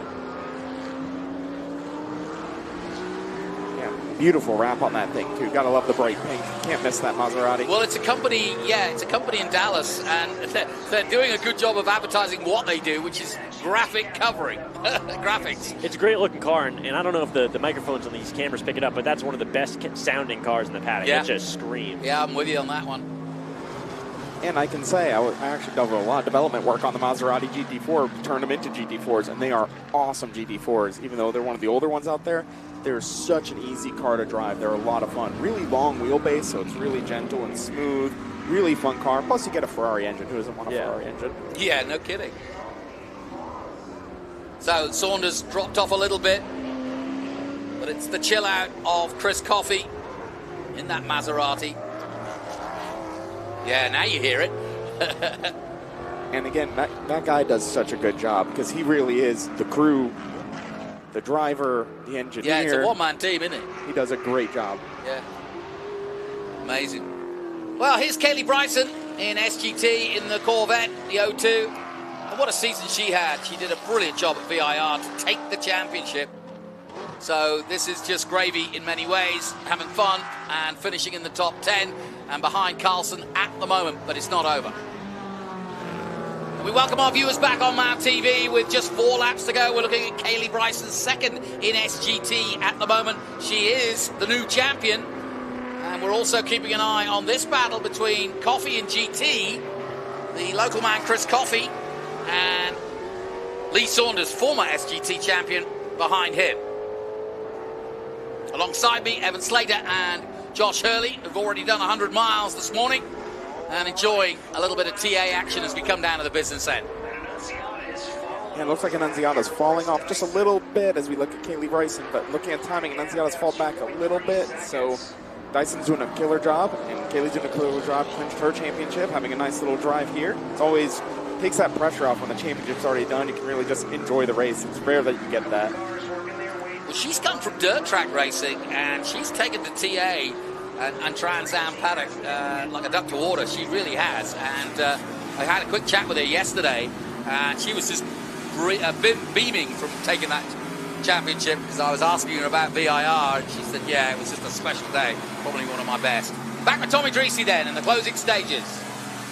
Dreesy got by Young. Yes, he did. So that means that he will be third overall and going for his 7th podium in TA, if he can hold on to this position. Yeah, he's dropped Young by a few lengths now, as you can see. Roger's still doing a great job in third overall, but leading in XGT. Those things are really fun. Some of those XGT cars, the one Roger's in, it's pretty much a TA2 car with a bigger motor. That sounds fun to me. I'd like to have 45 of those out there.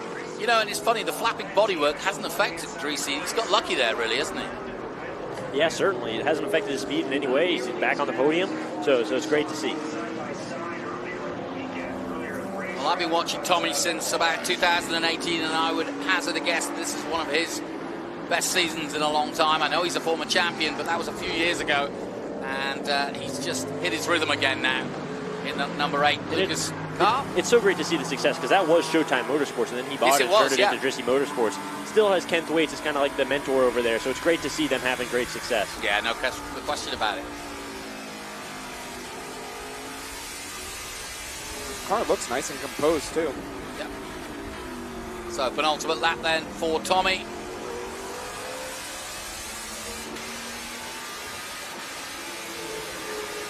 I wonder if Anunciata has a problem. He's 13 seconds back now. Oh, wow. Something's up.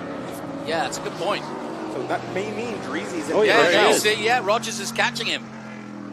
So again, the MCO Gears lap leaders, and that takes Dyson to 7 laps led. But Rogers is coming. Rogers racing his year on the West Coast, but he would love to have a pop at one of the national boys for another result. To take 2nd overall in the national championship would be a huge way to finish the season off. And I'm sure they're giving Dreesy the info too, because if he's having problems, Dreesy may have a chance to get 2nd. So I'm sure he's pushing. I'm sure the team just told him, and he's going to dig. Yeah, I don't know what it is, but Anunciata doesn't look. Oh, no. Now, is that a puncture? I have no idea what just happened. I think that's probably motor and oil. He's slipping in his own oil. Yeah. That would be my bet from that location. The way he's pulled off there, it makes sense. It just suddenly slid, didn't it? Yeah, and he would have been able to catch that slide and keep it on the track. So it's definitely, he pulled over himself. Yeah. So maybe he has something on his ass, say low oil pressure, and he's like, oh no. So he just shuts it off right away. So then, Dreesy now 2nd in TA, Young 3rd. This will be a big day for Dreesy Motorsport. Rogers now ploughing on for a 2nd overall. This would be excellent for him. Chris Efron's Incorporated, they're good friends. This would be a fantastic result.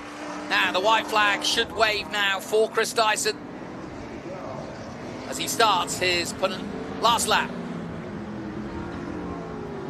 And pressure's really off him now, so now he's just cruising. I think there's still 2 to laps, go, excuse actually. me. But he's just cruising because he has a big gap to Tommy, so he can just back it down, take care of the car, make sure it gets to the end, which you can see it can be a challenge in these TA cars. A lot of struggles with reliability this race. Well, it's a good way for Chris Dyson to finish his year off. It's been a tough one for him, and he's taken the best he can. Didn't have the support of the likes of Brabham and Masood, who has helped the Jim Wheat team and helped Chris Dyson to previous championships. Plenty of 1-2s, but he's been pretty much on his own this year. Dyson will take it well. Menard has been a potent force all season long. While he didn't get the result he wanted today, just started the race was enough. As Anunciata is parked up and out of the car. Yeah, Anunciata's out of the car. I wonder if that'll cause a full course yellow. That's a good point. I don't think you can have a driver standing on the racetrack. It doesn't seem very safe. No, I agree with you. So we'll see. And there's a full course yellow. There it is. Perfect. Absolutely right. That's why we have these sages here in Josh Hurley and Evan Slater. It's great to have them on board. Thank you, boys. And yeah, the Ginetta is out. But again, like your race, we're going to finish under caution, aren't we? Yeah, it seems kind of reminiscent of our race, finishing under caution. But for Chris Dyson, this is an amazing result. Yeah, it is, and a great way to finish his year because it's not been an easy one by his standards, and he's had so much winning in the last few years that it's must be tough to accept the fact that it's not going to be his championship this year. Either way, he'll take it slow. He's had 4 poles. He's come 1st or 2nd in 7 of the 10 races, and going to take another win here. Obviously very unfortunate to come 2nd in the championship, but winning a race, winning the final race, at least hopefully takes some of the hurt out of that. Yeah, and a shout out to Paul Menard. Obviously looked like spark plug problems for him, caused him to take longer than he needed in the pits to try to rectify it. They tried, couldn't get him out, and yeah, that then allowed this man to almost crawl to the checkered flag. But it's going to be another Jim Weed number 16 Ford Mustang win for Chris Dyson as he takes the white flag, double yellow. And now it's the final lap, but it's under caution. Yeah, it's kind of surreal to see a car going as slow as this. Yeah, leading Still the under race. Yeah, it's conditions. so weird when you're finishing under checker because you know like kind of what's going on, but you still have to finish. Like obviously, if you ran out of gas and the car died, you'd lose the race. But it takes a lot of the pressure that does off happen. being under. Yeah, it does for sure. But we've had so much safety, I don't think gas is a worry. But let's just take a quick rundown. So obviously in TA, Dyson's going to win. Dreesy's going to be second, and it's going to be Dreesy Motorsports second and third, with Don Yout taking third overall. Rogers in the 12. Will Rogers is going to take the win in XGT ahead of McLaren in the Lamborghini. Sutherland will take third in that one. And then Josh Carlson in the Ford Mustang will take 8th overall and a win in SGT ahead of Bryson and Saunders. And then actually, funnily enough, Coffey is up to 11th now, but still holding and leading in GT. And Hampton second and Cohen third. So that's how it's going to finish. A few absentees and breakdowns for the likes of Anunciata, Dollarhide, LaPaglia, Ruman parked up. And obviously Paul Menard, Gar Robinson going out earlier. So there was a lot of what could have been in many ways. And at least they've got Anunciata's car with a truck parked in front of it. And he'll be behind the fence now, we hope. So, plans for the winter, boys? What are you getting up to? Are you doing any racing, simming? What are you doing? I'm rebuilding my desert race car because the dirt race car has now been retired due to a terminal wall impact. A terminal wall. But yeah, so I'm doing some UTV racing for fun, just as the side. You know, the sports cars is a living, but that's a lot of fun. Actually, I was going to say, if you ever want to try it, you're more than welcome to. It's a lot of fun. It's very different. I'd love to. And then trying to work really hard to see if we can be back in the Greenlight Simulation BC race car. And then, of course, working in Greenlight Simulation because it's my startup. We teach kids to drive in a simulator. Yeah, we take the racing sim tech, but we don't use our sim for racing or motorsports.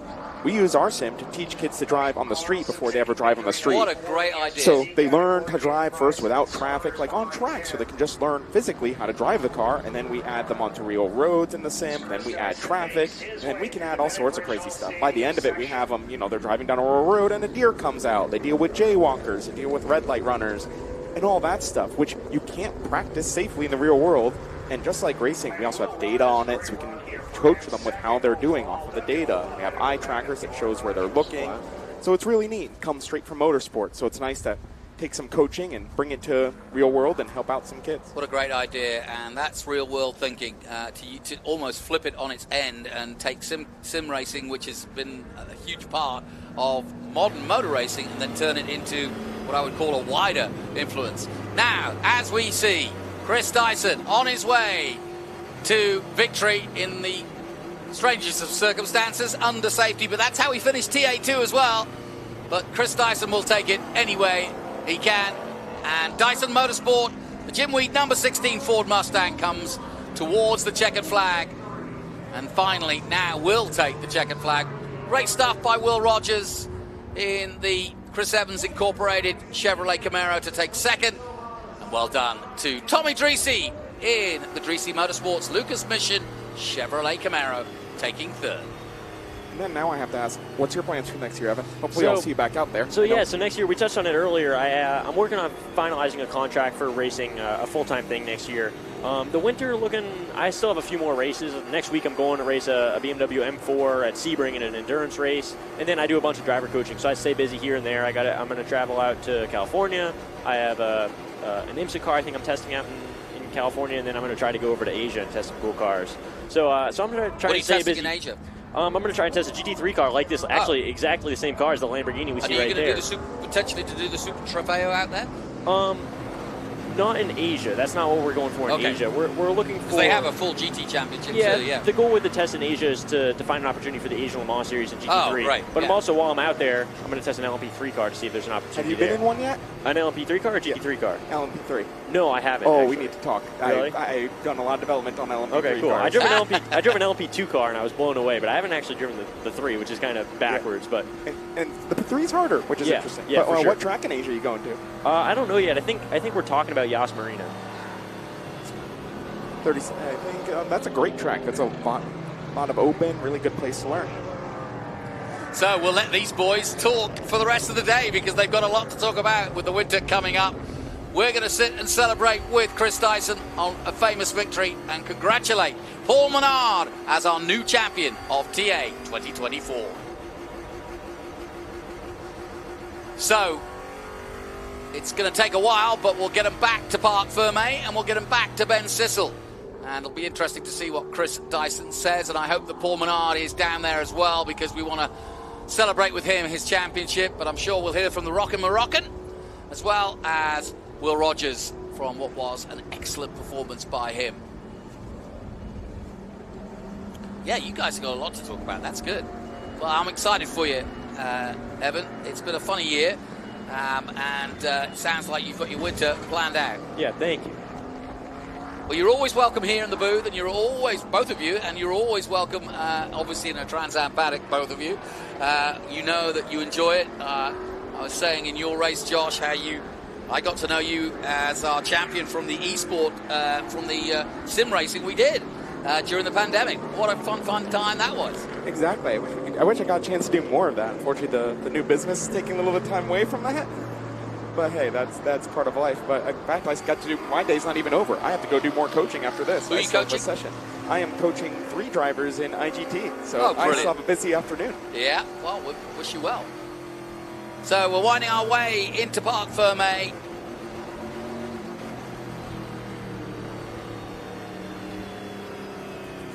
Yeah, it's been a tough year for Chris. Up and down, put it that way. But when you're racing a car, it's never too bad. But he would like to have had more success, given the success he's had over the years. Just want to give a quick thank you then to Josh Hurley and to Evan Slater for coming and joining me for this TA race. And as we head down the pit lane, that's where our booths are, just to the left there. And here's the main paddock.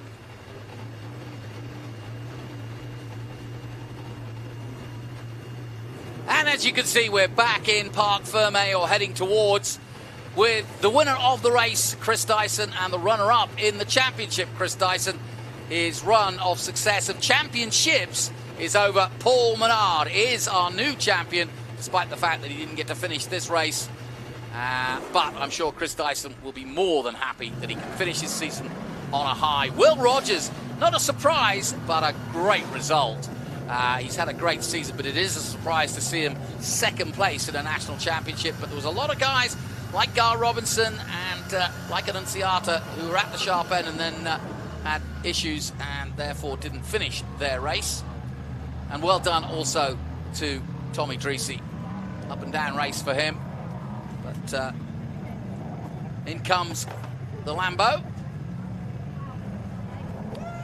And Dyson is out, and that's the celebration.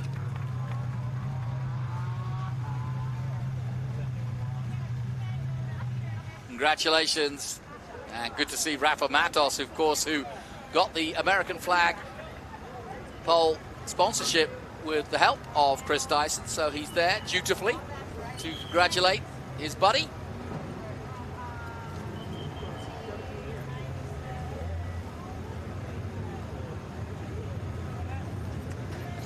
And yep, there you go.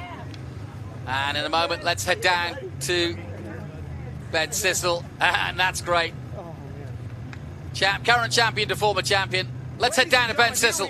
Jim Weed, winner's circle. Just got a big hug from our TA2 champion, kiss from his wife. I know that you really wanted to win this championship, but I guess winning the last race of the season, that puts you away at off-season on a high. You know, Ben, I'm just full of emotion right now. We've had quite a full year here, and you know, I felt like coming down here, I had a really good feeling about this weekend. I felt prepared. I felt mentally calm.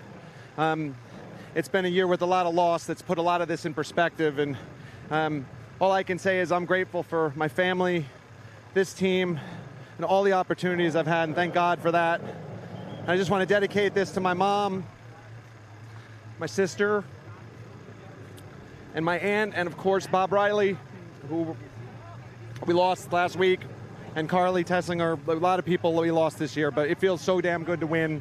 Put a line through 2024, and let's move on for 2025. We got some spring in our step now. Nice. How about that? Chris, Jim Weed, winner's circle. Chris Dyson, 3-time champion, and won today here at Circuit of the Americas. What a way to end the 2024 season. Jonathan, we're going to have a big party down here. I'm going to send it back up to you in the booth. Thanks, Big B. Yeah, Dyson celebrating, and Nice yeah, job. you can see he's a little bit exhausted. That says it all, doesn't it? The season is finally over. Yeah, so well done to him, and see if we can catch up with anybody else too, because we've got a lot of stories. Come on in here. You don't have to be behind the So, fences. as you Come can on see, in. Ben riling the crowd up to get ready for the podium. Celebratory scenes. It's been a long year. Started at Sebring, and funnily enough, Dyson's year went sideways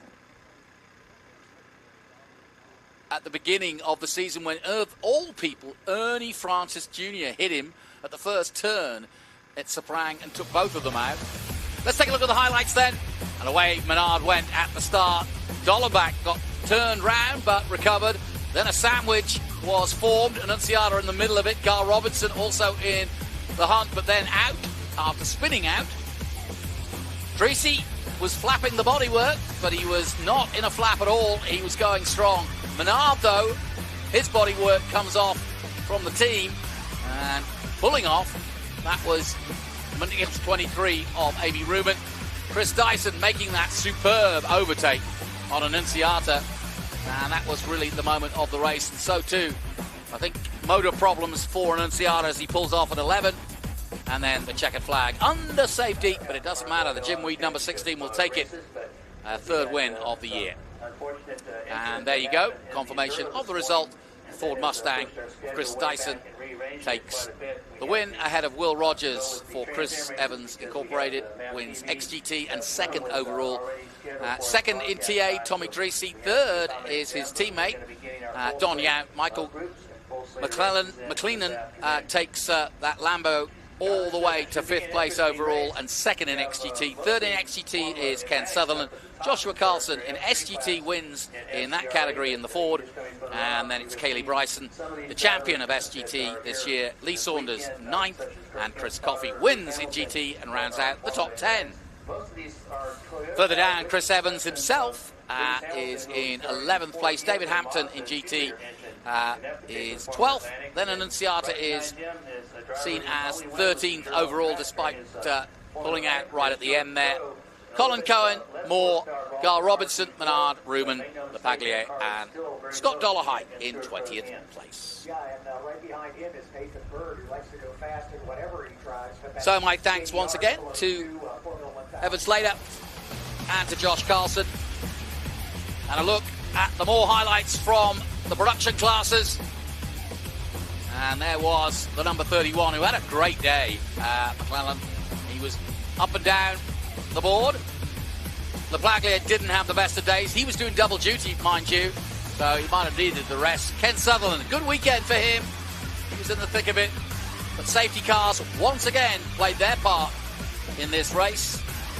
Great stuff again for Chris Coffey. I think that's his 8th win.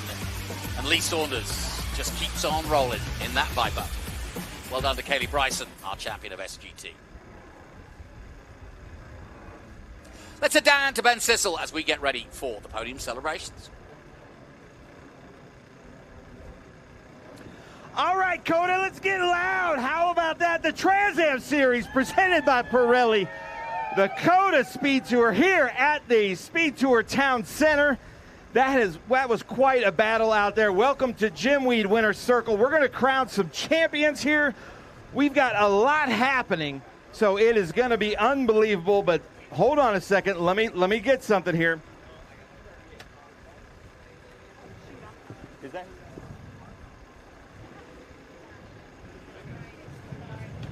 Hold on. We are going to start with GT. Third place from the Dallas, Texas area, the Lone Star State. Let's hear it. Colin Cohen in that beautiful Maserati. Where's Colin? Norwood Auto Italia. Is he here, Chris? He's here somewhere. Here he is. Nice. Come on now, Texas. One of your own, Colin Cohen. Second place in GT, but also our West Coast GT champion, all the way from the Pacific Northwest. Let's hear it for David Hampton, AR Motorsports, Hampton Lumber. Nice, I like that. Keep it up, people. Keep up the energy, Bucky's hat. Also from the Dallas, Texas area, driving that beautiful Maserati, kind of dominated GT this year. Let's hear it for Chris Coffey, another one from the Lone Star State. So, Colin, your partner's on the top step. You're at your favorite track here in your favorite state. How's it feel? It feels really good. I've been coming to this track since it opened, and it gets better and better every time. But thanks to Trans Am, to all of you guys who do the organization, to my team, to Jason Hart, whose encouragement never stops, and Chris, who keeps the car on the road, as well as races, as well as manages the team. So it's been a wonderful season, and I look forward to coming back. And thank you to all the other drivers for your consideration. Appreciate it. Nice. How about that? Lone Star State, Colin Cohen. Doesn't quite have that Texas accent, though, does he? No, he doesn't. David Hampton, our West Coast champion. He wanted to come down here and run in the GT class. He's run almost everything with us this year. That's got to feel good. And you had a good battle out there with these Maseratis. I did for a while, yeah, but they are super fast. And this guy is incredible. So he deserves the win, and we're running out of batteries.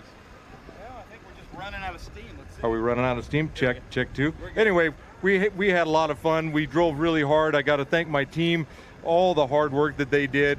It's such a gas to come here. The track is massive, and you just have to go, just really go. So I learned a whole bunch. I wish this was my home track. This guy's got a total edge on everybody, man, but way to go. Nice. How about that, ladies and gentlemen? David Hampton and then Chris Coffey. Now, you know, we got to start out with that whole Ric Flair Nature Boy scream. So hold on, Texas. This is kind of a tradition here. Woo! Nice. That'll break the mic. How was your race out there? Oh, it was incredible. I mean, he gave me a run right there at the start, and I mean, it was a long race, and I was biting my fingernails at these restarts with him right behind me. But the first person I have to thank up here is Colin. Without Colin here, I couldn't be here. I couldn't be even at the track right now. So hats off to him, and thank you for everything that you do for me and keeping me on the racetrack. This is my wife Morgan, and my son Sam over here that came to support me this weekend. I couldn't be happier to have them here this weekend, and it was picturesque. I mean, just absolutely best days of my life right now. It's awesome. And from the Lone Star State, I could say the provisional champion of the National GT, Chris Coffey. How about that, ladies and gentlemen? All right, keep up this energy, Texas. I like that. Oh, sorry, Michelle. And then we do the hats. You guys could throw out the blue hats if you want. Come on now, get loud for a hat, though. Ooh, nice, nice. All right, come on now. Oh, look at that. We might have to wrestle for it. All right, one more time. Colin Cohen, David Hampton, Chris Coffey in GT. Two champions on the podium at the same time. And all of these gentlemen are of age to spray the champagne. Your wife is hiding your kids, Chris. There we go. Come on, Texas. Chris, I wish you could have seen your wife. She took your boy and just disappeared. Nice job, champ. Nice job, champ. Nice job. Colin, you're awesome. Thank you so much. But you're from South Africa, right? Yeah, that's why not the Texas accent. One more time for the GT drivers. Come on, Texas. I love your fingernails. Oh, thank you, yeah. Two-time champion Amy Ruman painted these. I lost a bet. That's why I have red fingernails. Thank you. I feel pretty. Thank you. Super GT in third place, all the way from Florida. Let's hear it. Lee Saunders in that beautiful Dodge Viper. Second place, but our Super GT champion provisionally goes to Kaylee Bryson. And these three have been on the podium with us all season long in different positions. First place, let's hear it in the number 36, Josh Carlson.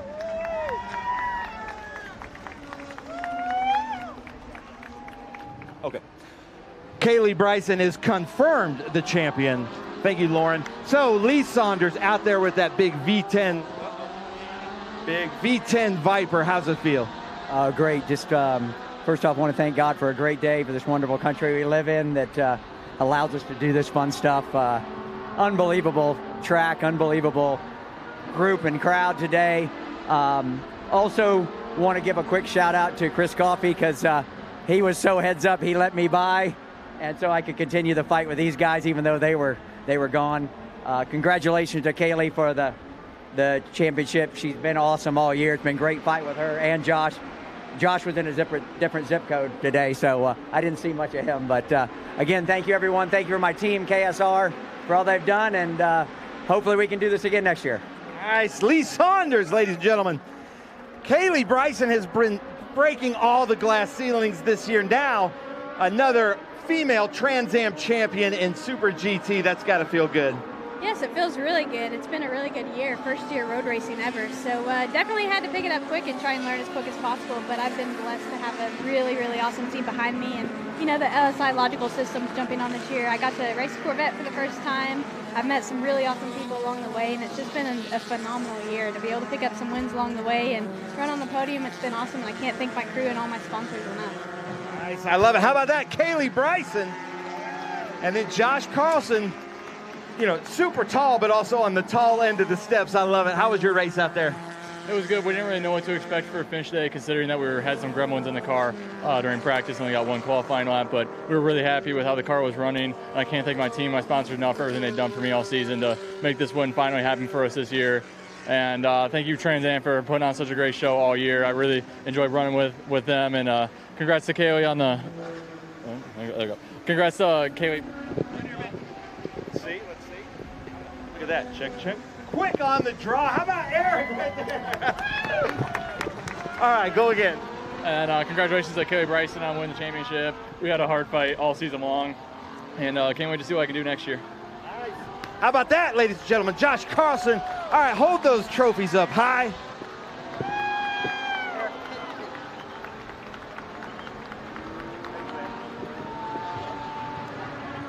All right, Texas, you guys are losing us a little bit. We got to get louder. You want these hats? Come on now, get loud. Lee Saunders, Kaylee Bryson, Josh Carlson. How about that? Hold those trophies up. There we go. Come on, Texas, keep it going. Unless you're filming.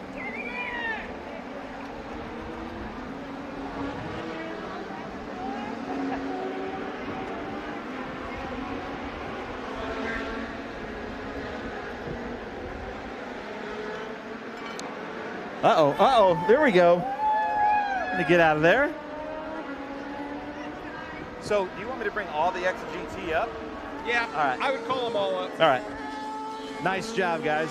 Kaylee, congratulations. You're going to leave me hanging?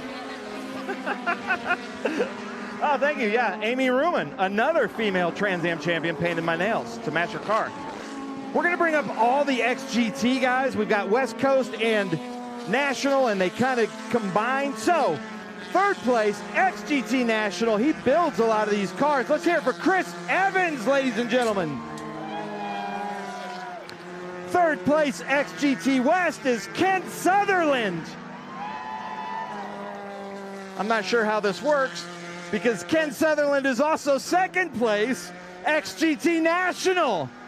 Nice. I don't know how that works. Oh, okay, you're running a boat. Come on up here. Where's Chris Evans? Here we go. Come on up here. Yeah, that equals first. He said, you do the math. Then we're going to go Will Rogers, first place, XGT National. And then we need Michael McAleenan up here in that beautiful Lamborghini XGT West Coast, second place. How about that, ladies and gentlemen? That beautiful Lamborghini. All right, Jessica, I have no idea how we're going to do this, or Eric, do we have any ideas? Here we go. You might have to share, Ken, if you don't mind. There we go. Chris Evans, man, these cars, unbelievable. I know you're going to come back in a big way next year, but to be on the podium at COTA and these beautiful XGTs, unbelievable. Well, it's been 3 years in development.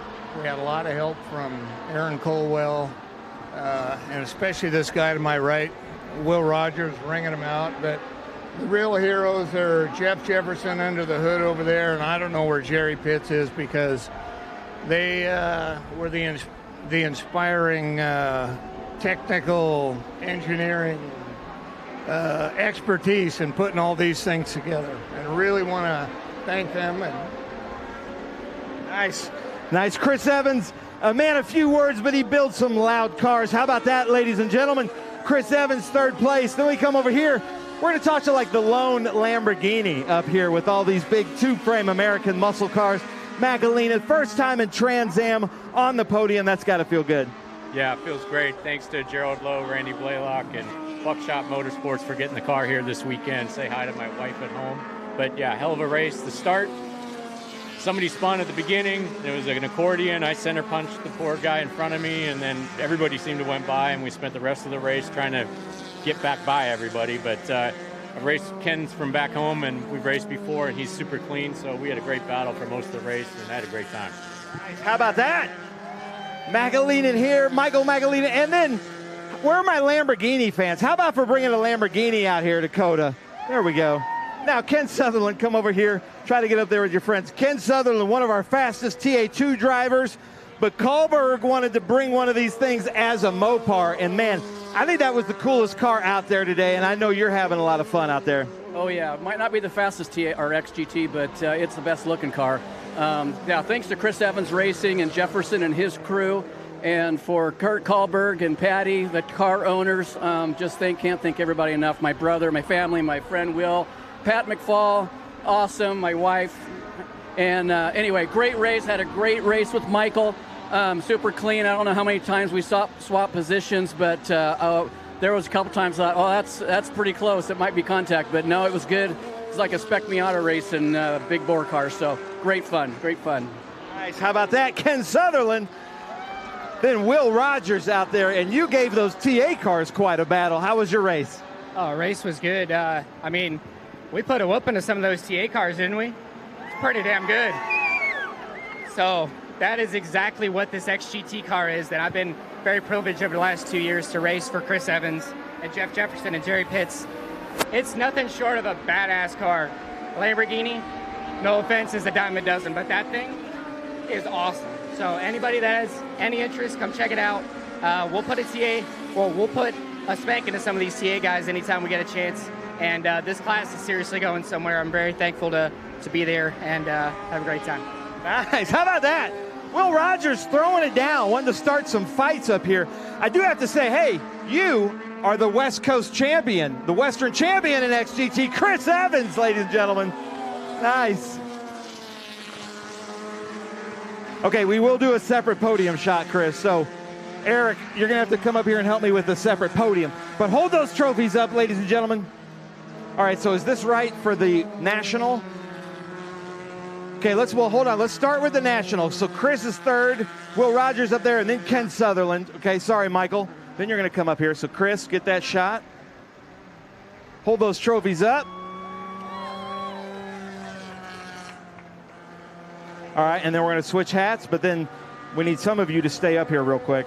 And you can throw those hats out if you want. You can keep them. That dude, Cadillac Racing, wants a hat. All right, hold those trophies up high. Come on now. I like this, Texas. Keep up this energy. There we go. Nice. Okay, now let's bring McAleenan back. In second, Ken Sutherland comes to third, and our champ, Chris Evans, you're excused. Nice job. Okay. All right, hold your trophies up. What about hats? Do we have a hat for him? the hat dance.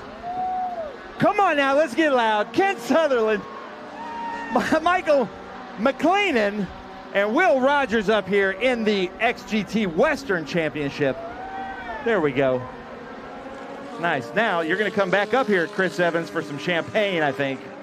I think you're old enough for champagne, Chris Evans. Come on now, Texas. Let's get loud. Don't get any in your eyes. Ken Sutherland, Michael McLean, and Will Rogers, Chris Evans.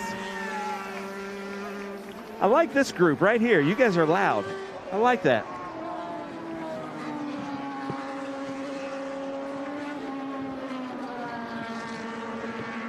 Nice job, guys. Congratulations. And I appreciate you bringing out that Lamborghini despite what Will Rogers had to say. TA, ladies and gentlemen, 900-something horsepower, just absolute monsters. In third place with Dreesy Motorsports. Let's hear it for Don Yount. Where is he? Where is he? Here he is. Come on up here. In second place, another Dreesy Showtime Motorsports. Unbelievable for Tommy Dreesy, ladies and gentlemen.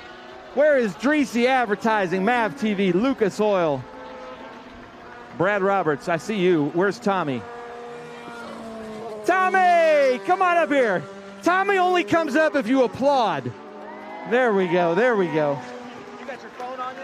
Yeah. All right. In first place, three-time TA champion. Ladies and gentlemen, winning here at Circuit of the Americas. Let's hear it at Jimweed Winner's Circle in that Jimweed car, Chris Dyson.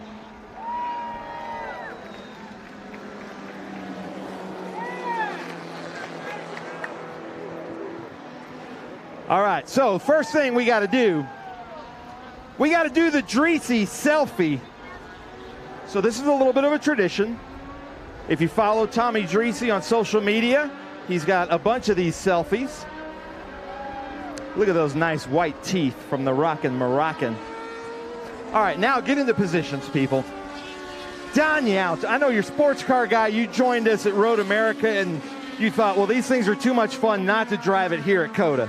That's exactly. I wanted to try it again. I enjoyed it at Road America, and I just had a blast. And the guys did great with the car, so it was a little bit of driver learning, but I had fun. Nice. Yeah. I love it. Anybody you want to thank?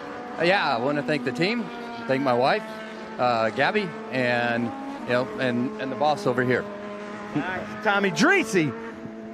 Tommy Dreesy on the podium with your buddy Dyson. That's got to feel good. Yeah, well, he didn't race me like the boss. I was like, at the end, man, he's a Trans Am driver. What a great run. Congratulations to Chris.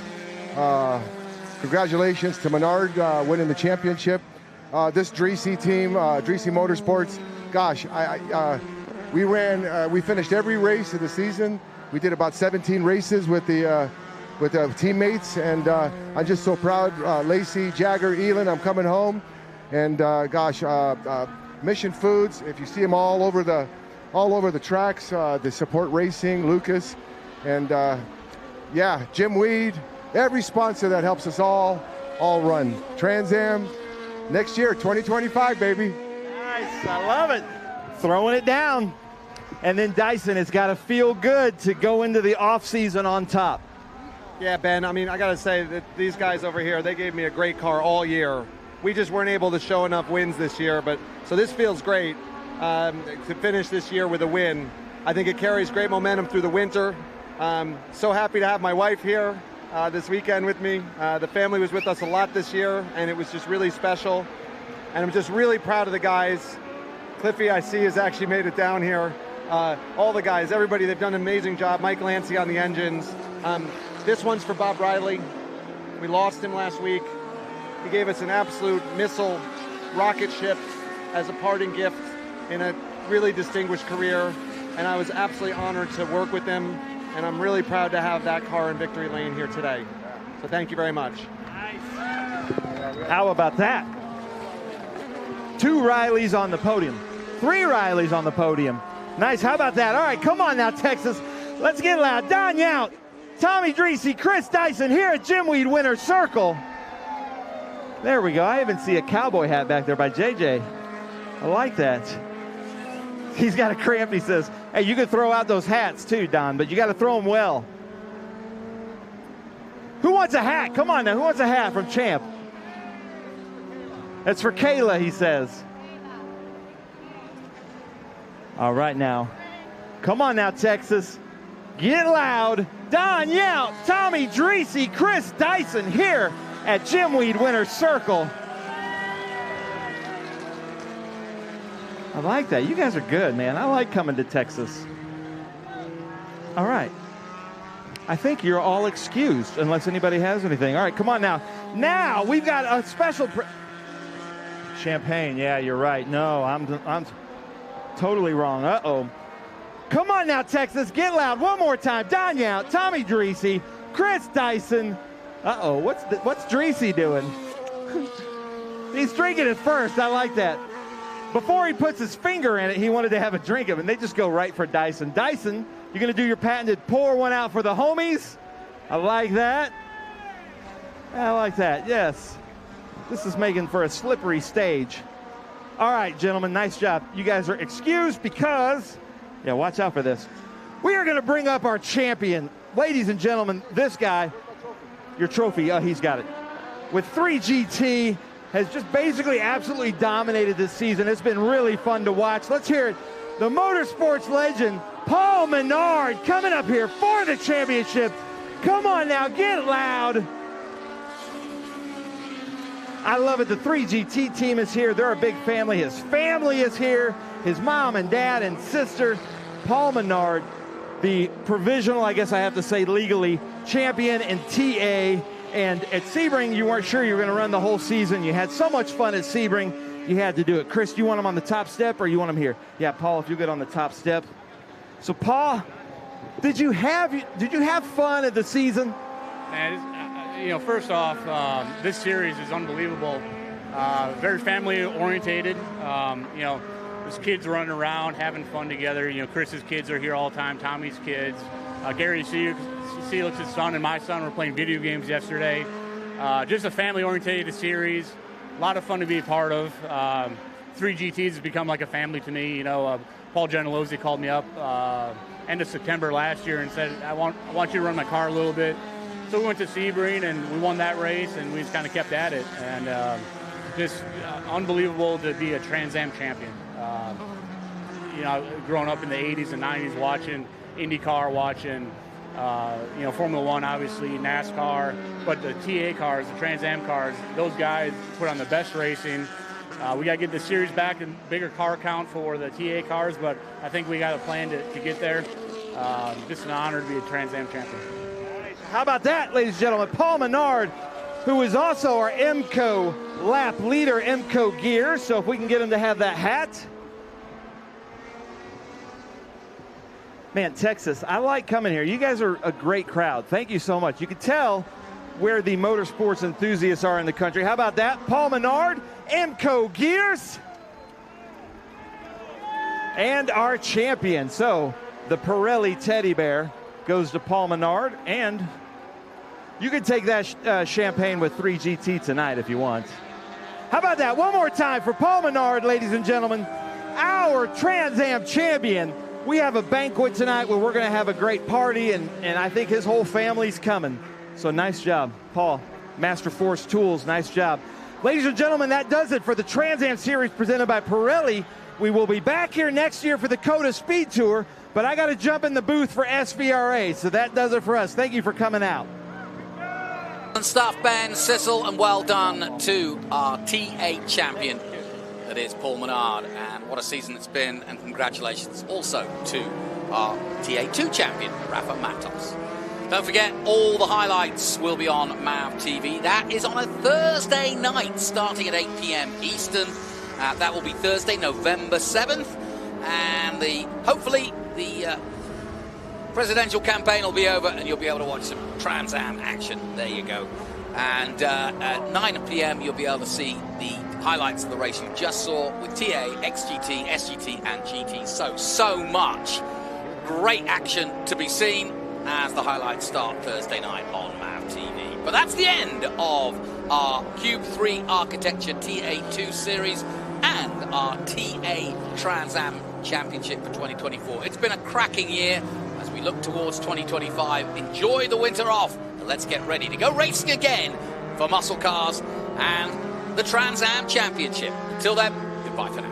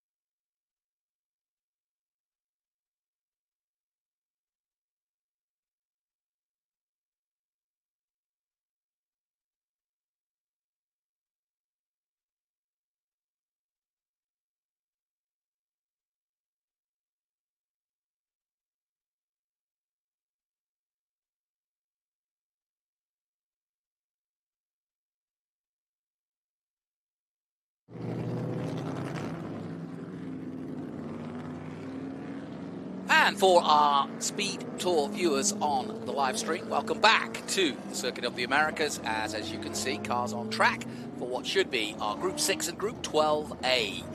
From the Circuit of the Americas, Ben Sissel joining me in the booth as we get ready for some big car action. Lots of muscle involved in this one. We got Vipers, we've got Mustangs, we've got the lot. It's all good stuff, and it's a pretty good field too. We had almost 30 plus cars yesterday. Often as the weekend goes on, we lose a few, but this looks like a pretty packed field once again.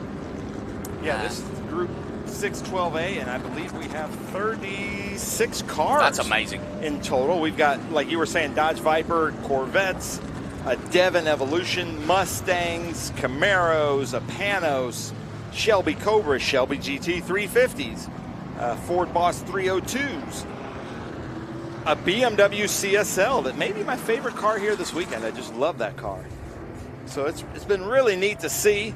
And Jerry Robinson, last year's amateur mechanic of the year in that beautiful green Dodge Viper.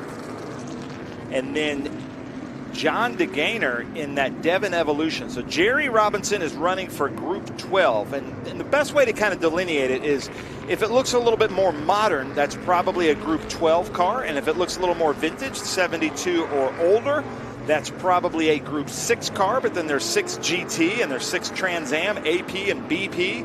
And there's Group 12 MP3 and MP4.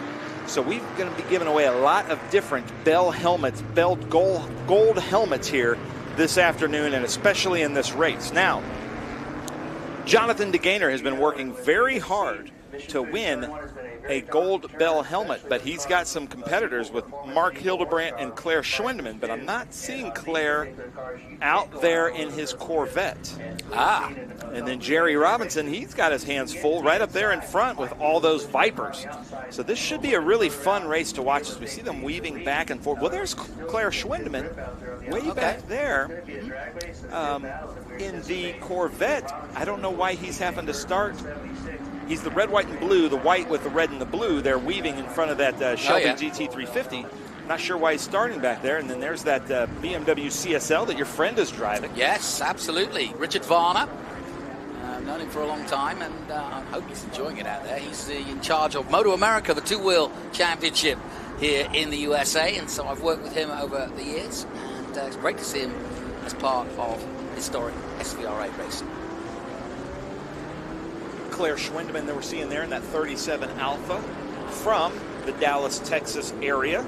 So he's from the Lone Star State, running with Duntov and Concierge Motorsports. And some beautiful Mustangs, but there's that CSL. We're getting some great, like Lake, you're just reading my mind, man. Look at that thing. I actually have that in a Hot Wheel, but I just love the lines of that car. Yeah, it's a classic, isn't it? And of course, that CSL dominated for a period in IMSA here in the States.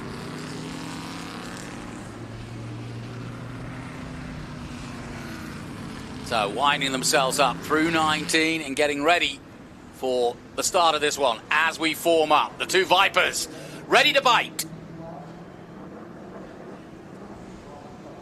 And they'll come towards the green flag, and as soon as they get it, they will accelerate away. And sure enough, away we go. A look to the inside for the 111, but it is the Viper that takes the lead. But it's Michael Gertz. Michael Gertz. He's getting it over Jerry Robinson, and then I think that's Hildebrandt around in that Corvette in second, going side by side into turn 2. Yeah, good start from Hildebrandt and DeGainer up there. Edward Savagian, as you mentioned, from Dallas. And through the S's for the first time, and the two Vipers line astern. I think that's Samuel Lecomte in that Chevrolet Camaro starting 9th, and up there in like 4th or 5th, there is Mark McKayler there. Mark McKayler from Austin, Texas, in that beautiful 3.3 Corvette. And Claire getting mixed up a little bit in that dust that we were seeing in the TA2 race today. Yeah, I saw somebody spin on that dust. There's a lot of dust and debris down on that part of the circuit. You've got to be careful there. Down to 11 then for the first time. Well, Laura Robinson, if you're watching, Jerry's in second place. You got to be pepping them up through our comments because Michael Gertz got a great start, and they're both racing for 12A MP4. Some great Corvettes out there, aren't they? Yeah. Yeah, this is, I mean, the Group 6 car is just so classic, and I'm trying to figure out who's in that Camaro. I'm not sure I have that call right. Well, with Scott Borchetta not taking part in Group 6 anymore, he's so dominated in his Corvette from 1969 for so many years, and so finally giving a little bit of chance for somebody else to have a go. Savagian in that number 9. Yeah, but it's saying on my sheet it's a Corvette. No, that clearly isn't a Corvette, but right. Based on the driving, I'd say that's Edward Savagian. Yeah. Edward Savagian, just a fantastic driver. In the Mustang, though, yeah? No, he's in the Camaro. Ah, right, okay. Or you call it a Camaro. A Camaro. Ah, yes, well, we're posh where I'm from. John Anderson there in that Chevrolet Corvette. Coming around the kind of carousel section, or you call it the Matthew McConaughey section. That's right. Nice little lock-off camera here, just to give you a sense of the speed coming through 19. It's a very quick corner. Well, I'm glad the rain has stayed off. Oh, Jerry Robinson now takes it over Michael Gertz, and then Mark Hildebrandt, Edward Savagian. Jonathan DeGainer, Bob Caudle, John Anderson, Kurt Vogt, and Samuel LeCompte. Well, obviously your message to Laura seemed to have worked. Yeah, nice job, Laura.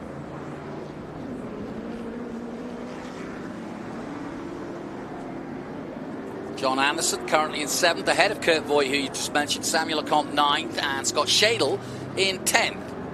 Scott Shadle right behind that red Cobra of AC de Augustine. Coming around these beautiful red, white, and blue stars and stripes here at Circuit of the Americas. Unlike any other track we go to all season long, Jonathan, the red aprons that outline the whole track, the big asphalt painted runoffs, it really does add quite a bit to the character of the track. Yeah, and you only see it in its full glory with the drone. Yeah. So let's see if Look at the gap they pull. Michael Gertz has anything. And they should. These are big modern V10s. And then these are, you know, Chevy 350s and 302s, 327s back here from the 60s and 70s. That was Savagin, surely. Through comes the 32 of Triet. Ooh, Mark McKylier smoking. That's out of the engine. That's not the tires. Oh, he needs to pull over. Yeah. He must be able to either smell or see that. Yeah, that's not good. Oh, he's got his hand up. He's got his hand up. up. He pulls over into one of those exit zones. He's kind of got out of the way a little bit anyway. But he needs to get off the line. Well, that's a shame. You never like to see a good, beautiful, historic car like that. No. Going to succumb. Oh, he's going to turn right in. Oh, that was not needed. Oh, well. It looks like it's coming out of his headers there, that side exhaust. I don't see oil. A lot of times smoke like that, especially if it's blue, it's oil, but it looks like it might just be smoking. So hopefully he's coming around. He did kind of acknowledge with his hands coming up maybe something's wrong. Do you think it's rubbing? No. It's happening a lot on right-hand turns. That's what I was going to say. It's weird, though. Yeah, you're absolutely right. Okay. And he's trying to get telling to tell people to pass on the left. So hopefully he's going to come into pit lane. That's unfortunate. But Laura Robinson in our comments is saying, way to go, Jerry. There you go. See, there we go. Yeah, he's doing the sensible thing because he doesn't want it to blow, but he wants to get it back as quickly as possible. And if it is a case of that, I don't think it's bodywork either. I think it's coming out the exhausts. So there he is at 19, and hopefully he cuts across now and gets into pit lane. Yeah. There he goes. Nice job. As they come down this front straight, and this is such a cool view because our camera operator, Rob, is up on the hill, and then the hill comes straight at the camera for a couple hundred feet, and that's just a shot that we don't ever get. We don't ever get to see the underside of these cars like that. So that's just a really cool shot. Very, very Circuit of the Americas. We see David Furstand going around in that beautiful blue Mustang of the number 18. Cube 3 Architecture S's. Look at the body roll on these cars. Not so much the Viper, but the older vintage cars. Yeah, very much, yeah. Yeah, you can hear the tire squealing underneath them. Oh, that's going to cause problems, and it has. Yeah, that's not the first car to go off there today, but we haven't had many SVRA cars going off there. But once you get on that dirt on the outside there, there's no coming back. He learned that firsthand. I say that because that's his last name. Oh, very good. David Furstand. Oh, I see what you did there. Well, two different iterations of white Corvettes coming into turn 11 here. That's a pretty cool representation. Yeah. 71 of John Scott. And I believe that's Joe Rabot right next to him. Look at that. That's nice. Day is brightening up as well. We're getting a little bit of sunshine down there, certainly heating up a bit.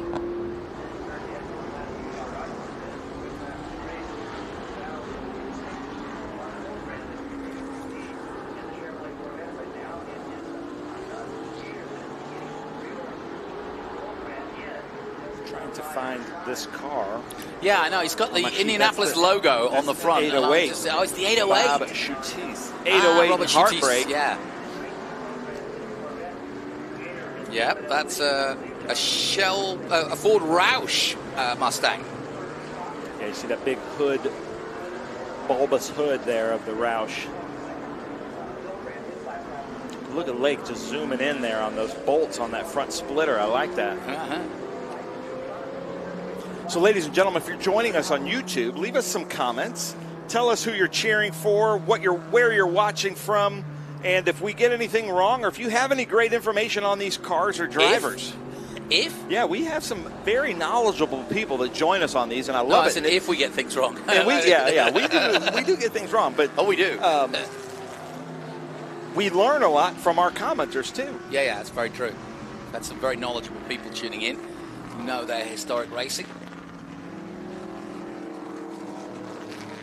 It's been a good year, and there's no question that historic racing is going from strength to strength, quite literally at the moment.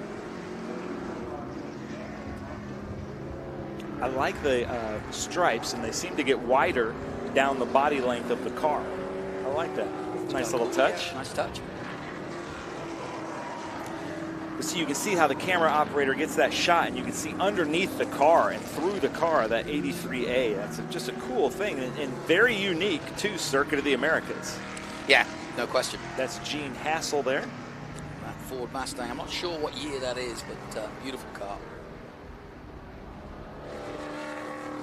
I'm sure our comment section knows. Looks to be like about a 68. There it is. Look at that. Sex on wheels. That BMW CSL. That's not something Richard Varner's ever been described as.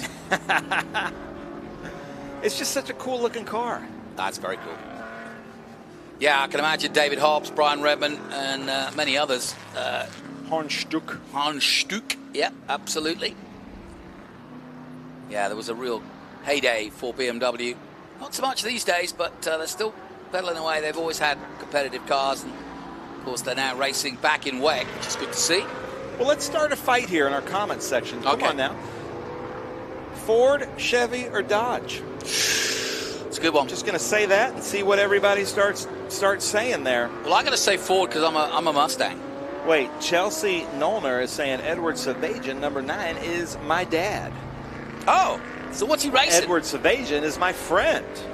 He's in that Camaro. Well, which is it? What do you mean, which is it? Is it dad or friend? Oh, he's my friend.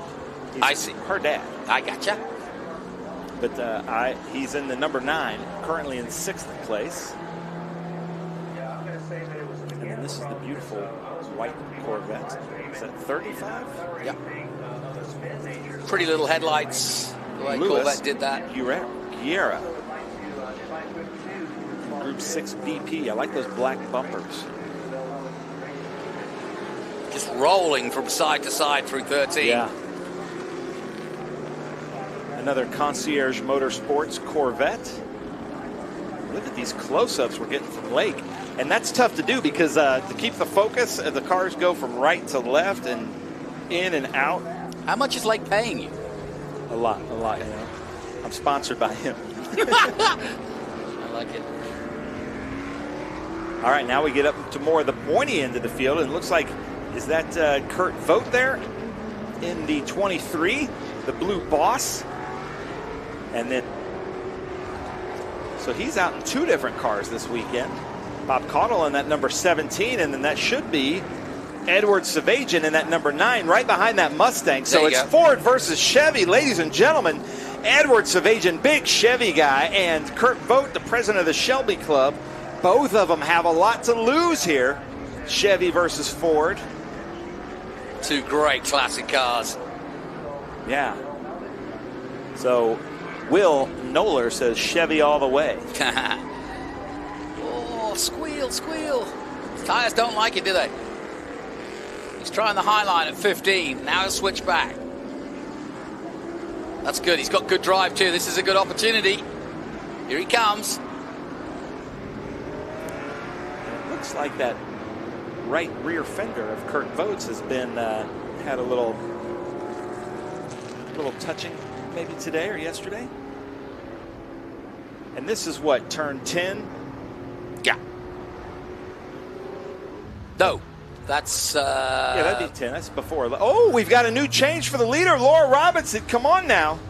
What's happened? Michael Gertz has now taken the lead into Mission Foods turn 1 over Jerry Robinson in that Group 12 MP4. And remember, this is for the helmet. We have a Corvette there off driver's left as they come through the Cube 3 S's.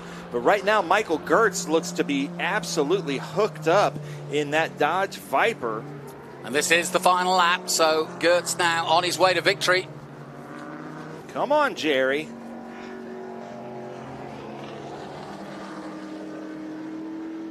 John DeGain has stayed in third place. It has been there throughout this race. Samuel Lecomte's up to fourth now. Kurt Vogt up to fifth. And Edward Savagian in that number 9 is in sixth place now. And like we were talking about yesterday in this group, you know, that's a Carroll Shelby designed car, as was the kind of the Shelby GT 350s, the Shelby Cobras. There's a lot of Carroll Shelby influence in this group. Sure.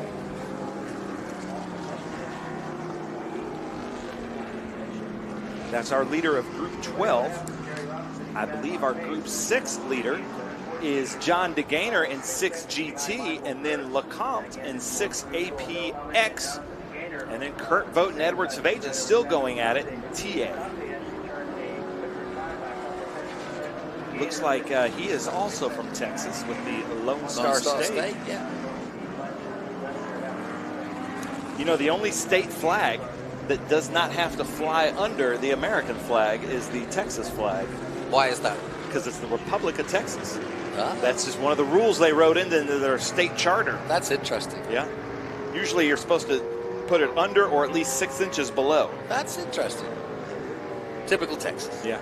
Gotta love it. They just want us to know that they could secede at any time. And you know our state capital is 8 feet higher than the Washington capital. I didn't know that. That's crazy. You know the Texans. Yeah. You know the Everything's Texans. bigger in Texas. Yeah, But there he is, taking it for Group 12 MP4. Michael Gertz in that beautiful Dodge Viper ACRX. Well done then. Jerry was leading for a while, Jerry Robinson, but as you can see, sort of disappeared a little bit.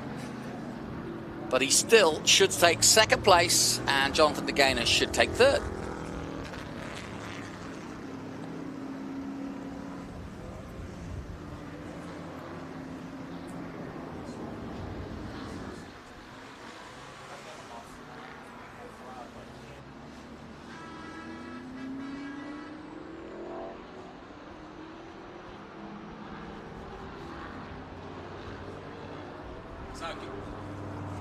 So Gertz making his way back.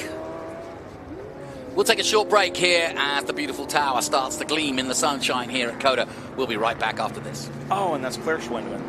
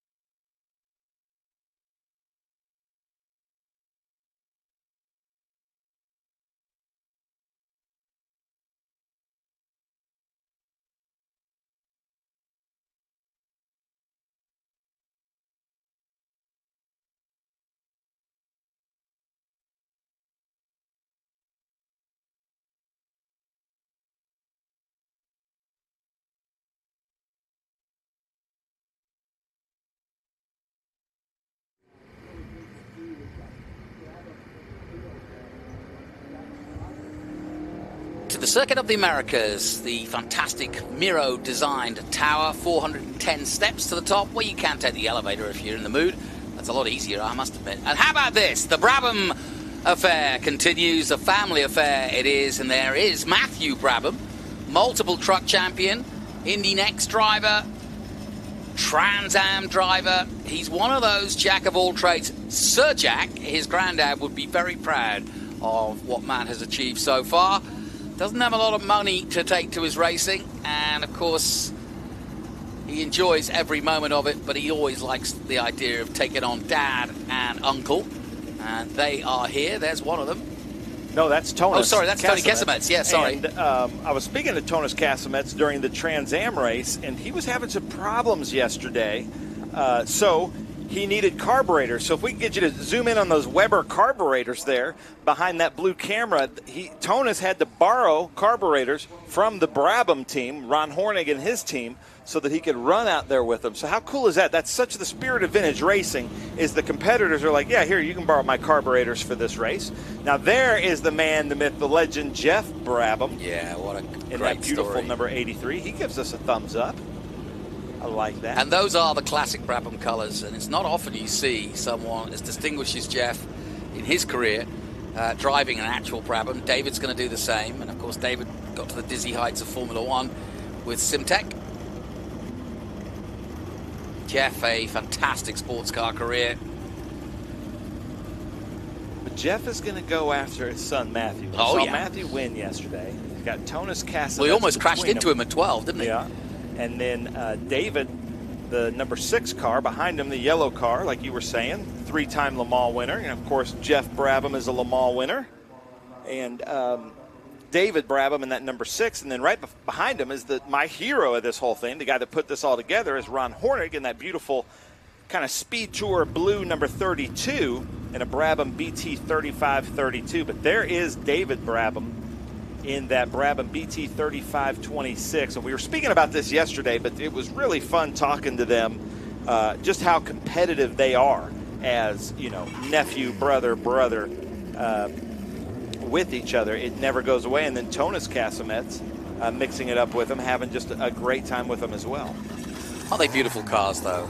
Simple, but just exuding speed, and it's great. I just love seeing these old cars out here. We've got Chevrons as well as Brabhams. We've got a whole bunch of Brabhams. Van Diemen's, Swifts.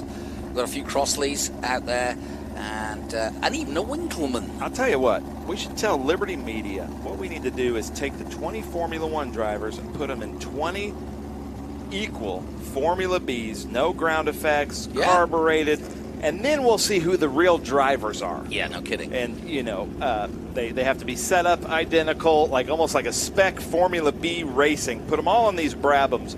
I think that would be one heck of a show. It would be. And then they could do Monaco. You know, Monaco was built for cars about this size. Yeah. And the cars we're racing at Monaco now are about the size of a full-size Chevy Suburban. So you can see why Monaco looks so small now, but with, you know, 20 of these cars, you got all the room in the world. Yeah, we just got a shot of Ron Hornig in the 32 in his Brabham. BT35 or 35-32.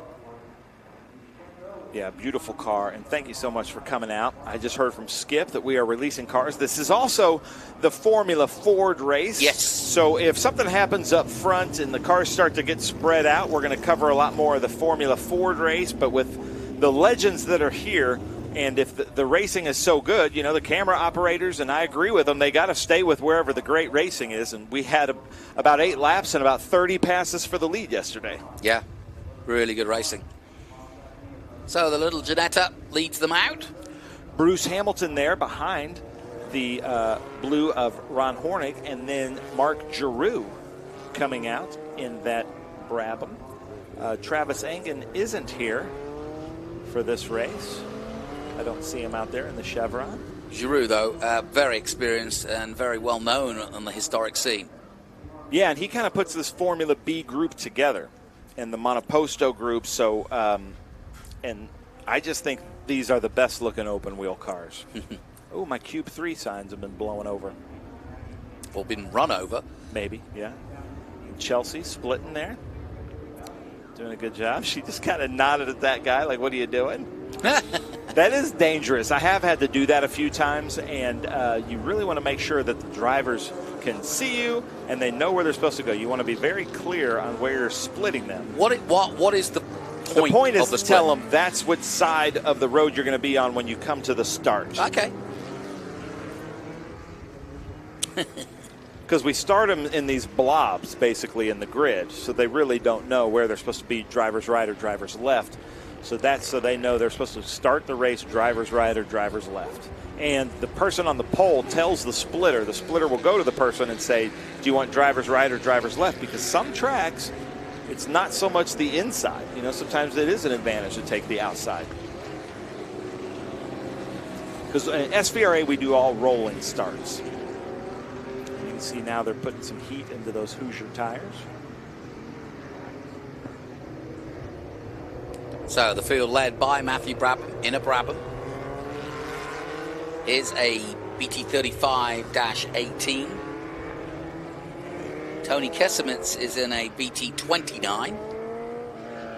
And then his father, that's Matt's father, is in the BT35-31. So very similar cars, father and son. And then David's got a 35-26. So they've all equally yoked in that respect. Give them a fair chance to race each other.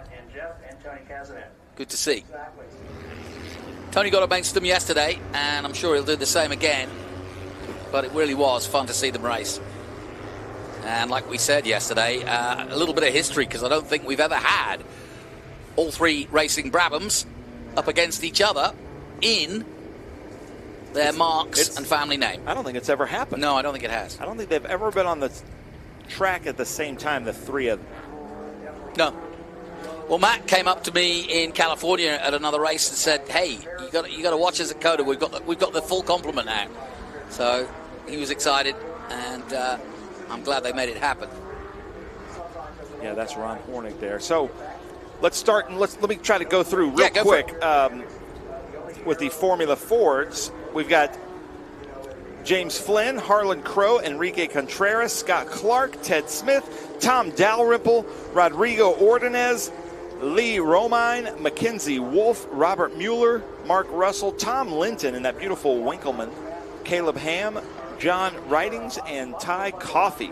23 cars in this Group 2. That's a self-imposed split start between the Formula Fords and the Formula Bs. And the best way to know the difference, Formula Bs just have much wider Formula 1 looking tires. Mm-hmm.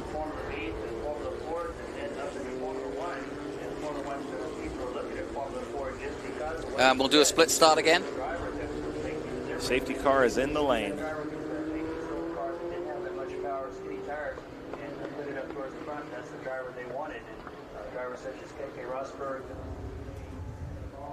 So here we go.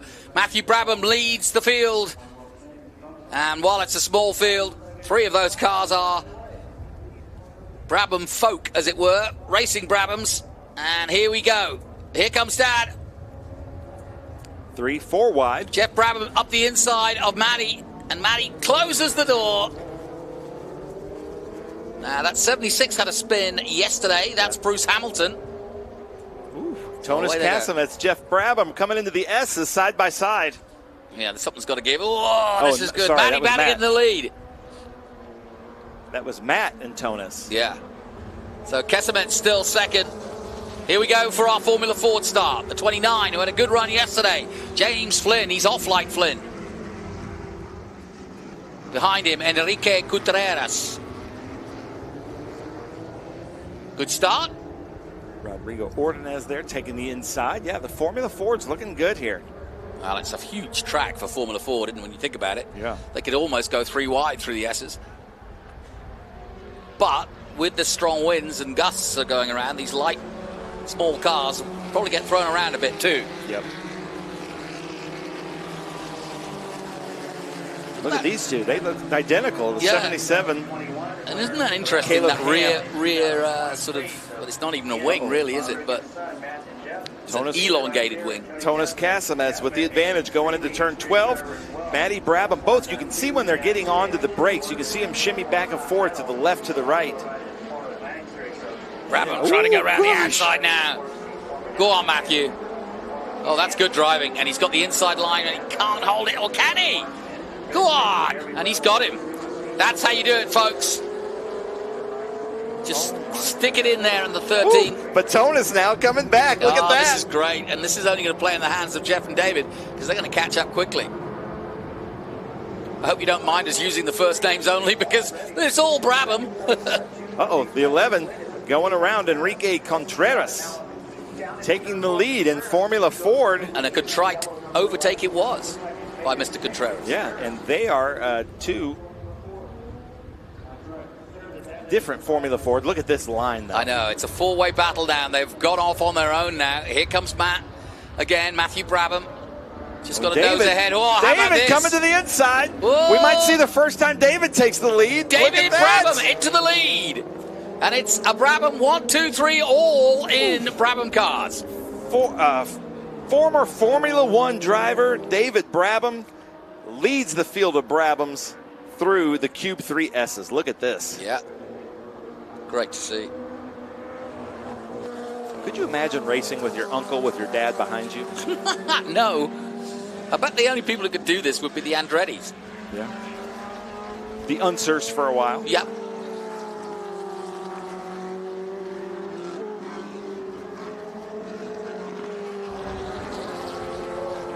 So David Brabham in the all-yellow Brabham ahead of his nephew. Here comes Dad. Jeff Brabham up the inside at 11. Thinks better of it. Now at 12 yesterday, Jeff Brabham almost outbraked himself and hit the back of Matt Brabham, but luckily it was avoided. Let's hope they get safely through it this time. Here comes Matthew Brabham again. In just one lap, Batonis went from first to fourth, and that's kind of what we're seeing with this. It's all about the drafting down the front straight and the back straight. Matthew Brabham now having the advantage coming into 12. And now Tonis trying to take it.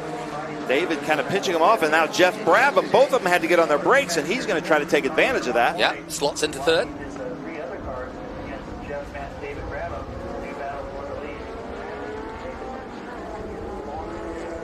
Oh, beautiful. Side by side here. Ladies and gentlemen. Brothers in arms. Family feud time again, says boy from New York. Uh-oh. That's an odd one. Looks like a mechanical. Yeah, it's pulling off at 11. That may be okay to leave, I'm not sure. That's Harlan Crow stuck out there in the 14. Was in 10th position. Meanwhile, our Brabhams line astern, all four of them up the hill. And again, popping out. Oh, but Tonis is coming too. Tonis is doing the exact same thing David did last lap. Yeah. David popped out, and then Tonis came and took the inside, and now it's Tonis, David, Matthew, Jeff.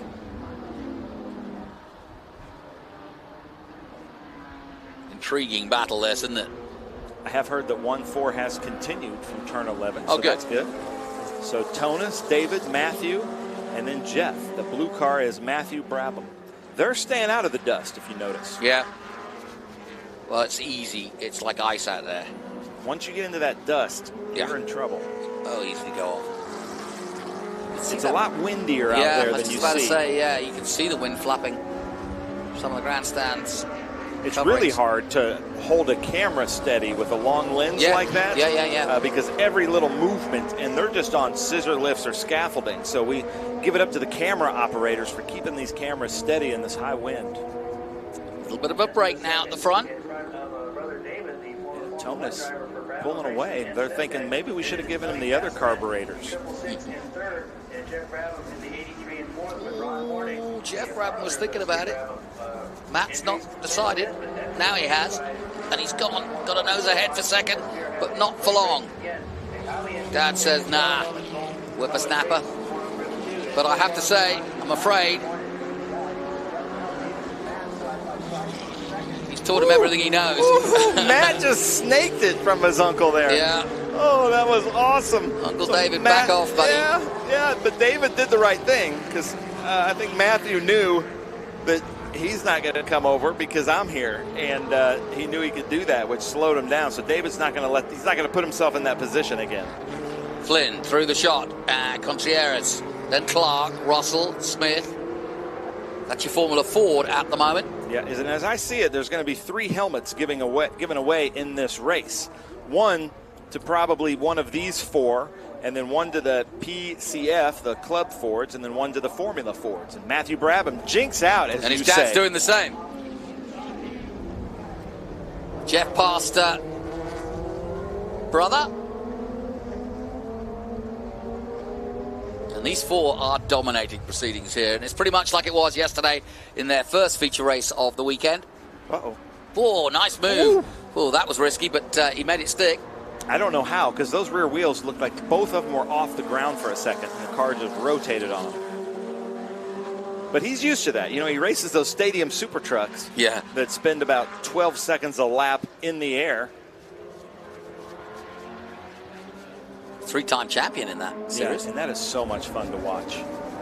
We had him with us at the Big Machine Music City Grand Prix, and so much fun to watch in those city streets. Casemets back into the lead at 11.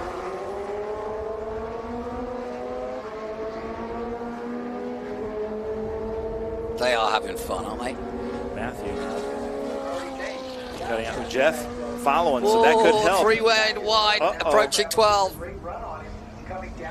Now, by theory, Jeff Brabham should take the corner. Matthew thinks better of it. Kesemet slots into second.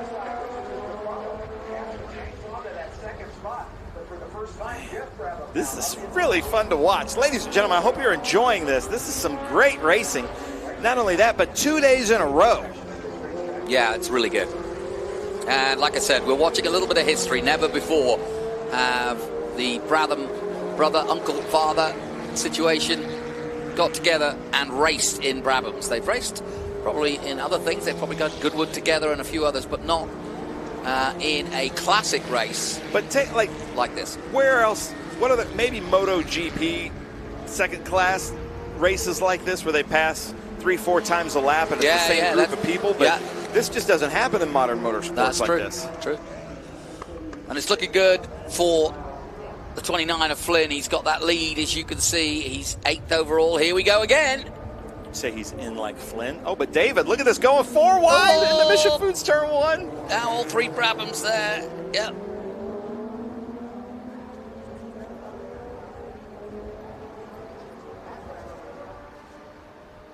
Jeff is going to make a mental note of that. They're just learning every lap where each one likes to come out, where the other one is stronger, the other one is weaker.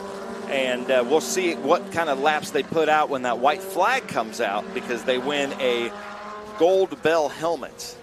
The national champion wins a gold bell helmet, and not a helmet, trophy helmet, like a real $800 to $1,000 bell helmet.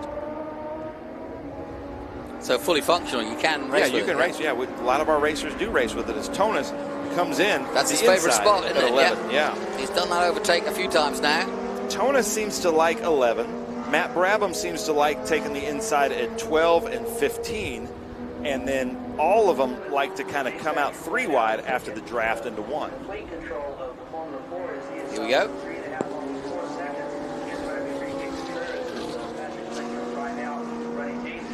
We should have had Adam Andretti stay up here with us and announce this. Yeah.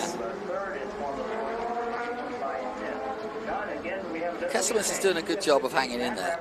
Oh, look up from Jeff. David comes back at him side by side, and oh, this is great. You can tell the respect, can't you? Both for the machinery and, of course, each other. There goes Ron Hornick. Yeah, how far has he dropped back now? Well, he's still at 6. Just ahead of Marc Giroux. There's Giroux. Yeah. Giroux like kangaroo is what it says. Okay.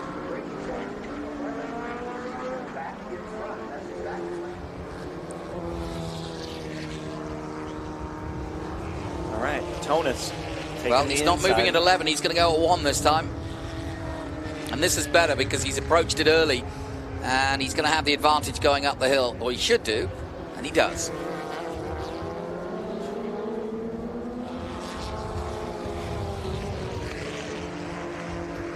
This is all mechanical grip, ladies and gentlemen. There's no wings, no downforce. These Hoosier bias ply tires, like it should be. Look at the slip angle on those things. Beautiful, isn't it? It's great.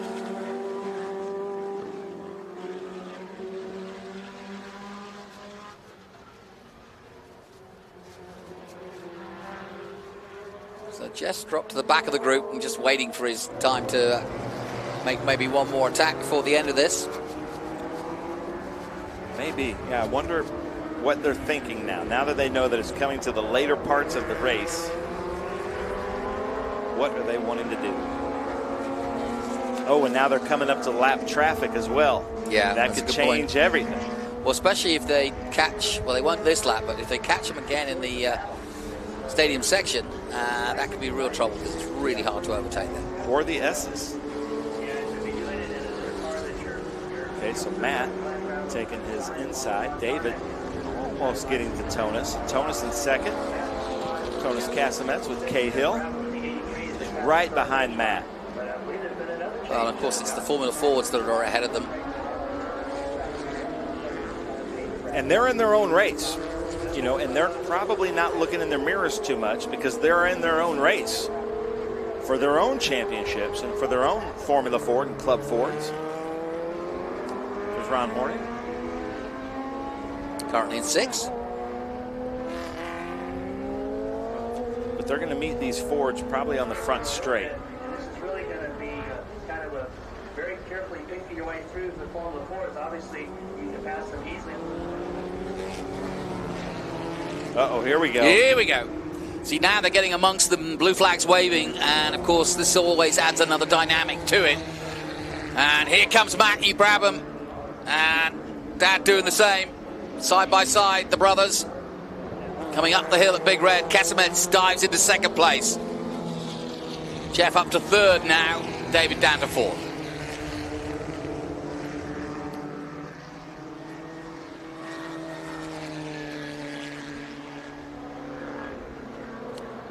It looks like Tonis and Matt like racing with each other, and Yeah. Jeff and David like racing Yeah. with each other.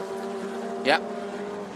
You've got to think that Jeff and David, you know, they're hardly doing a lot of racing these days. Develop their own car. I think David does a lot of coaching. Yeah. Oh, here comes Tonis at his turn 11 that And he his likes. famous overtake, yeah, and he's going for it again. But he knows that he's going to get drafted. You know, I don't understand why he really likes that. I wonder what would happen if he just stayed behind and then took Matt into 11, because now Matt's going to come right back and take him to the inside of 12. That's exactly what he's lining himself up to But do. now they might catch these Fords in that stadium section. Now this is where it's going to get interesting, as you say. The Bennett Bridge Hall Stadium section now, and Jeff looking to take the inside. But yeah, they're going to have to take that Ford, and then not ideal place. Oh, the Ford gets over. Thank you. See, there we go. There's some heads-up driving. We have the 1-1 off there at 13. Matthew, what are you doing here? He gets real aggressive here. Gutierrez? Enrique? It's gone off? Well, that's the number 11. Is that who you meant? Yeah. Okay.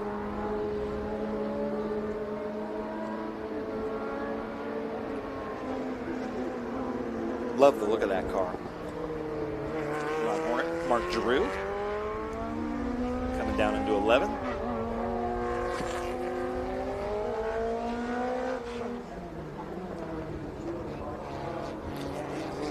Okay. Blue flags being waved. White flag next time by. So we've got 2 laps to go.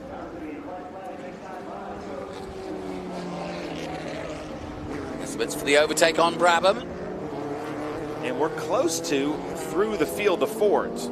So they might have their last lap clean ahead of them. Yeah.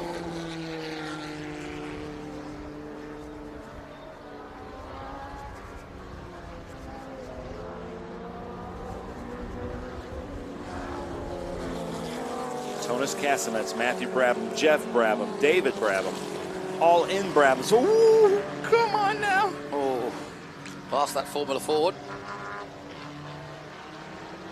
Not an ideal place to catch up to lap traffic. David has now fallen back. I think he had to get hard onto the brakes and has now fallen back, and he's going to miss the draft as Matthew comes in. Now Tonis is going to have the advantage going into 12. You know, that was a good overtake by Matt. Just getting himself wound up, but of course now it's side by side.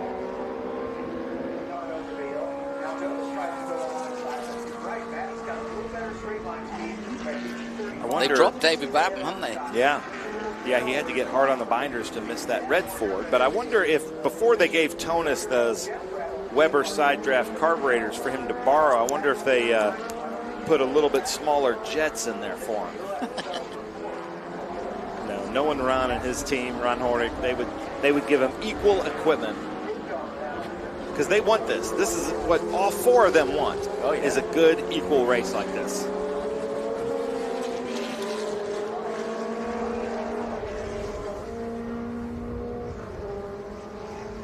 No change in the Formula Ford as Flynn still 8th.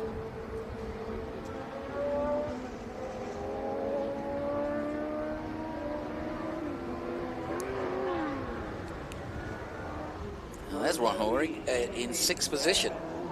Oh, here's the white flag.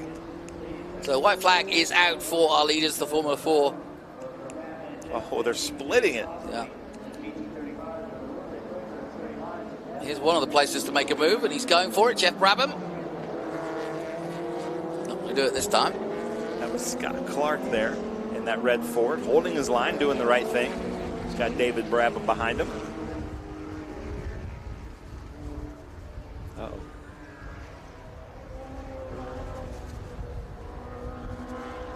Final lap then. Who's it going to be? Who do you think? Who do you think's Ben? I don't know. So if Matt passes Tonis into 11, then I think Tonis has the advantage. If Matt hangs back and lets Tonis go into the lead at 11, I think Matt Brabham might have the advantage. Down to 11 for the last time. Chance for an overtake for Matthew Brabham. He jigs to the inside of Tony Kesemets. And that's a textbook overtake at the Circuit of the Americas, and he's got good drive out too. That was textbook. He does have good drive, but I think Tonis can come and get him through the draft. And then if Tonis can keep the lead through the stadium section, I think Tonis has it. So you could tell me, Ben, but we've got helmets galore in this one, haven't we? I think we have 3 helmets to give away in this one. But Jeff Brabham making a move, maybe. But there's Tonis. Oh, and Matt staying with them. Stay your foot in, son. Gosh. What a finish this is going to be. Jeff Brabham, son ahead of him. They've got an imposter in Tony Kesemets trying to beat both of them because that's a great laurel for him.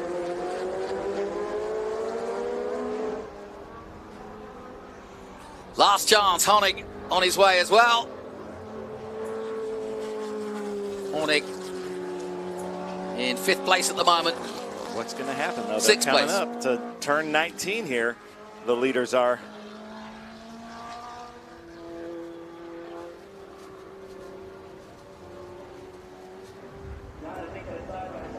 Here they come. Here they come. And there's the checkered flag. It is going to be Tony Kesemets who takes the win and beats the Brabhams. Yeah, so Tonis Kesemets, after passing Tech, will be our Group 2 Formula B Gold Bell helmet. Then let's see if Flynn is still in the lead for PCF. I think he is. And he's 8th. See if he's overall. in like Flynn. In like Flynn, that's what we need.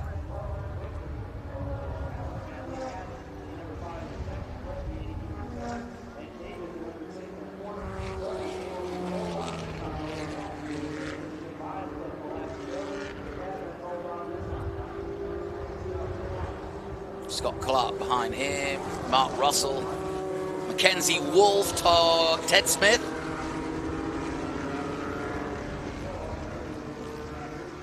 Oh. There's Hamilton.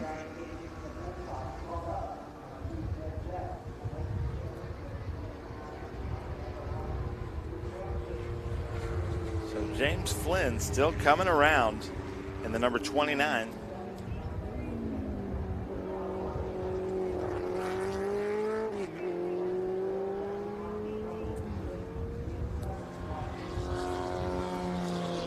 Well, I'm You glad can the weather see has improved. how windy it is, Yeah, because it's I'm very sure Ron windy, has yeah. his tripod locked in, and it's still blowing around that much. So there's Ron Hornig and Mark Giroux. Yeah. So that does it for the Formula Bs. Where are the leaders in Formula 4? They should be along pretty soon, and they're going to be 8th overall, but more importantly, James Flynn's going to win ahead of Scott Clark and Mark Russell. We await their arrival. Boy, it is breezy up there, isn't it? So car number 4, Mackenzie Wolf, is our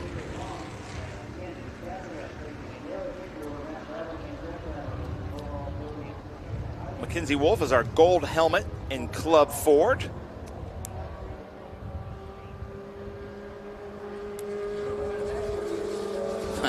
Seems like an eternity, doesn't it?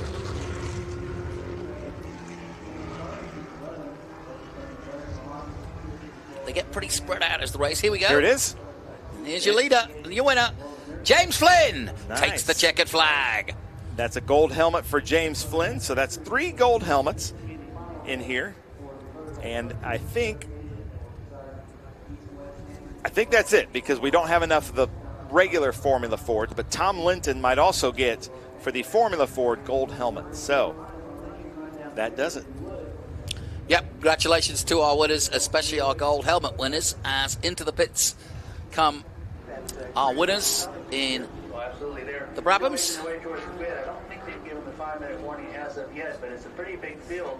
We had actually we're not just now getting the 5-minute warning, but a great turnout field. So plenty of action in that one. Let's take a quick look at some of the highlights of our Group 2. And away we went. Split group. Mackie Brabham led early, and it was James Flynn leading. Great racing. Kesemitz and Brabham. Brabham going round the outside at 13 The whole and race 14. was a highlight. Yeah, the whole race was a highlight. You're absolutely right. Kesemitz dropped to 4th, and then it was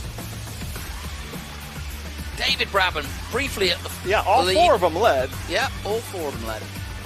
14 in Formula Ford went off and parked it. Oh, big moment as Matty barged his way through on David. Jeff leading at that point, and then he dropped back. Just great action, and a little bit of history for you as the Brabhams complete a unique triple. All right, we'll take a short break. We'll be back from the Speed Tour with more to come after this. Rev up and get ready for race day with Mission Foods. The world's best racers and tastiest products come together to make every race delicious. Fully loaded tacos, fast wraps, piled high nachos. Whatever you crave, Mission will help you be race ready with easy to make recipes that will take your race day to the finish line. Keep your racing delicious and enjoy all the mouth-watering action. Brought to you by Mission Foods. Too fast, too tasty. Hawk Performance packs 100 years of friction dynamics into every product. Backed by Carlisle Brake and Friction, the world's premier innovator of industrial brake and friction components, Hawk leverages R&D tools and motorsports experience to deliver uncompromising performance on the street. There's no reason to settle for less. Choose pads that are race-proven and street legal. Find the Hawk Performance brake dealer near you at hawkperformance.com.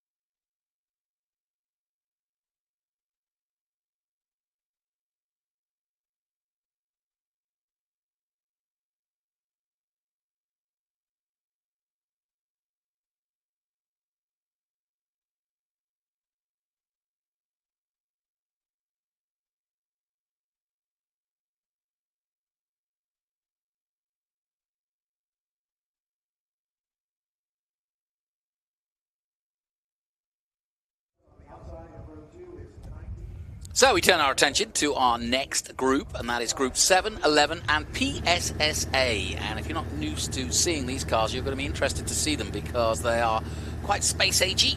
And there's your leading man, that's Jonathan Finstrom, and he is in a Stordacre S12. And we looked at this car yesterday, and it's pretty special, as you can see. It's well, it's racy, as you can see, but it's kind of got a combination of so many other different cars, and it's kind of like a Radical, but you know, it's got the big wings in the front and the back, and or the arches, I should say. But a unique-looking machine in many ways, and watching it through the S's yesterday was phenomenal. Really cool day yesterday watching these guys. TrackDayCars.com is who his sponsor is, and Biaz. But we've got quite a host of different cars, as you can see. We've even got some Rushes out there, some Rush SRs built in Houston, Texas. We've got a Radical SR10, a Riley Daytona, and a Huffaker Genie Mark 8. So always good. Got a few modern Revolutions. There you go. There's local man Judd Miller. I think his car prepared at S's. Gets ready to go racing, and it's sort of a roll bar turned into a halo, really, with the top of the car. It's an open car, but as you can see, got plenty of protection on it, and he's nicely plopped in there as he heads off. I really like that color scheme and the way he's done that. That's nice. So, bit of old and new here for this one, but again, a good strong field as Chelsea brings them out. And we had over 25 entries yesterday, and it looks as though we've got a strong return chasing that golden helmet for today as well.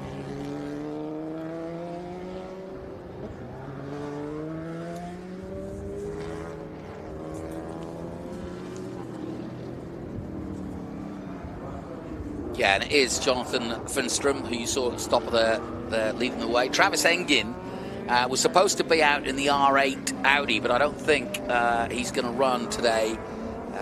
Quite an aggressive race he had, not himself, but they came together, did he and the Studaka. So Travis choosing, I think, to not race today. Not sure if there was any damage to the car, but either way.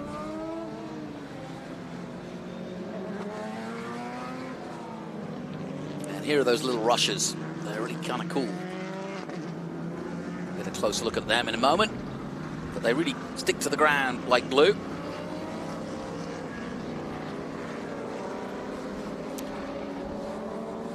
On their warm-up lap then.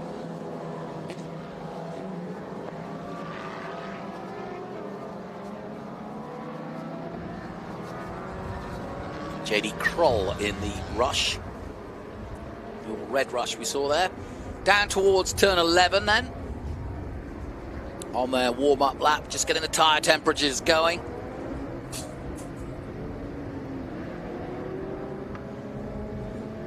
And it's good to see Matriano Lim out there as well. Landon Matriano Lim, who's one of our FR drivers. You see him in that red, yellow, and orange car.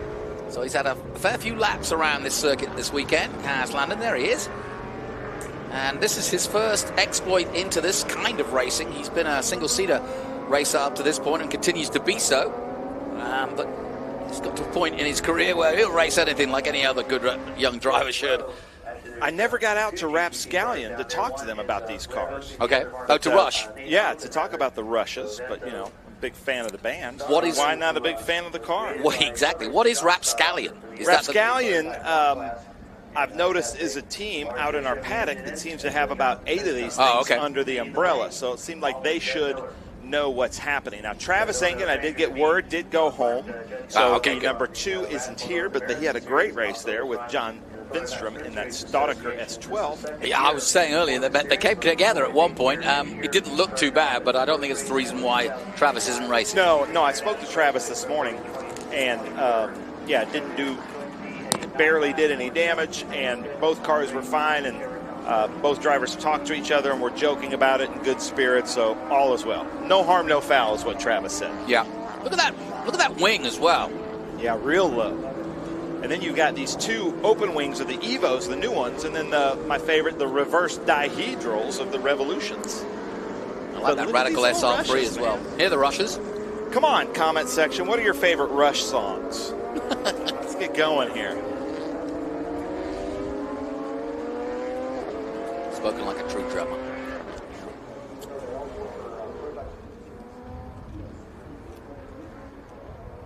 Right, here we go then.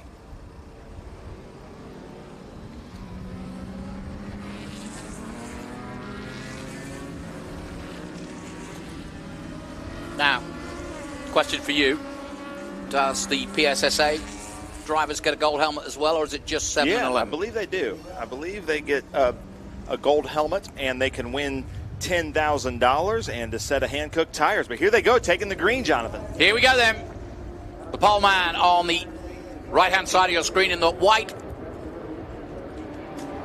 But he's under pressure immediately from Tim Daly Jr. and Judd Miller. Judd Miller on the outside in the 15 all green. Under Pressure is not a Rush song. Oh, that's true. That was Queen. Bowie. Sorry, yeah. It was Queen, then it was Queen and Bowie. So, a good start as they come through the S's for the first time. Now, just like yesterday, Jonathan Finstrom in that Staudacher. Oh, that is a big off for Judd Miller. Ooh, that's going to be... You know what? I've got a feeling... Look at the breeze in the background. That could partly be due to the speed he was going, but also it just got light as soon as it started to get loose. And I think the wind also helped. I believe you're right. And I wouldn't have thought that, but I was listening to your broadcast today in the Trans Am race with Scott Goodyear, and he was saying that. He was saying, look at the flag, and now they're going to have a weird tailwind coming down the S's, and I believe that's exactly what happened there. Yeah, it's a different... we're so used to an east-west wind here at this part of the track at Elroy, but in this last week, we've been having wind coming off the Gulf and coming south to north. So that's what we've still got, and if you see the big American flag, you'll see that's where the wind is blowing. So we're under caution. The safety car is out. I'm struggling, Jonathan, I got to tell you. It's kind of late in the day, and we've had, it's a big weekend, and I just basically lost my pen and panicked a little bit. But yeah, we are under double yellow in the Group 711 PSSA. I did wonder what you were doing under the table. Nails painted, look searching for pen. Yeah, it looks very, very suspect.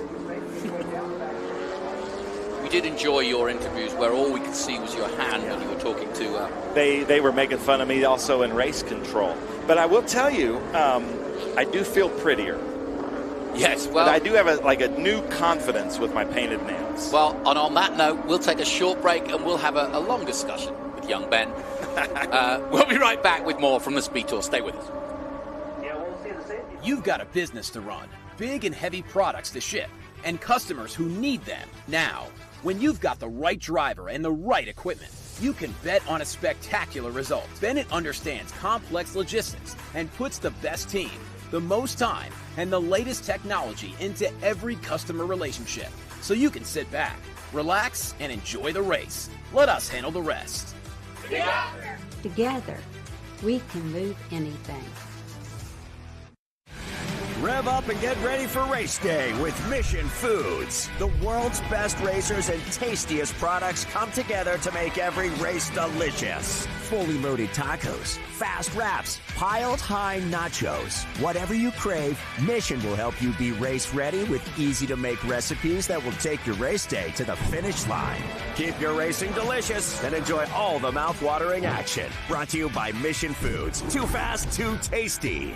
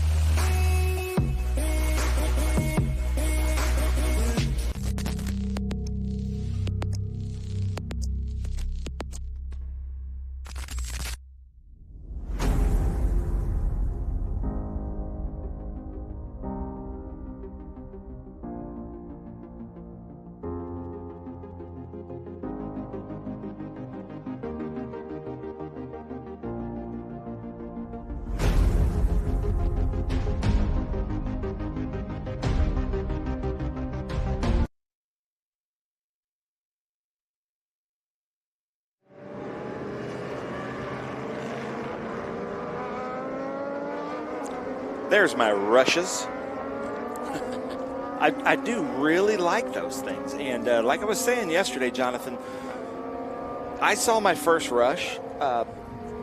I saw my first Rush concert in 7th grade, but I saw my first Rush race car at the Memorial Day Classic at Lime Rock. Gary Gray's friend brought a white Rush, and he was telling me all about it. They're made in Houston, Texas. Really cool cars.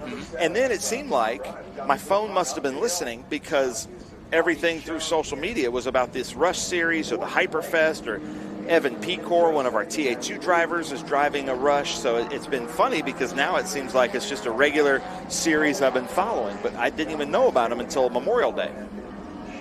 Yeah, you know, I was saying yesterday, I don't think I know of another manufacturer of race cars in Houston. There's race teams like Rizzi Competizione, Ferrari team. There's AJ Foyt, obviously came from Houston and had a base there for many years. But as far as I know, not producing race cars. So this is quite unique and quite fun to see, and here they are. Looks like just a bunch of Shriners out there in race cars. I love it. And you know me, I like my 67 Mini Cooper S's, and this just looks like a kind of a modern version of the same footprint. It just looks like that would be so much fun to race. Now you see the wind. Look at that flag. Yeah. There's a lot of wind out there today. He's like, hey, we're on camera. Wave, dude. I just waved at him like he could see me. Wave. Come on now. Wave at the camera. He's trying to do his job. Come on. Yeah, he's trying to call the green flag. But there's the pace car. So maybe Matthew can get him to wave. Are we going for another lap? Oh, yeah. So Finstrom, that car back there, 1, 2, 3, 4, 5 back, the white car, the Staudacher S12, that is a very quick car at speed.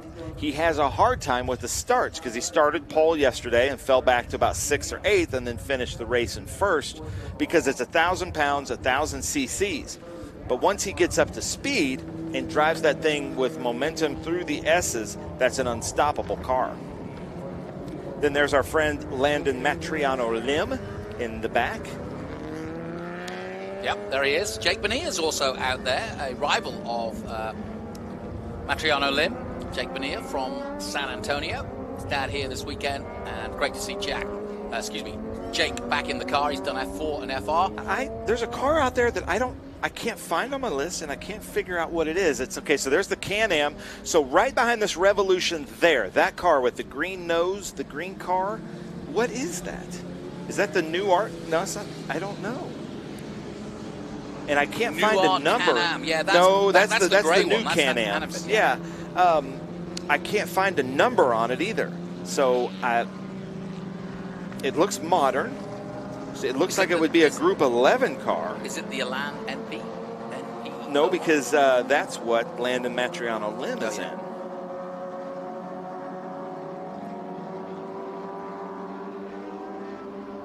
I'm guessing that could be the Carbier, but I always know Carbier is sports racers, but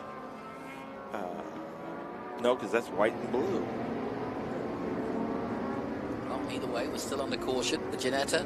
Okay, so 1, 2, 3, 4, 5, 6, 7, 8. A car that's in 8th position. Kevin Madsen. This one. Ligier JSP4. Ah, well, there you go. Yes, that makes sense. So what's a P4? Well, I don't know, but I've been talking to yesterday to the sales director of Ligier, and there's no question. I was saying that Ligier back on the up and up in the last few years, certainly now with single-seaters and their sports cars. And of course, they were a perennial force in Formula One for many years. They're not going back to Formula One, but they are getting some really nice modern sports cars going, and of course running the engines and the chassis in our Formula 4 and Formula FR series. So they have a big presence here in the States. So Lake, if you can hear us, 1, 2, 3, 4, 5, 6, 7, 8 back. I cannot, because it also looks like it has the number 3 on it. I'm so confused, ladies and gentlemen. I apologize, but I do like to figure out if there's a car out there that I don't know, I like to figure out what that is. I'm guessing it's the Ligier JSP4. Well, you've got your man on it. There's your Can-Am. Here we go. There's your that one right there. It is number 1. Yeah, see, look at that. We can always count on Lake. Oh, it's there's the Ligier. Ligier Well, badges. what did you say? So Thank I doubted you, Lake. myself, but there it is. So thank you. Now I can move on. So you're going to get There's off that. one of our Gold Bell helmets in Philip Lewis. He was the 2017 Gold Bell helmet winner, and there's those rushes. We can always count on Lake to figure it out for us. Absolutely.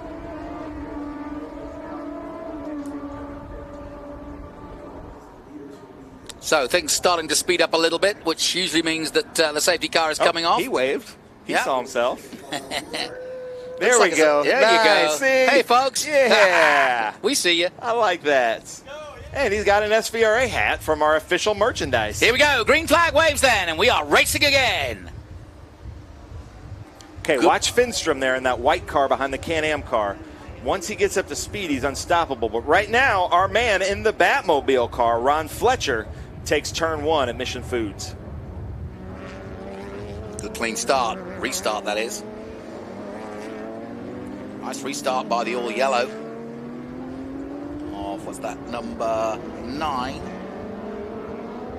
That's Jake Donnellan in the Kabir RSR. How do you not look at these little rushes and just smile? They are fun, don't they? They look like they should be on a great go-kart track. Really put them through their paces. Ooh, around the outside goes the 95. Ooh, in that dirt. Oh, he's got to be careful there. We've seen some spins already this weekend on that dirt.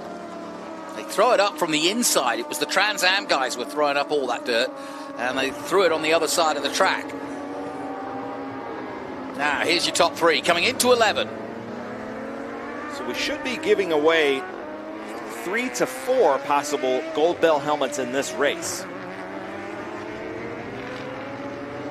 So is it the winner of each class? That's yes. who you, yeah, okay. so there's a group 11, there's a PS1, there's Oh, a group see. 7 CA1, there's a PS2.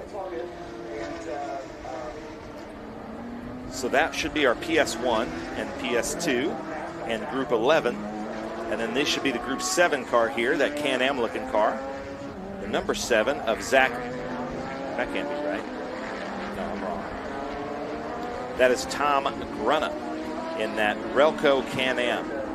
Yeah, I like that. They do look like the McLaren M8Bs and M8Fs. Classic Can-Am car, yeah. But there's that Ligier we were talking about. Really cool looking car. It is a good looking car. You're absolutely right. I think young Ryan Sheehan had a test in one of those in Europe, one of our runners-up in the FR Championship. Let's have a look at the restart. Here it is. And it was a good restart and a great jump off the line by Ron Fletcher. He got away well, didn't he? He did, yeah.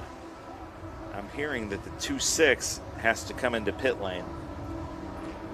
Is that a penalty? Yeah. That's the Revolution 500 Evo of Hinojosa. There's the rushes with those flashing lights. I haven't been... do you know the definition of why they've got those there or what it's for? I do not, other than just safety, okay. Just visibility. Because a lot of the Sabecos have lights on the roofs of them as well. Yes. So there's Landon Matriano Lim. Yeah, his sister's here, his mum's here this weekend, his girlfriend's with him. It's great. He's having a good weekend. There's Philip Lewis in that Gold Bell helmet. Here's a replay. Can-Am holding his own for now. I think I would love the Can-Am series in the 70s at its height, wouldn't you? Yeah, oh yeah. So here it is. So now he's up to speed in that Staudacher. Jonathan Finstrom, that Group 11 car. This is what I was talking about. And now he's just going to take off. That 1,000cc, 800 pounds, so that he's got room for the drivers. Now Fletcher so is has that a the power. Superbike engine? Yeah, I think so, and a transmission. So Fletcher now has the power. That was a heavy hit of that bump then. But looks as though he survived it. That rear wing really took a battering then. Yeah, but now this is where he's got the advantage. He's great through here. It just looks like it's on rails, doesn't it? Look, ease. Right, see ya. That's how you do it at 15. Now, back to the rushes. Getting a little sideways there, rushes. And their spec are all identical. A Rush SR. And from a year point of view, there are different 2020 all the way through today to 2024. But as you can see, there's not a lot of difference to look at them between those 4 years that we've got spread through the Rush entries. All right, here we go. Dixon Davenport. I'm also in Nashville, Dixon. I live in Franklin. The light bar at the top is purely for visibility and multi-class racing. It's such a small car. The light bar up top makes sense. to offer other cars can see them in the mirror better. Now that Studebaker S12 is from 2012. So it's a pretty old car, even though it looks pretty space-agey. And then Todd Robbins says, my son works for Rapscallion. So there you go. Well, he's been busy this weekend. Certainly has. So these are the new Evos. That flat wing are the new Evos. They got bigger wheels, bigger tires. They don't have, I was asking Rob if they had bigger brakes. He doesn't think they have bigger brakes, but just bigger wheels, bigger tires. Right. But I always thought Evo meant like turbo, like an extra turbo or something. No, it's an evolution of the previous, right? I don't know. That sounds a little better. Okay, I'll stick with mine. Down to 11 then. It's going to be last lap coming up very soon for this, our Group 7-11 PSSA race for the Golden Helmet. Whoa, round he goes at 11.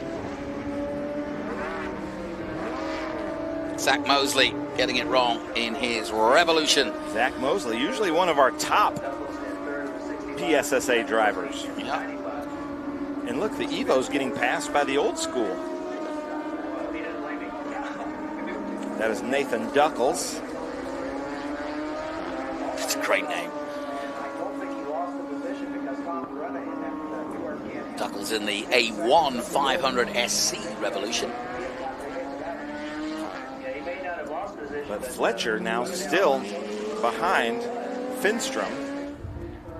Nathan Duckles and then Zach Mosley. And there's the white flag on Finstrom. Studebaker, yeah. And Finstrom. So there's last 5 lap, of them that exist, and he has 2 of them. Why only 5? I don't know. I guess that series probably didn't take off. Yeah, interesting. Or it couldn't find its way to produce enough whereby they could have a one-make series and couldn't really find homologation to be in a lot of series. It's easier in historics, isn't it? Now, Hinojosa up to 4th position. I'm hearing that we're going to have a 1-lap penalty for 4.7 and 2.6. So that's Hinojosa and I believe Fletcher. Yeah, well, Hinojosa just got up to 4th place, so that's interesting. Yeah, absolutely. Okay, here we go. Rush Auto Works. Thanks for watching here, Rush. The Rush SRID, a spec race car that starts out at $48,995 and costs $120 an hour to run. Affordable high performance. That's what they put. I'm going to have to add to that. It looks like the most fun form of racing. That just looks like a ton of fun out there. It does, doesn't it? And very affordable. Just repeat that. We have sold 350 in under 4 years. This is the Rush? Yeah. Wow. I love it. Well, Rush, I'd like to take a ride in one of those. So final lap, and here is the man of the moment, Jonathan Finstrom.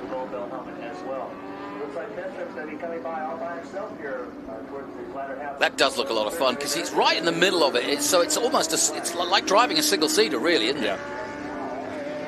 Yeah, and the power to weight ratio in that thing is just unbelievable. Oh, I'll bet. But I do hear that Ron Fletcher is going to be penalized a lap for something that happened on track. So that will not make him the winner of this.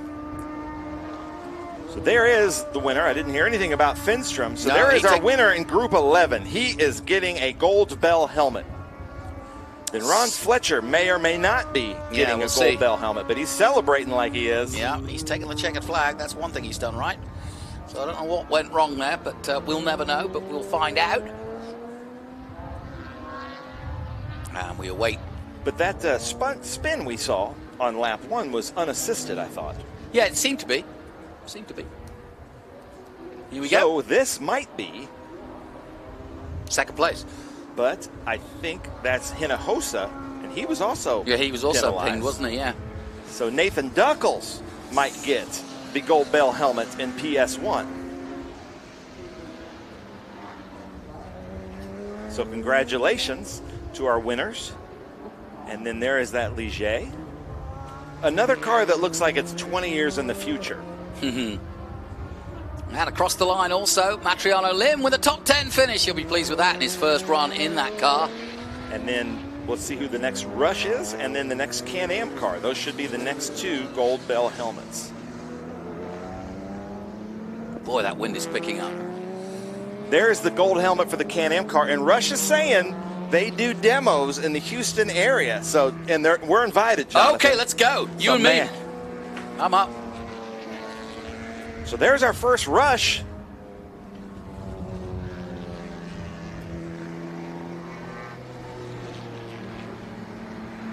So was that Blair Hosey? Could well have been. Either way, the Eagle flying high above and alongside the tower, as we'll take a short break and we'll be back with more from the Speed Tour. An important decision is afoot. This man is about to buy tires on TireRack.com.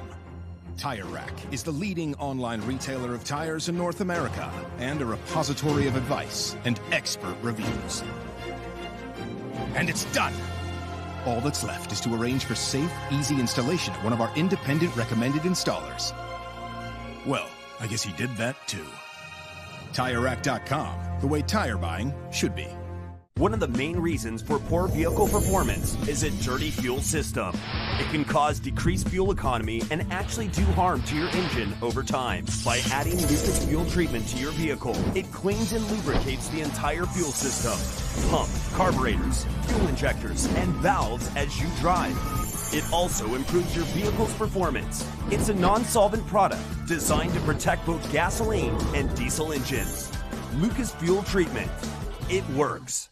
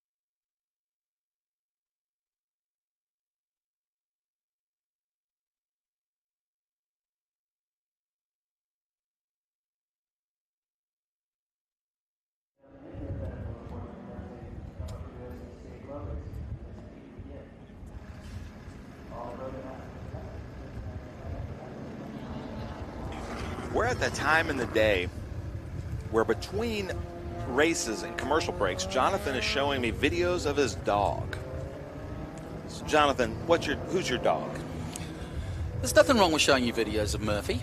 I love it. No, I'm a big dog person. So this, ladies and gentlemen, is Group 4, 5, 8, and 12B. And I they love were these two scheduled Corvettes. to go out. Oh, I do too. And the Volvo. This morning, and it got moved to the afternoon because of timing. And then I was really assuming, Jonathan, that it would be a very small group because everybody would have to change their flights. But it is Circuit of the Americas, and everybody wants to race here. So I'm guessing today we changed a lot of flights so that everybody could stay here as Chelsea goes across. This is Nathan Thompson up front in a Lotus 23C after their fish fry last night. I did speak to that Supra owner there. That is Peter Federlin in a 1985 Supra 2JZ motor. Nathan What did he have to say? Though, starting from the back. Oh, I just thanked him for bringing that. I just love the car. So look for Nathan Thompson year do you in think that that Group is? 5. It's an 85, he said. Okay. I was wrong. I thought it was about an 88 or 89. Yeah. The first I saw, I think, was like, I want to say 80. Yeah, 80, 88. And then I didn't see her out there. Let's see. I love that Volvo. Lisa as well. Weinberger, but that Lisa Weinberger, because I announced it yesterday that was the Janet Guthrie that's Toyota right, you did, Celica. But it isn't. And it is. No. Oh, right. And she Cool. even signed it. That is wow. not even a tribute. That is the car that she drove right before she started racing in IndyCar. That is, what a legend she was. Fantastic. They're making a movie about her. Are they really? Lisa told me that Hilary Swank is playing Janet Guthrie. Oh, wow. But the production company never reached out to Janet Guthrie. Usually, Hilary Swank would spend weeks with her to learn her, how she talked and everything like that. But yeah, that's a weird one. That is a weird one. So my mate Jeff Mosing is out there in his Datsun 510. Almost ran me over earlier this weekend, but just to have fun, he kind of drove right at me. He does knew that. It was me. Diego Iturbe in that Cooper Monaco T61 is up front against Troy Ermish in a Datsun 510. It looks like the Tovo twins have gone home. I did see them in the TA2 race, Jackson and Ethan Tovo in those GR86s. So there's the Honda S2000. I'm just circling as we go through. Darren Gazy in the Honda S2000. That's the number 15.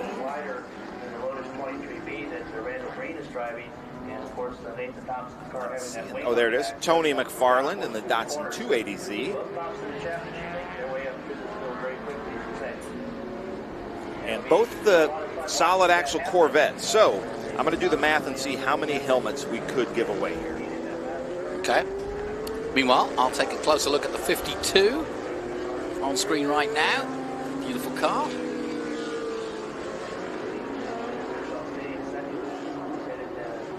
That's Dan Chapman at the wheel of that Brabham BT8. I'm guessing that we have the potential of giving out 1, 2, 3, 4, 5 helmets in this race. Wow. You must be getting a lot of helmets from Bell. Yeah, they've been a great partner with us ever since we've been doing this. And I met, I forget her name, but there's a lady here from OMP Bell signing up, measuring all the helmets. Oh, that's great. They get a Bell helmet, and when I go to drivers' houses, they're usually featured prominently. I'll but bet. Here they come to take the green. Here we go then. This are Group 4, 5B, 8 and 12B, and out of sequence somewhat because they didn't race this morning as they were expected to do, but here they are in their glory. Now that Cooper Monaco did a great job yesterday, and he's doing it again here as he takes off into the distance and up the hill into Big Red for the first time. Yeah, Troy Ermish following right behind, as is the Supra. There's that Volvo. I love that car. What year would that be, do you think? That should be like a 68 to 72, maybe? Well, it is a 68. Just testing it. Well done. Okay. So there's the Monaco. Troy Ermish right behind with all that body roll, but Jeff Mosing getting around that Honda S2000 of Darren Gazy. Yep. So this could be a good race. And then Nathan Thompson. How did you do that, Nathan Thompson? You're all the way up to like 5th place. And then there's the BMW 330i of John Major with the Corvette of Caudle. Caudle in the Corvette. We saw him in the Group 6 race. Troy Ermish around the Monaco somehow. Whoa, Jeff Mosing out of shape. Gets it all together. And Nathan Thompson. Look for Nathan Thompson to try to take the lead, probably going into turn 19. Now, you were telling me one of those Corvettes, the two out of the out there, was once owned by Tony Perella? Yeah, the black one. Okay. One is a 58 and one is a 59. But look at this, Nathan in that blue Lotus 23C with Ragogo Racing, and then there's Randall Green in that Lotus moving up. They had to start at the back, and now they're moving up. Randall Green with Green Wealth Management, Furia Corsa, one of our great marketing partners. There it is, a classic Lotus, isn't it? With the yellow wheels. Yeah. Team Lotus colors, yellow and green. The car that the French FIA had to just find an excuse to ban from Le Mans. Yeah. They're so good at that, aren't they? Aren't they? Yeah, they don't like to be beaten. FIA and FIFA are very similar. Mm-hmm. And there's an ongoing theme between the pair of them. Yeah, there's something in those governing bodies. There's the number 15. Tony McFarlane, a Datsun 280Z. Beautiful car. Yeah, very nice. Beautifully prepared. That's a 1978 280Z. Where are you getting the years? Oh, yeah, I got it all. Oh, I don't have the years on mine. So there it is. He took the lead. Nathan Thompson, very accomplished race car driver. The Lotus 23C. We appreciate Paul Rigo and Rigo Racing, Ragogo Racing, doing the fish fry for us Friday night. Everybody had a great time as usual, so thank you for that. But this Cooper Monaco is just extra special to me. I just really like that car. Now, when you have, I mean, it's a Cooper car, but when they call it a Cooper Monaco, was it designed specially for Monaco, or was it, you know, it's just that's the name they wanted to give it? I don't know. Thompson. But I'm sure people on our comment section know. I know. Luturbe, Ermish, Mosing in 4th now, Gacy, Green, Bellevue in 7th, Probert in 8th, and Federlin in 9th, and Schulter in 10th position. As through goes the 38. This is the man here, Troy Ermish, that runs the 2.5 Challenge, the Toyo Tires 2.5 Challenge, one of the best vintage race series out there. They ran about 4 events with us this year. I'm hoping they run 4 events with us in 2025. But they'll sometimes have 35 to 40 B sedan cars. Wow. And it is so much fun to watch. The BMWs, the Datsuns, the Alphas, a few Cortinas, some Volvos. It's just a lot of fun. Oh, I'll bet. No question. Talking to Darren Gazy yesterday, he has badges on the side of the car that say S2200 because the car has been bored out. Ah, interesting. But I think he did it himself. So now Randall Green is going to try to go up there with his fellow Group 5 compatriots, but the Cooper Monaco is actually a Group 4, and Nathan Thompson in that Lotus 23C is a Group 5. Here's your Corvettes.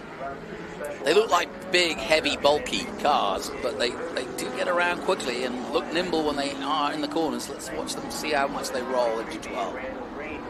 See what I'm saying? I mean, it's a big turn, but they do it smoothly, don't they? And Dan Chapman, who was also late to grid in that Brabham BT8, is working his way through. But yeah, look at that. The lines of the 59, 58 Corvette. Beautiful. This is back when I think Corvette was trying to make almost like an Austin Healey looking American version. Yeah, of with that. the big like, V8 in it. Like yeah. They took like an Austin Healey and said, okay, let's stretch it and widen it and put a V8 in it. Yep. And the first ones, you know, had the single headlights, then the double headlights. But it was like they did resemble a British sports car. Yeah, just absolutely. a bigger version. And you're right, Austin Healey would be the obvious one, but the Austin Healey is half the size.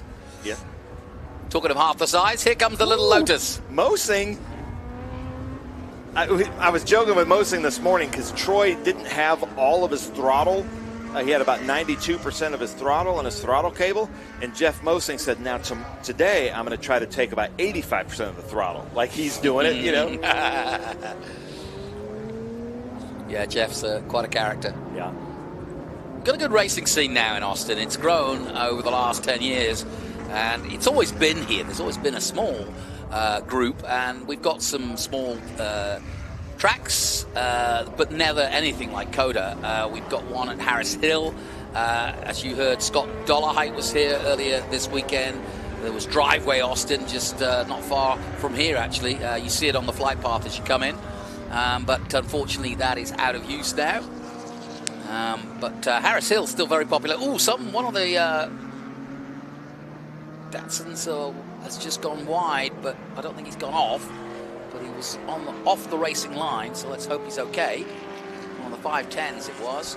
See the front end, the front grille of that Datsun 280Z and the 240. Yeah. The new Datsun Z cars kind of have that square grille. I like that. I like when the car companies go back to kind of their classic styling like that. Well, I would always think is if you're a designer in a car shop, to be able to keep the lines, to keep the mark going so that people know immediately what they're looking at. It's really hard to do. Very hard to do. Speaking of that, Jeff Mosen, I don't know how he does it, but he was with us at Thunder Hill, with us at Portland in the B Sedan race. But I like when he comes to the tracks because he always seems to bring a group of attractive fans. I don't know how he pulls that off. He's a very friendly guy and fun guy, but he's a good guy to hang around. Yeah, it's a good guy to have at the track. There you go. You couldn't get two more different cars here. No, you couldn't. And then speaking of, right on cue, the Volvo 122. Oh, struggling at 11. The Amazon. I'll tell you a funny story about these Volvos. We talk about how safe Volvos are. Yeah. I think he wouldn't mind now. He races in the B Sedan series. He rolled a Volvo. I have video of it at the Corkscrew. Ooh. 3 times down on the roof, over end over end over end. I sent him the video. Way. That's 50 feet. But it shows you how good Volvo's. Not one part of the body touched his roll cage. Wow. Unbelievable. It was unbelievable to see. The driver was just fine.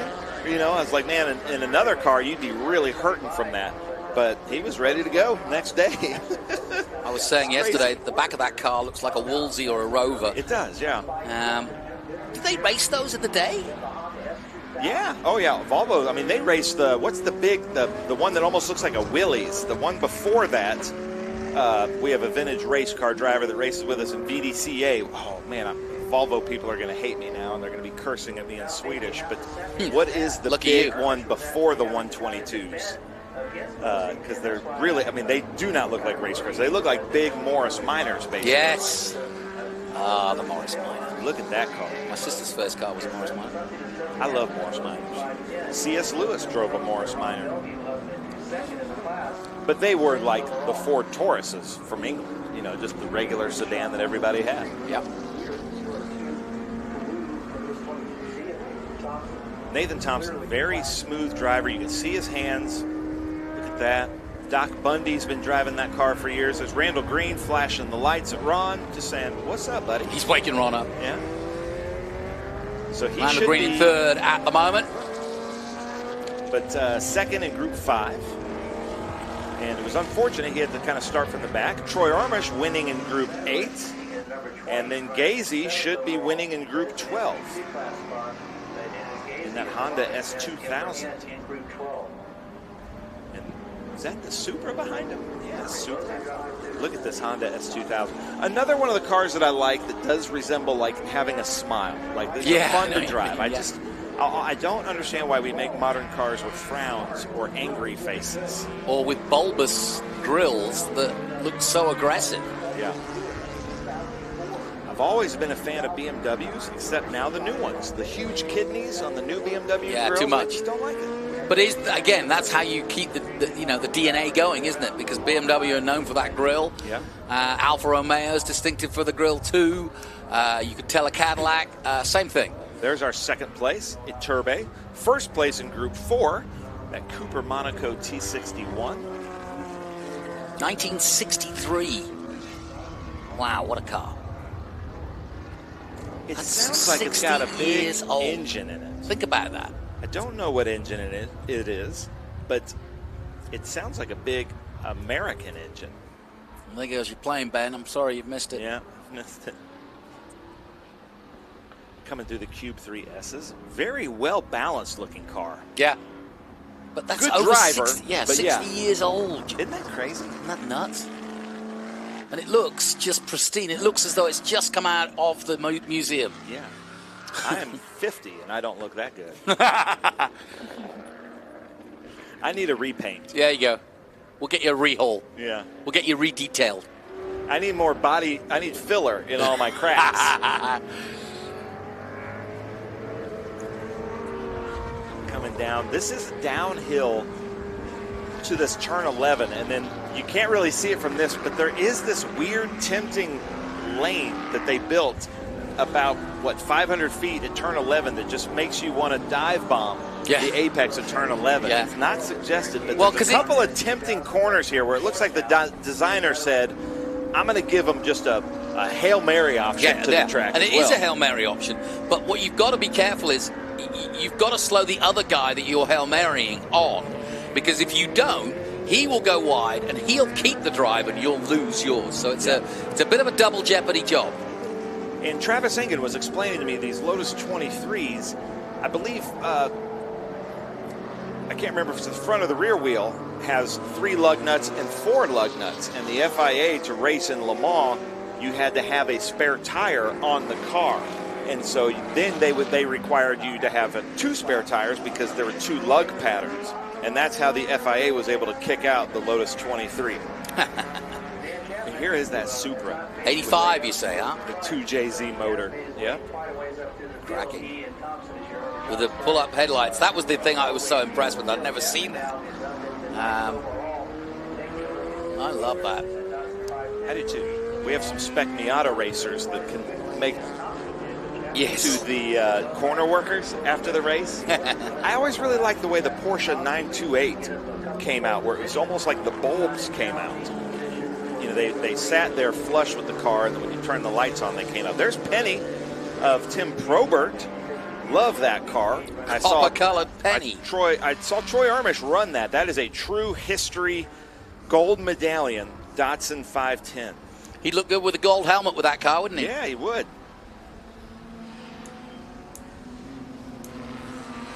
But he's going to get 3rd place, which is bronze, which is the color of the car.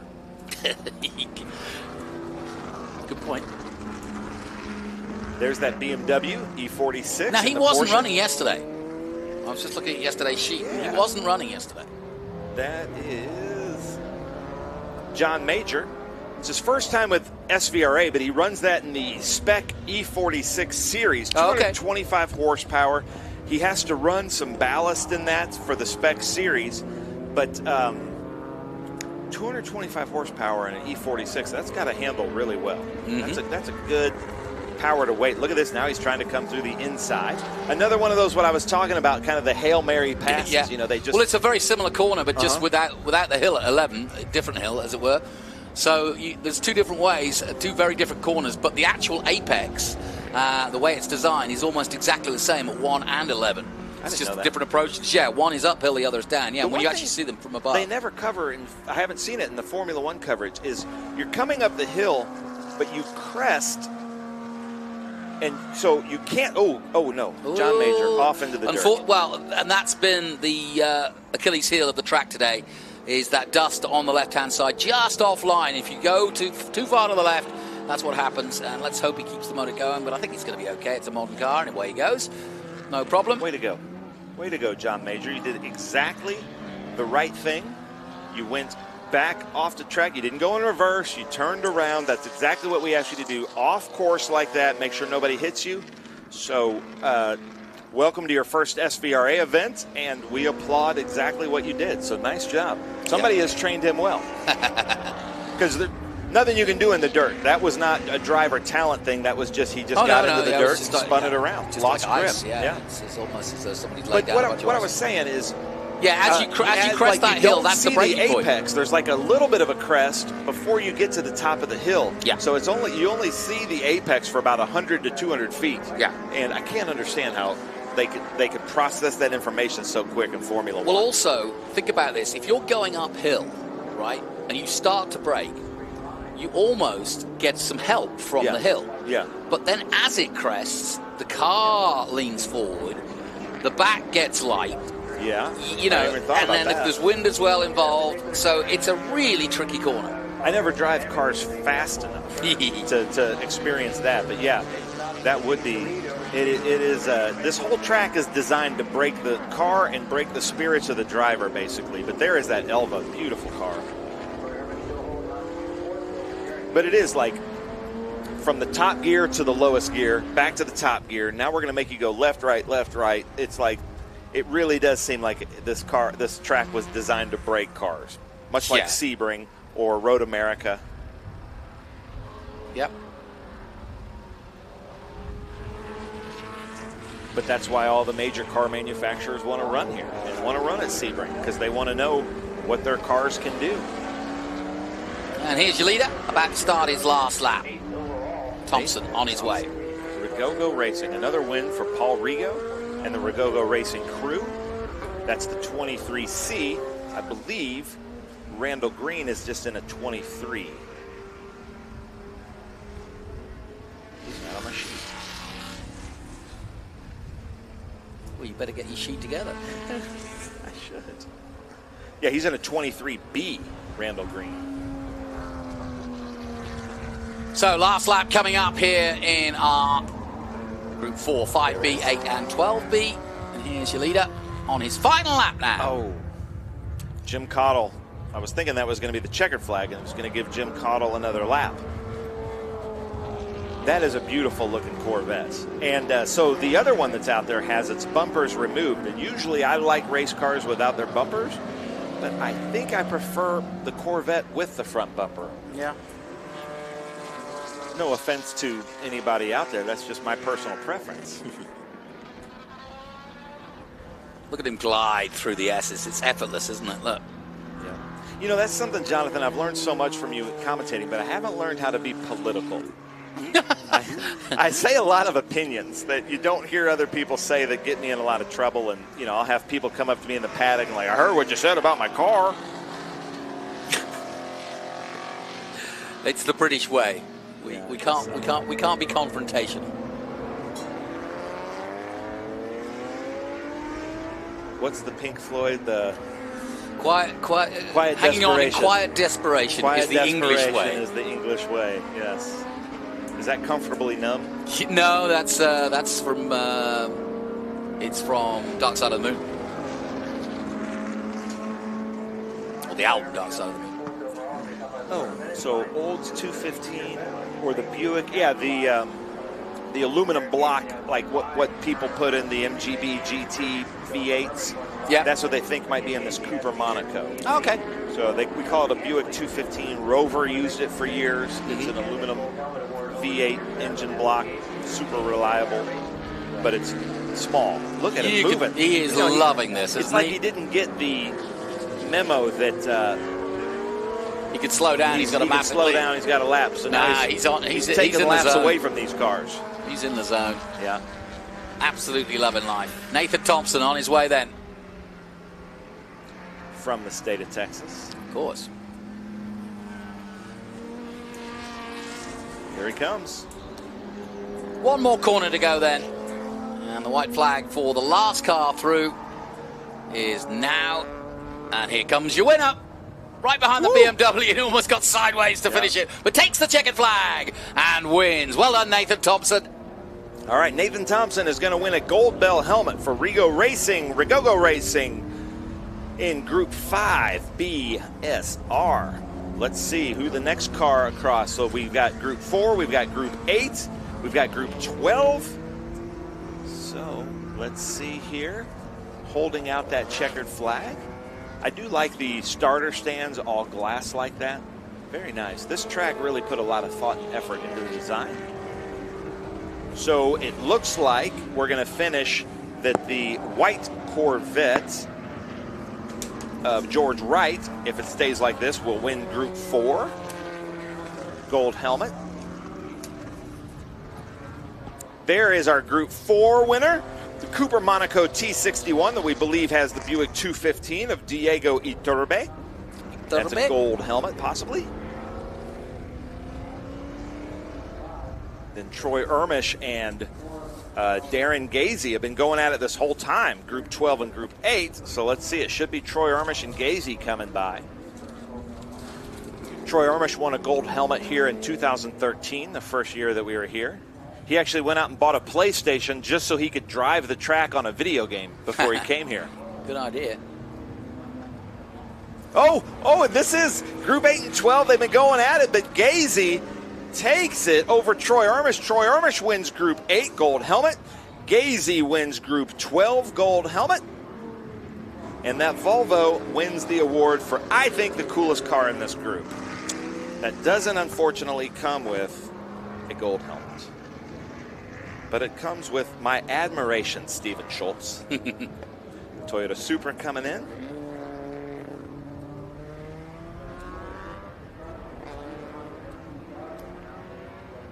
So that's what, 4 gold helmets in this group. Yeah, 4 gold helmets given away. There's a Group 8 Porsche. There's Tim Probert in the Penny.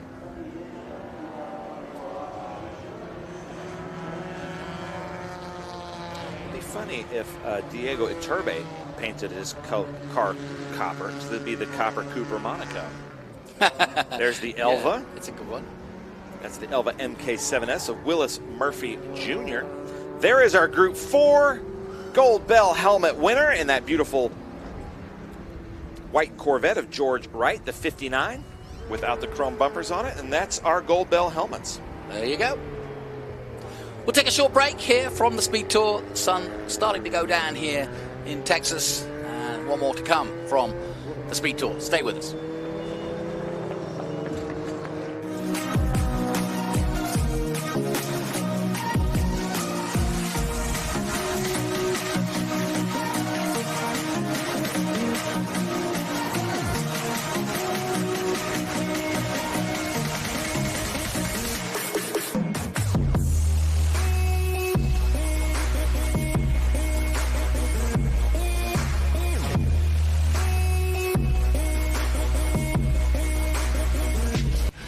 Rev up and get ready for race day with Mission Foods. The world's best racers and tastiest products come together to make every race delicious. Fully loaded tacos, fast wraps, piled high nachos. Whatever you crave, Mission will help you be race ready with easy to make recipes that will take your race day to the finish line.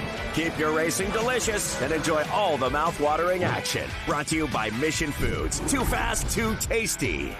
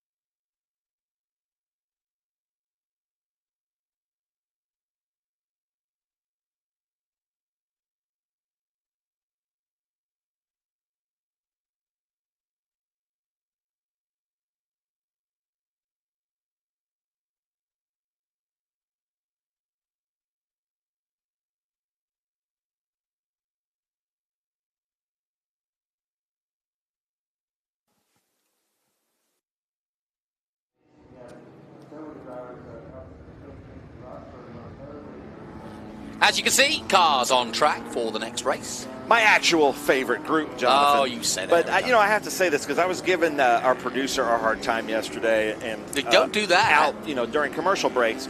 And I noticed that he left that Mission Foods Too Fast, Too Tasty thing purposely up there. For you to just see. knowing it's the end of the day. Ben's probably getting hungry. He knows my love for Mexican food. And he's like, you know what? I'm just going to make Ben real hungry. So we appreciate that. I love Mission Foods, and I love Juan Gonzalez.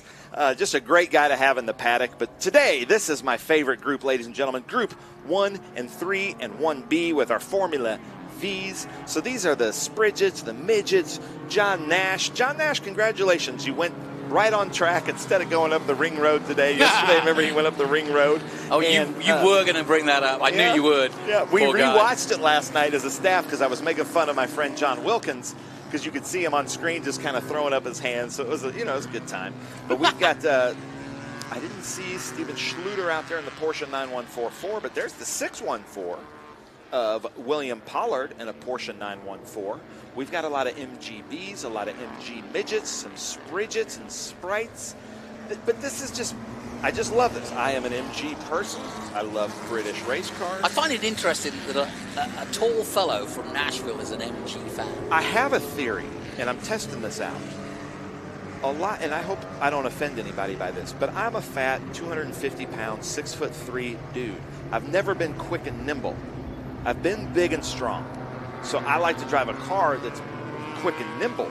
A lot of our Group 6 drivers, they're a little bit smaller, and they like to feel big and strong, you know. And I wonder if there's any psychology to that, or if, you know, I've just made something of it. But if you watch, a lot of these guys that get out of Mini Coopers or MGAs and MGBs are bigger than I am. Well, we can get you a therapist if you'd like to look into it. Maybe. You know, I don't see Joe Nemechek out there driving one of these little British sports cars. That's He's true. got to drive these big stock car muscle cars. I can't see Tony Stewart ever smoking in an MG. So I wonder if people are watching that, if there's something to this, or if I'm just an idiot. Yeah, no, I guess the latter. I like the theory.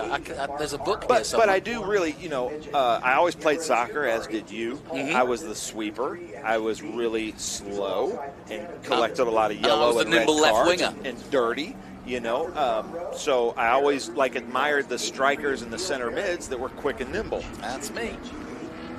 Talking of quick and nimble, here they are, the second group, and that'll be Group 3. And these are Lynxes, Caldwells, Volkswagens, and RCAs. RCA's not one I've seen before. That's a 69 out there. David Haldeman at the wheel. And Aerodynamics FV. Sandro Verdusco. I've never seen an RCA. They make good TVs. They make great radios. Records. This is the Formula V class. We talk about this a lot. Volkswagen front end, Volkswagen rear end, and engine and transmission. You'll see that they had to develop these little cages. My friend Mike Jackson with VDCA was explaining to me, because you could come up and you could tap the cars out of gear. You could hit their linkage used to be exposed, so they all had to design cages around it so you could come up and just tap them out of gear with a little bit of a bump draft. But this is a great group out of here with Barron Racing, Bigger Hammer Racing out of Texas. And this Formula V group is just a lot of fun to watch. I don't see my favorite out there, Elliot Barron in the Petunia, but his brother, his sister, they're out there. Here they come to take the start. So here we go. The Porsche on the right-hand side, the 914. Of Schluter. I didn't see him. He's out there. He's out there. And then the MGB alongside him, and that's Neil Verity.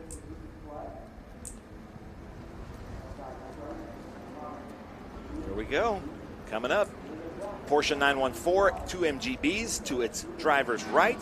The Austin Healey Bug-Eye Sprite with a huge smile on his face coming up the hill. And John Nash getting right behind. I did not do my homework. I'm super disappointed in myself when I saw these cars. I never went out and asked him, the David Lee, about the air thing with the shifter. Oh, yeah.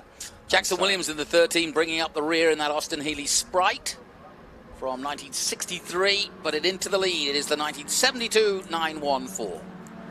You know, we were watching those rushes today, and I watched this group, and I'm like, why am I not doing this? Here you go. Here's your Formula V, and they are lined up perfectly as they head down towards the green flag. And that's the best line I've seen. Oh my gosh, look at that. That's perfect. We could do 60 cars across there. Here we go. Now they start to spread out and race. Now watch out for Simon Hughes in that number 9.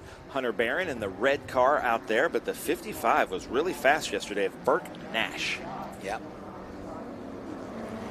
Look at those little tires. The cool thing about this, such a good economic way to go racing.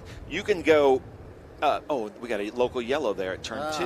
Not sure what happened, but you could go, a Group 6 car will go through 2 sets of tires this weekend. You can go a whole season in Formula V on a set of tires. Really? Yeah, they're just light and nimble enough that, you know, they don't wear through tires like a big heavy car. That's interesting. So here come your leaders down to turn 12. And it is that beautiful Austin Healey in 3rd place, the Sprite from 1959.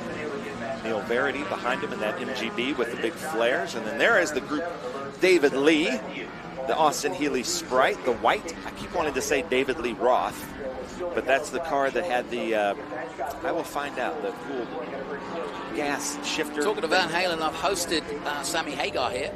Really? Yeah, I've got him a red Ferrari. Cabo Wabo, dude. Yeah. That's awesome. He brought some of his tequila. Took his wife out in a Ferrari, scared us half to death. Nice. Because he can't drive 55? That was it.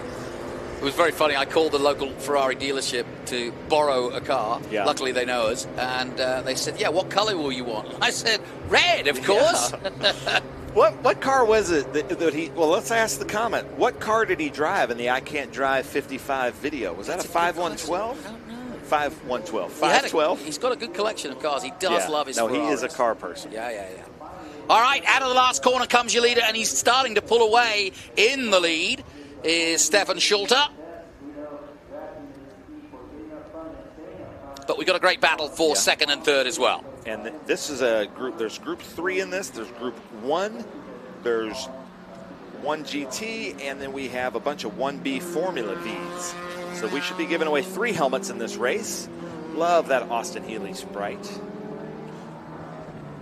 Not sure why that local yellow is there, but it's, somebody has pulled off, and they've pulled off in such a way that we don't have to shut down the racing. So that's my hero of the day. Yeah, it's hard to work out what is wrong there, and he's got no yellow flag there. Look, see? He's hiding it, but he's hiding it. Ooh, looky there! 2 wheels on my. Yes, he is pushing on. Look at that! He's tripoding there. Yeah, there we awesome. go. That's the number 80. Mark Arnold. Mark Arnold. Oh my goodness, he was like He's frightening that 59-year-old car. Look at that. And that's an early MG Midget. You can tell by the tail lights, the rounded kind of tail lights. Same bezels, but the rounded lenses are the early ones. And then you know, once Ralph Nader got on the scene and made everything get bigger and uglier, that's when the big square thing's out. Then they put the rubber bumpers on the MGBs. Oh, that ruined it. And then it ruined the whole British motor car industry. It did, didn't it? I had an MGB with rubber bumpers, and that was the only thing I didn't like about it. You can buy kits on Moss Motors where you can make your rubber bumper a chrome bumper. Oh, that would be nice. And it's hard to do. Class. You got to repaint the front end, and you got to do some welding and things like that. But it does look good. But rubber bumper MGs are still fun to drive. Oh yeah. I just don't think they look as good. Speaking of MGBs, there, that would be probably a 67 or 68 based on the grille. Actually, maybe earlier, 64, 5, because he's got the earlier door handles. The 80, that's 71. Well, that ain't right. That ain't right. Well, that ain't right. We'll make you a text before you leave. But here they come. Burke Nash still up in the lead over Hunter Barron. Yeah, that was how it was yesterday, wasn't it? Simon Hughes. It's very not often that I see Hunter Barron behind somebody that isn't also named Barron or Bucher. There's the 31. Are we honestly, like, I know it's called that, but in this day and age, can we call them midgets? Or is everybody comfortable with that in the comment section? Ooh, boy from New York said 67 MGB was his rally car. Oh, that's nice. Yeah. Paddy Holmkirk took it to a world championship. But honestly, I don't know the rules of the political correctness. You know, we can call them Spridges. If it's any consolation, you're breaking all of the rules. I am. But what else do you do there? What can you do? Spridget, I guess, is the right way to say it, because that's between a Sprite and a other thing. There's the 102.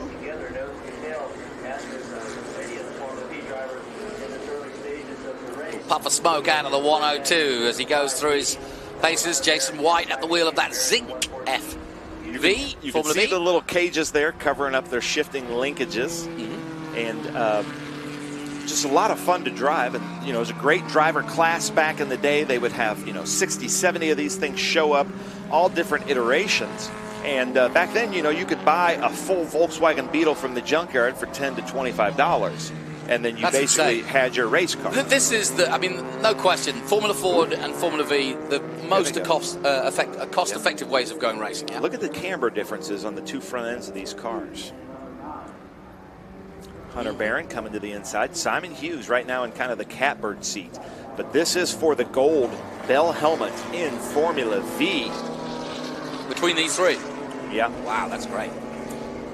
One of Tony Perella's just best friends, somebody that he just runs everything off of, and they've just been good friends for a long time, is Elliot Barron, which is Hunter Barron's father. Yeah. And he kind of runs this whole Formula V thing, which is so crazy to me, knowing Tony Perella being a Corvette guy. It's like the antithesis. But Elliot, if you get to know him, we always do the canoe trip every year before Mid-Ohio together. He's just a fun dude to hang out with. Not bad. His whole family, his whole team. Cool, these guys are going at it, aren't they? Simon almost came over on Elliott. Simon is in the Barron Racing barn, if you will. Stable. Jonathan, something that we didn't cover. Elliot O'Barron came into the booth with us last year on this Sunday to call this race. Yes, he did. He didn't even tell me that while they were here the day before, their whole shop and house burned to the ground. Oh, no. And he still came in the booth because I asked him the day before. Yeah, it was a very tragic thing, but they're just kind of digging themselves You'd think you'd fly out of home that. immediately, but no, that's great. Yeah, but they did lose some cars in that, and I believe some pets, which is just tragic. That's awful. But Hunter Barron coming in to turn 12, getting late in the race. Burt Nash holding his line. Who's going to be later on the brakes? Looks like Burt Nash is coming through. Close. Well, we've seen it so many times before. The first two go in and the third one gains. Can Simon take advantage of it? Yeah, now Hunter falling to third. And now they're going to come up behind these MGs and Spridgets.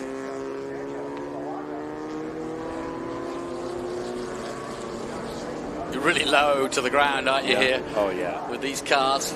Yeah, you're right. They're coming into the MGs now. Good racing throughout here. John Nash. Where's John Nash been? Is he the one off at turn 2? To the left? Oh, maybe. Because they were having seen him. Seen him out there. He's down as 20th, but no laps, so that will be him, yeah. White flag next time by on 6-0. All right.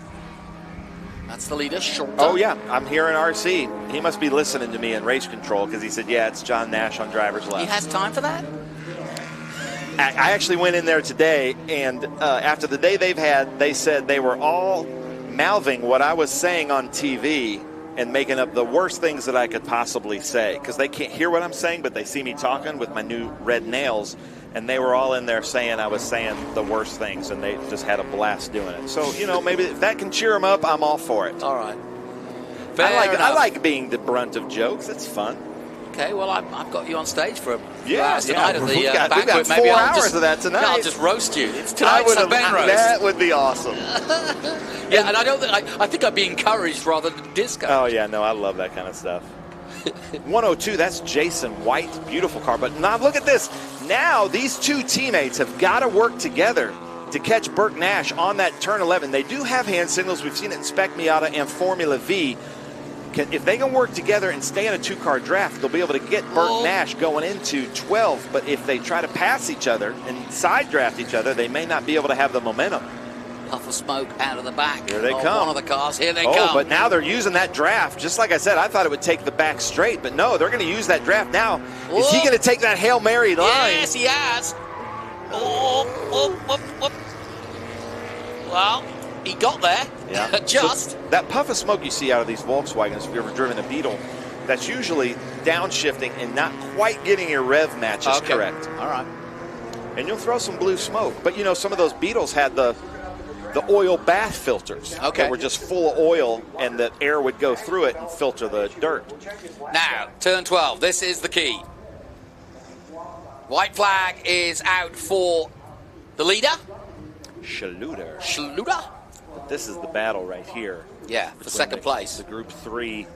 The neat thing about these Porsche 914s is they can qualify to race in Group 3 or Group 8 or Group 12 with us, depending on how they're set up. Uh-oh. Yeah, this Here is we go. great. He's trying everything. He's going every which way up the top of the hill to Big Red. Nice turn in. Nice tight turn and trying to get the drive, trying to get round the outside. It's really hard to do, though. We'll see if he pops out. Here's your leader coming into 3 and 4. Schluter. And this is the battle we want to see. Yeah. Whoop. Yep. Whoop. And then the Formula Vs, too. They should be coming into view here shortly because they were behind that MG, that black MG, I believe. Oh, no, that's our tripoding MG, yeah. He is loving That's my favorite dude out here right now. I want to watch him for the whole lap. Hey, look at Mark Arnold, you're my hero right now, man. He's driving hard. I don't know if it's fast, but he's driving hard. I tell you, it feels really fast. Like, not bad. I've got an MGA, and 80 miles an hour in that thing feels like death, where I'm totally comfortable 150 miles an hour in a Corvette. That's why I want to get a Mini, is because if I can get an old Mini, I could be doing 45 here in Texas and feel like I'm doing 1,000. I'll say a Mini and a Miata is the most fun car to drive without breaking the law. When I had a Mustang, to have fun driving it, I had to break the law to do it. Oh, somebody got into it there at 12. Squealing tires. Where's old Mustache Ron? Is he out there at turn 11? Yeah. Nice. All right, here we go. It's smiling into turn 12 there for David Lee. Two British marks going head-to-head. Austin Healey versus MG. Austin the anchors into 12. You'll see on the back, they didn't have trunks because they realized it would cost them about $10 to make a trunk lid per car, and they were trying to make a very inexpensive sports car, so there's no trunks on an Austin Healey Bug-Eye Sprite. You just put the stuff from behind the driver's seat. That's right. There's a little hole back there. Yeah. And that's just to save about $10 a car, but you add that stuff up, and all of a sudden you've priced yourself out. So that's the MGB. It does have a trunk. Yeah, the Triumph Spitfire was the same. See there, you can see the Bug-Eye Sprites. They didn't have a trunk. Yeah, Triumph Spitfire is pretty much the same. They had a tiny one, but it was like big enough for a briefcase. Yeah. Oh, there's our leader then. Schluter coming into turn 19. This should be the finish then. Stefan Schluter. And am I right in saying he won the first race as well? Yeah. Yeah, he did. So there's the checkered flag then for the 914. Lorna Nash is commenting with us. With John Nash, he said, John's gear lever came adrift. And you got to say that in your Irish-Scottish accent. I had a problem with my gear lever. It came right off in my hand. I could do nothing about it, so I stuck a D. I love it. Lorna is one of my favorite people in the paddock, and she has a great time. So, Lorna, you guys have had a rough weekend. I'm sorry about that, but love seeing you here. Yeah, likewise. So, there we go. We've got Steven Schluter is going to win Group 3 DP. And then I believe David Lee is going to finish Group 1 gold helmet. So congratulations to David Lee. And then let's see what's happening with these Formula Vs. Anything can happen with these 3 Formula Vs. I'm going to say Hunter Barron. But Bert Nash was pretty good too. And then Simon Hughes. I think he took it yesterday. So here we go. And the reason we're doing this, ladies, this is something that I asked for just so we could announce who's going to win the gold helmets. But look at this. We've got these two. It's Simon Hughes and Hunter Barron. I don't know it. I don't know. That is a I photo don't know. Who finish. won that one? Well, hang on. Who was it? Burke Nash? No, it's Simon Hughes or Hunter Barron.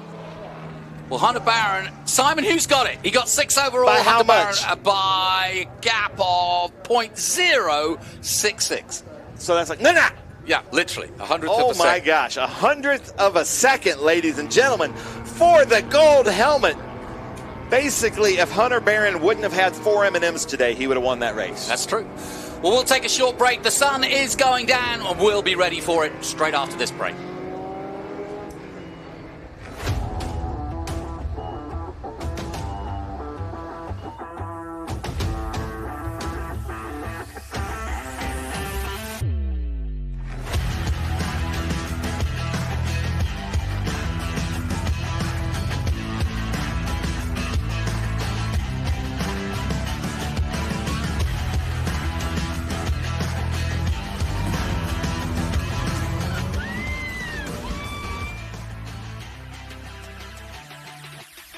Okay, so pretend this is your race car. It's on the trailer, and you have an accident.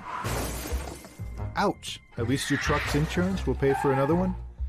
Yeah, not so fast. Standard insurance won't replace your race car, whether it's in the trailer, in the paddock, in the garage, or the repair shop. But at Haggerty, we can protect it for what it's really worth anytime it's off the track. No matter what or where you race, offer less than a set of race tires. Haggerty, let's drive together.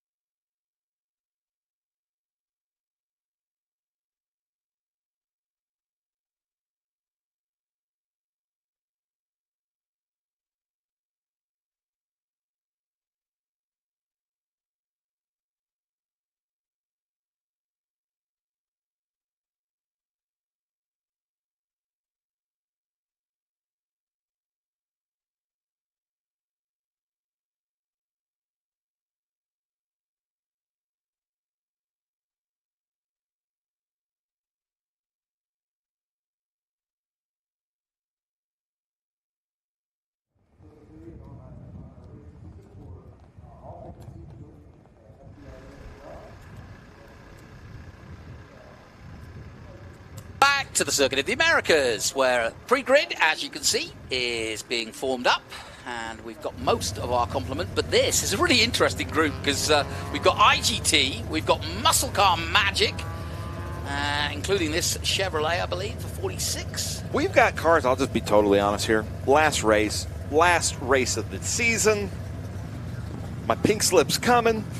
These are cars that really, on paper, should not be on the track together. Yeah, they do similar lap times, but in totally different ways, which, you said, makes for some very interesting racing.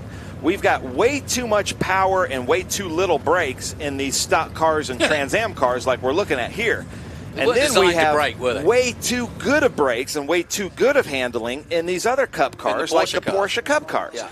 So it makes for some very interesting races because, yeah, let's say they all put down around a 206 to 208, but completely opposite ways going into turn 1, turn 11, turn 12. But making performance in different ways is the essence, though, of historics, isn't it? Yeah, no, that's what I love about this. And, mixed group racing, guerrilla wraps, I like that. Yeah, that's nice.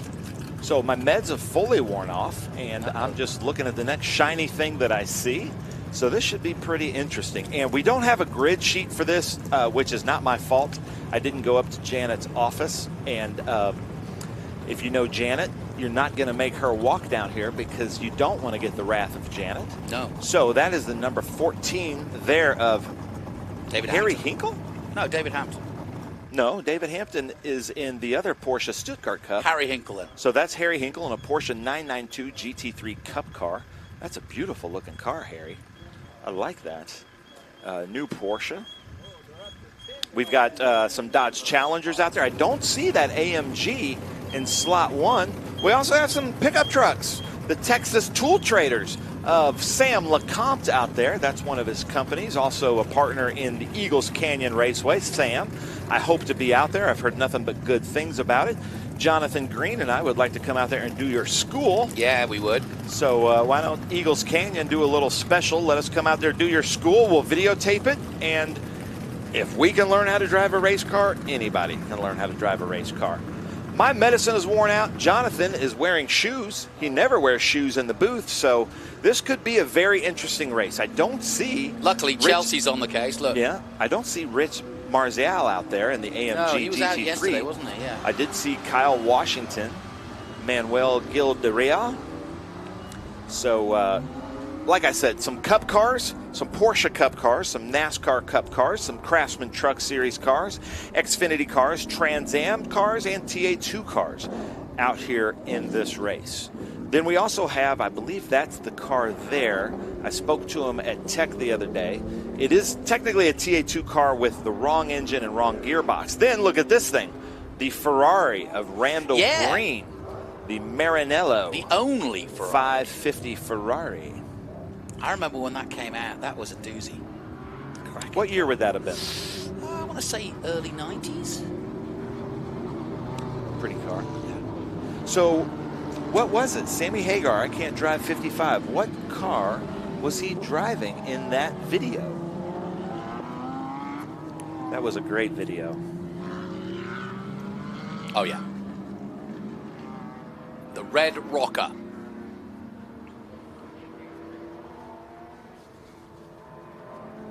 Well, it's brightened up as a day, but it just took its time. Walter, no rain today. Walter Fica has joined us, but Walter, I do not speak Spanish. But thank you for joining us. Gracias. Looks like he's watching from maybe San Juan. Okay. That'd be Puerto Rico. Could be. Lauren Nash is yelling at me to look at my comments because she wanted to tell me that John's gear lever came adrift again. I love that. I love our comment section. It really does kind of make it. Well, it's added to the whole thing. It feels like a community, doesn't it? Yeah, and I've learned so much from them. And I also do like that there's comments in here where they're just saying hi to each other because they're here every week with us, and now they've become friends through the comments. Like Eich and Boy from New York and Eric Cartman, people like Boy that. Boy from New York, he follows my radio show too. So, yeah, we know him. Really? Nice. And Connor Ackelbein is me and 5 others are watching from the grandstands. Oh, that's cool. Where at, Connor? Which grandstands? So they've got they've got 2 sets of commentators because they've got the PA commentary and they're also listening on the live stream. Yeah. These trucks are going to have some fun, aren't they? 2 trucks leading a bunch of NASCAR cars. And I went up close to these guys. One of them is an Nemechek. I think that's the one leading. And then you've got a Clint Boyer car. You've got a Dale Jr. Yeah. Jeff Gordon. And there's Jeff Gordon, number 24, of course. You know, it was only recently that I realized just what Jeff Gordon did for NASCAR in his own way, because he really was the one out of the mold. He wasn't from the South. He was a California kid. Now Carl Larson's doing the same thing. Yeah. Yeah, really, really interesting how the different but also generations. how Dale Earnhardt in his genius said, hey, we need a rivalry, and everybody will watch us and choose sides. Yeah, yeah. And that's exactly Boy, what did they do. Yeah, and but they loved and respected each other. Yeah. You know, but it really made NASCAR in that era. No question. So this is our last race of the day for the Speed Tour and of the year. You've been everywhere this year. Been long year, a lot of racing. And the weekends that you weren't with me, man, I really missed you. I see what you did there. No, I really did, though. No. Oh, man, Randall Green going way out there in that Maranello. So here comes the green flag. Jonathan's going to let me take the start of this. Go for it. So here we go as they come up, the Porsche Cup cars, followed by that Sunoco-looking Trans Am car going into turn 1, I believe. That is Kyle Washington coming up into there. And then there's that 14 car we were speaking of earlier of Harry Hinkle coming around with that green flag. And then Randall Green in that beautiful Maranello Then we have our stock cars coming around turn 19. But there we go. I believe that's Washington out front. Nice clean start. The Stuttgart, the Porsche Caymans. I do love the lines of the Caymans. Then, man, I wish we had more Challengers like we used to in TA2 back in the Mark Miller days. I just love the looks of those cars. Yeah, Mark Miller, a former Trans Am champion. There's the Maranello of Randall Green. Thank you, Randall, for coming out. Furia Corsa. And then here we go. Boogity, boogity, boogity. Let's go racing, boys. He's also my neighbor, Darrell Waltrip. Is he Franklin, really? Tennessee, yeah. There you go. So then, green flag waves then, and away we go for our stock cars and trucks. The trucks leading the way. Like a rock. That's what I think of when I see Chevy Silverados. Furniture Row there, the number 78. It just looks as though it should be on an oval. Of course, NASCAR race here now, and we are delighted to have them here at the Circuit of the Americas, and it makes for a great weekend. First one was full of rain, but since then we've had some really good racing. And the road course experts like an Allmendinger and a Chase Elliott or a Kyle Larson, they come to the fore, and now Van Gisbergen, of course, doing a full season of NASCAR next year. Really looking forward to that. Yeah, Michael Zock there in that Sunoco, and I got it wrong. It's Mustafa Bakir. That's why you don't let me do starts, Jonathan. Well, I just call it all wrong. If you want a loaf of bread, you must have a baker. There's the number 83 of Joseph Petkis. But really, for the money, I'm not sure there's a cooler looking car than that Porsche Cayman, especially the new 4.0s.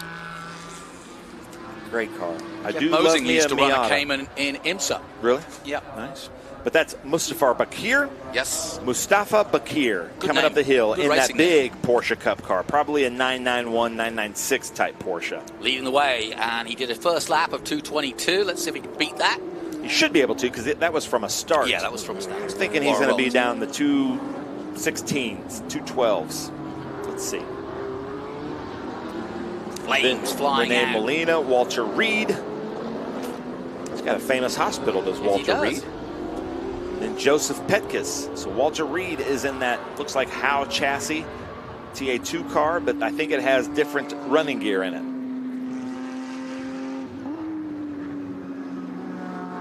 Field already spreading out. You can just tell, this is a great way to tell the handling versus horsepower. Yeah. You can just see that the Porsches are a little bit more nimble and can get the cars to rotate a little bit better going through the Cube 3, Turn 3 and beyond section. Turn 3 and beyond. Oh, talking of which, and he did go to infinity and beyond, did Walter Reed. Walter Reed. And I tell you what, I think it's the same corner that a lot of people have got caught out on. It's just dusty out there, and it's so easy to just lose it. You know, that could be, you know, doing the correct thing, Walter. Thank you, well nice done. job. And he might be able to catch up to some of these stock cars and be going out there with the stock cars. So that, you know, maybe that was his plan all along. I want to race with the stock cars, so I'm just going to turn it around here. Look at that Challenger now. It's got the grunt coming down in here on Harry Hinkle. Hinkle should be a bit more nimble right through the stadium section. Yeah, Renee Molina. Now, I may sound bigoted here, but I would assumed Harry Hinkle would be in the Charger and Renee Molina would be in the Porsche, but it's the exact opposite, or the Challenger, sorry. Just based on their names, you know? Yeah, I see what you're saying. That's Renee Molina there. I just love the look of those Challengers. Yeah, they are good-looking cars. And it's, you know, even in the history of Trans Am, which goes all the way back to '66, the Challenger has always been kind of, I mean, Sam just not Posey, many. the Sam slime Posey, green. But then also the Plymouths were basically Challengers. Sure. You know, like the Sweet Savage Plymouth. Yep. So Mustafa Bakir and then he's doing a Michael good job. Zock. He's already got a almost 4-second lead. Woody Witchard, Harry Hinkle, and Renee Molina. That's your top 5. That Challenger just looks like it just cuts a huge hole in the air. Look at it. Yeah, now you remember, I'm bringing memories back of Mark Miller at his finest. Yep, that's when I started in Trans Am, was when Mark was driving one of those. I may be speaking out of school here because I work for Trans Am, but Mark Miller did so much development into those Challengers and really got them to rotate, really worked at Indianapolis, Mid-Ohio, getting that car to rotate, and then they became so fast because they figured something out that then we did something to kind of handicap them, and that's why we don't see a lot of Challengers anymore. Oh, is that the reason? And it's almost like we punish people for figuring it out. Yeah, well, that's I don't not like the that. essence of I don't think we motorsport, should do that in motorsports. No, now look at both of these cars. The bodies are offset just slightly. See that? That's for the ovals. Yeah, they look like they're out of alignment, but that is They're for not. the ovals. No, Yeah. that's for the ovals. And in fact, you'll see this next car coming up Here we definitely go. looks out of alignment. Tony Stewart, Dale Earnhardt Jr. going into Mission Foods turn 1. Looks like Tony Stewart's smoke has already hit somebody in the right front. Dale Earnhardt coming around with that Budweiser car almost side by side as they go into the Cube 3 S's. And then the furniture row. Yeah, we're looking down Doug at Hilton. 11 here. Who's coming? Doug Hilton Here we was go. in the furniture row car. That's Walter Reed. He's got it righted. Randall Green, Furia Corsa. He was out there in our Lotus 23B, but this is it. This Look is at a this. great battle. Just like yesterday. So this is Kurt Vogt, Sam LeCompte, both in the Texas Tool Traders. Ooh, Sam smoking it. Here we go. Hope he hasn't punctured that in the NEMA check. They are having a ball, aren't they? Yeah. Yeah, and it's so weird for me to see Kurt Vogt not only in a Chevy, but a Chevy truck. Well, he's a Trans Am driver. Yeah, Trans Am TA2 driver, also the president of the Shelby Club. And Sam LeCompte retakes it from Kurt Vogt in that 0-1. But now he's coming around the outside at 13. Oh, he's my going to duck gosh. round, and if he holds that line, and he does, he should take him, and he has done. He just needs to keep his foot in and get back on line, and he's done just that. Now, the reason they're doing this, I'm friends with Sam LeCompte, and every year at COTA, he brings trucks to try to qualify to race in the Craftsman Truck Series. So he's out here getting some seat time, learning what he can. I know Joe Nemechek's been working with him. Then our friend Steve Dolphy, who joined us in the booth at VIR, he races one of the Joe Nemechek trucks. So I can't wait to see Sam LeCompte running here at Circuit of the Americas in the NASCAR Craftsman Truck Series. So it's Bakir, Zolch, and Wichard, the top three. We've got a lot of fans of Michael Zock here. Yeah. Lucas Ray, Lee Malding, and William Heinzinger. Oh, it wasn't a 512 boxer when the I Can't Drive 55. So even my fourth grade self knew what a Ferrari 512 was, because that's about how old I was when that song came out. Then we've got Dale Earnhardt Jr. still trying to beat Smoke, driven by Claire Schwindeman and Jacob Hilton. Schwindeman's the surgeon, right? Yeah, Claire Schwindeman is a neonatologist out of Dallas, Texas. Doug Hilton in the furniture row car. And what's so funny about this Concierge Motorsport, Duntov Motors, like, they have a bunch of these cars and they just want their friends to drive them. So, you know, you need to become friends with Sam LeCompte and you're going to be driving some pretty cool race cars. Now, Jacob Hilton behind, getting a little bit squiggly, as you'd call it. Squirrely, we like to say. Squirrely.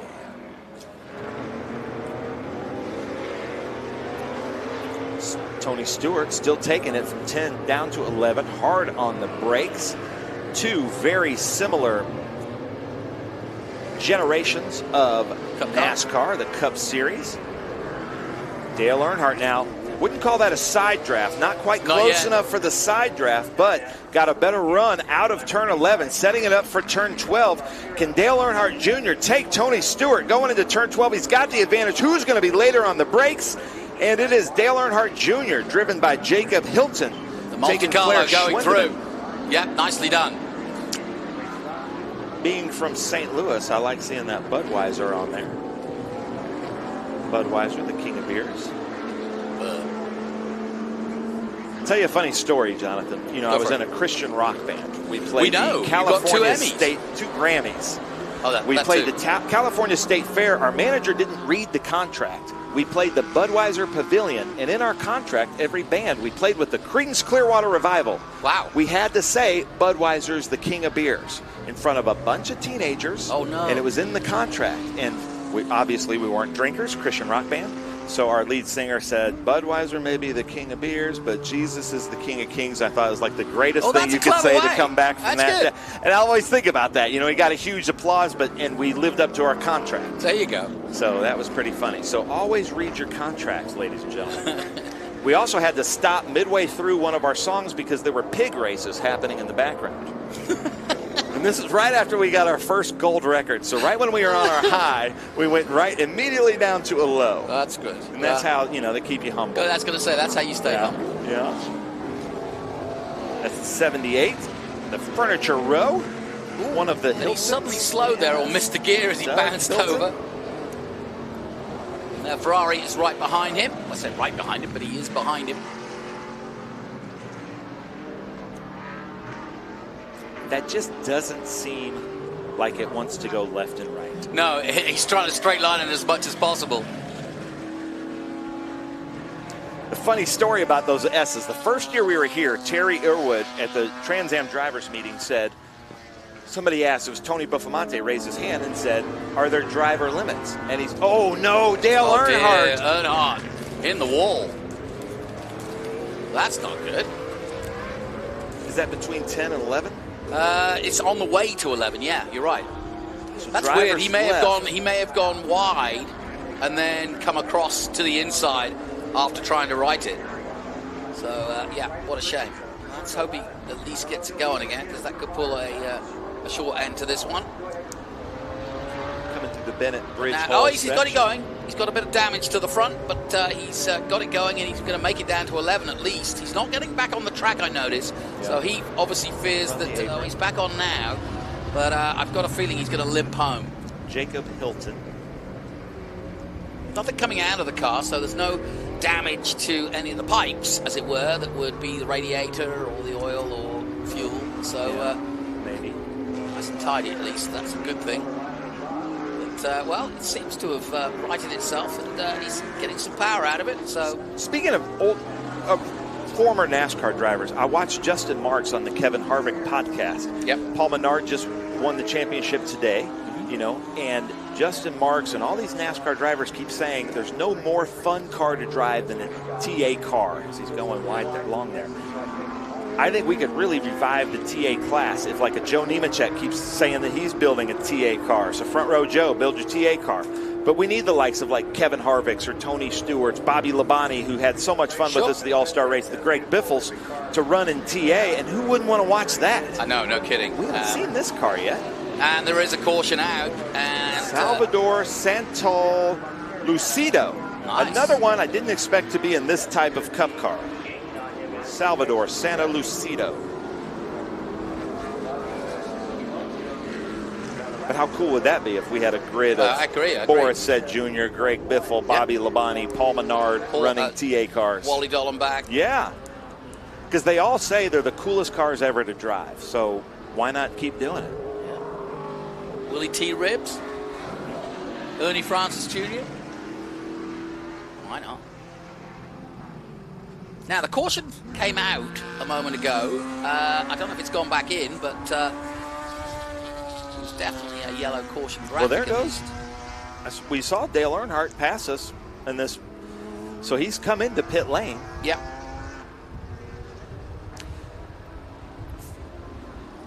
We're about 10 minutes away from needing headlights on these cars. Yeah, no kidding. And the sun is going down quickly. Remember the Cup cars do, obviously, as you can see, but those are stickers on Salvador's car. Of course, the clocks changed last night. I never understand why we do that anymore, but anyway. Like I said, when I run for president, that's going to be my one thing I say. I'm going to get rid of daylight saving time. Yeah, that can be your stumping. And I think I'd get some votes. I know, I think you would. You had a presidential nominee, somebody running for president with you at the Monterey Historics in the booth. I listened to it because I'm a Jonathan Green fan. There you go. So, yeah, you know about Lars Malmstad there. Yeah. He's famous. He's a libertarian. Yeah, and he was literally on the ballots and running for president at the time. Yes. That is the 46, Michael Zock. We've got a lot of his fans out here. Well, he's leading the way. He's going to please them. Oh, Are they the ones watching? What happened to in the crowd? Bakir? Bakir down 14, 15 seconds, so something must have happened. Something's happened to Bakir because he was well out front. You're right. While we've been going through the grid, Bakir has just disappeared. That was the era of Trans Am that I really watched. Like they were on the Tennessee channel, the TNN, yes, the Nashville network. Is that what became TNT? It became Spike. Ah, yeah. TNN did. And NASCAR, wasn't it on the CW or the country? I don't know. Yeah, no, NASCAR started on country TV. Really? Yeah, country music TV. CMT? Yeah. Ooh. Michael Zott going back and forth there. Got to hold on because I believe either the white or the checkered are coming out this time. Yeah, on my graphic it says 2 laps to go. So this should be one after this. Somebody gives Jonathan Green more information than they give me. You've got the years of the cars, you've got timing and scoring, you know, but I get to watch the comments. Yeah, this is true. And you're absolutely right, they do. I censor the comments that are saying bad things about you, so maybe I should start reading those. Okay, fair enough. So, final lap there for Michael Zott, but he's got Bakir behind him. Coming up now, look at that. He's closed 10 seconds in a lap, so this could be a race. Yeah, he's made a mistake, and now he's on the run. This is all over now. Here comes. Lights are blazing. Those are like the lasers that you put on pistols, those headlights. Let's see. I think he's going to try to get him going into 11. I think he's going to do that beforehand. I think he's going to try to take him up the hill at 8. Or even before that. A second behind him. Look at this. Come on. Hold on, Michael Zott. This is America versus Germany here. Come on. Starting to climb now. Get wide as you can. Get those elbows out, son. He just waved to him. Yeah. Different classes. So Michael Zott, I know. Here I am being a totally bad influence. I'm glad he didn't listen to my advice. Oh! Commentators blight. Gosh. Ben Sissel, final lap of the final race of the year. And he's given it. But now he's passed by another German car. Come on, Zott. That's a Cayman. You can get that. You should be able to get that by 12. But he had to get hard on the binders there and probably went a little bit code brown, did Michael Zott. Zott 4, what a game. What a day for him. My gosh. Who would have thought? Woody Witchard, come on now. Let's see what you got. Because Michael Zott is, man, he's like, you know what? I'm just going to bring this thing in. Yeah, I think he's like, you know what, you can take that because he had it, and then Bakir went off there where we also saw Walter Reed go. Yep, that's exactly right. I think that's the dust. So Woody Witchard in a Cayman Stuttgart car. It's yours to lose, buddy. So the final few corners of the 2024 season. It's been a good one. Well done to Ben Sissel. He's been to every race that SVRA put all on. but 2. Bar 2. I didn't go to Indy and I didn't go to New Jersey because I was at Portland. Okay, can't do everything. Coming through 19 for the final time. Michael Zott is driving in honor of his father, Ray Zott, who passed away recently and was Michael's mentor. Oh, nice. Thank you for nice sending tribute. that. Thank you for that. And so, yeah, that's probably what he did. He's like, you know what? I'm going to bring this home in honor of my dad. That's and nice. he's still winning the race. He's still going to win Group 10 because we just had Woody Witchard win in our Group 10 GT. And then there is Michael Zott should win. Take the checkered flag. There it is. Well done. And Mustafa Bakir should come across the line in third. Yeah, Michael Zott won his class. Woody Witchard won his class. Bakir won his class. Yeah. And then let's see what we got in the stock cars. Here's Bakir. Is it going to be Nemechek, or is it going to be the Sam LeCompte, or is it going to be Kurt Vogt? Let's see. Who is it? I believe Sam LeCompte. Yeah. So Sam LeCompte in the stock car trucks. Beats Voigt. Yeah, he does just. Great battle they had, though. Awesome. Well, Jonathan, we're about 10 minutes away from the sunset. So we finished this just in time. Jonathan, I got to say, man, it has been so much fun. I know we're going to be in the booth again Look at that together. shot. Oh, yeah, that is awesome. That's from Ron there. Yeah, super Ron. But I have learned so much from you. It has been awesome. Can't wait to I've see learned you a lot again. from I you. listened to you, you know, when you announced the other races. Oh, okay. Well, that's good. But thank you for being so patient with me. No. In my ADD and To help you with and, your and therapy. learning me, teaching me the things that I shouldn't say. Yep. It's always good to help with therapy. Woody wins a lot, Sir Woody wins a lot.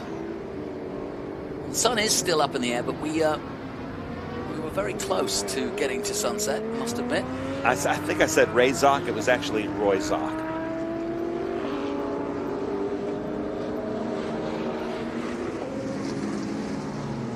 So then, that concludes our last race. Well done to Woody Wutchard, and my thanks once again to Ben Sislick. It has been a joy, but that's ending our SVRA Speed Tour coverage for 2024. We do it all again in 2025. The schedule is posted on the website. SpeedTour.net, SVRA.com, GoTransAm.com, InternationalGT.net, and then the Formula, US, all those championships. But Jonathan, we've got another 6 hours. We got to go host a 4-hour end-of-the-year Trans Am Championship banquet. What could go wrong? That's it, folks. I hope you've enjoyed it. My thanks to Greenlight Television and all of the workers here for Pirella Holdings and the organisers at the Circuit of the Americas. It's been a great year. I hope you've enjoyed some of the coverage we've been bringing you as the year has gone on. But that's the end of the weekend. And as the sun goes down here in the Lone Star State, we'll see y'all next time out.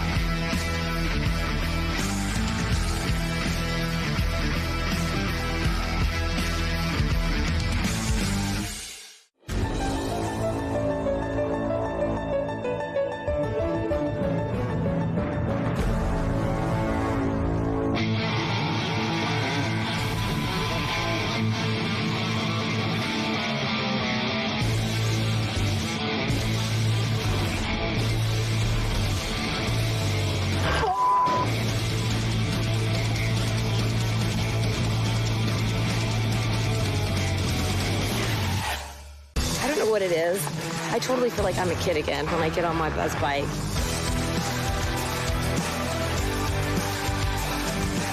Horsepower, baby. You know me, I like horsepower.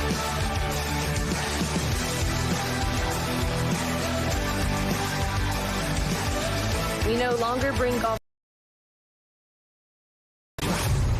buzz bikes.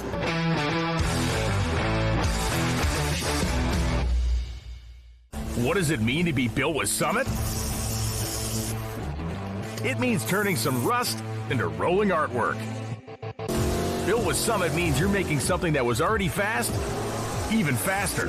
It means that your project will be on the road or track long after you've bolted it together. And Built with Summit means you're doing it with in-stock parts, fast shipping, expert advice, and the best prices. Summit Racing Equipment. Let's build it together. SummitRacing.com.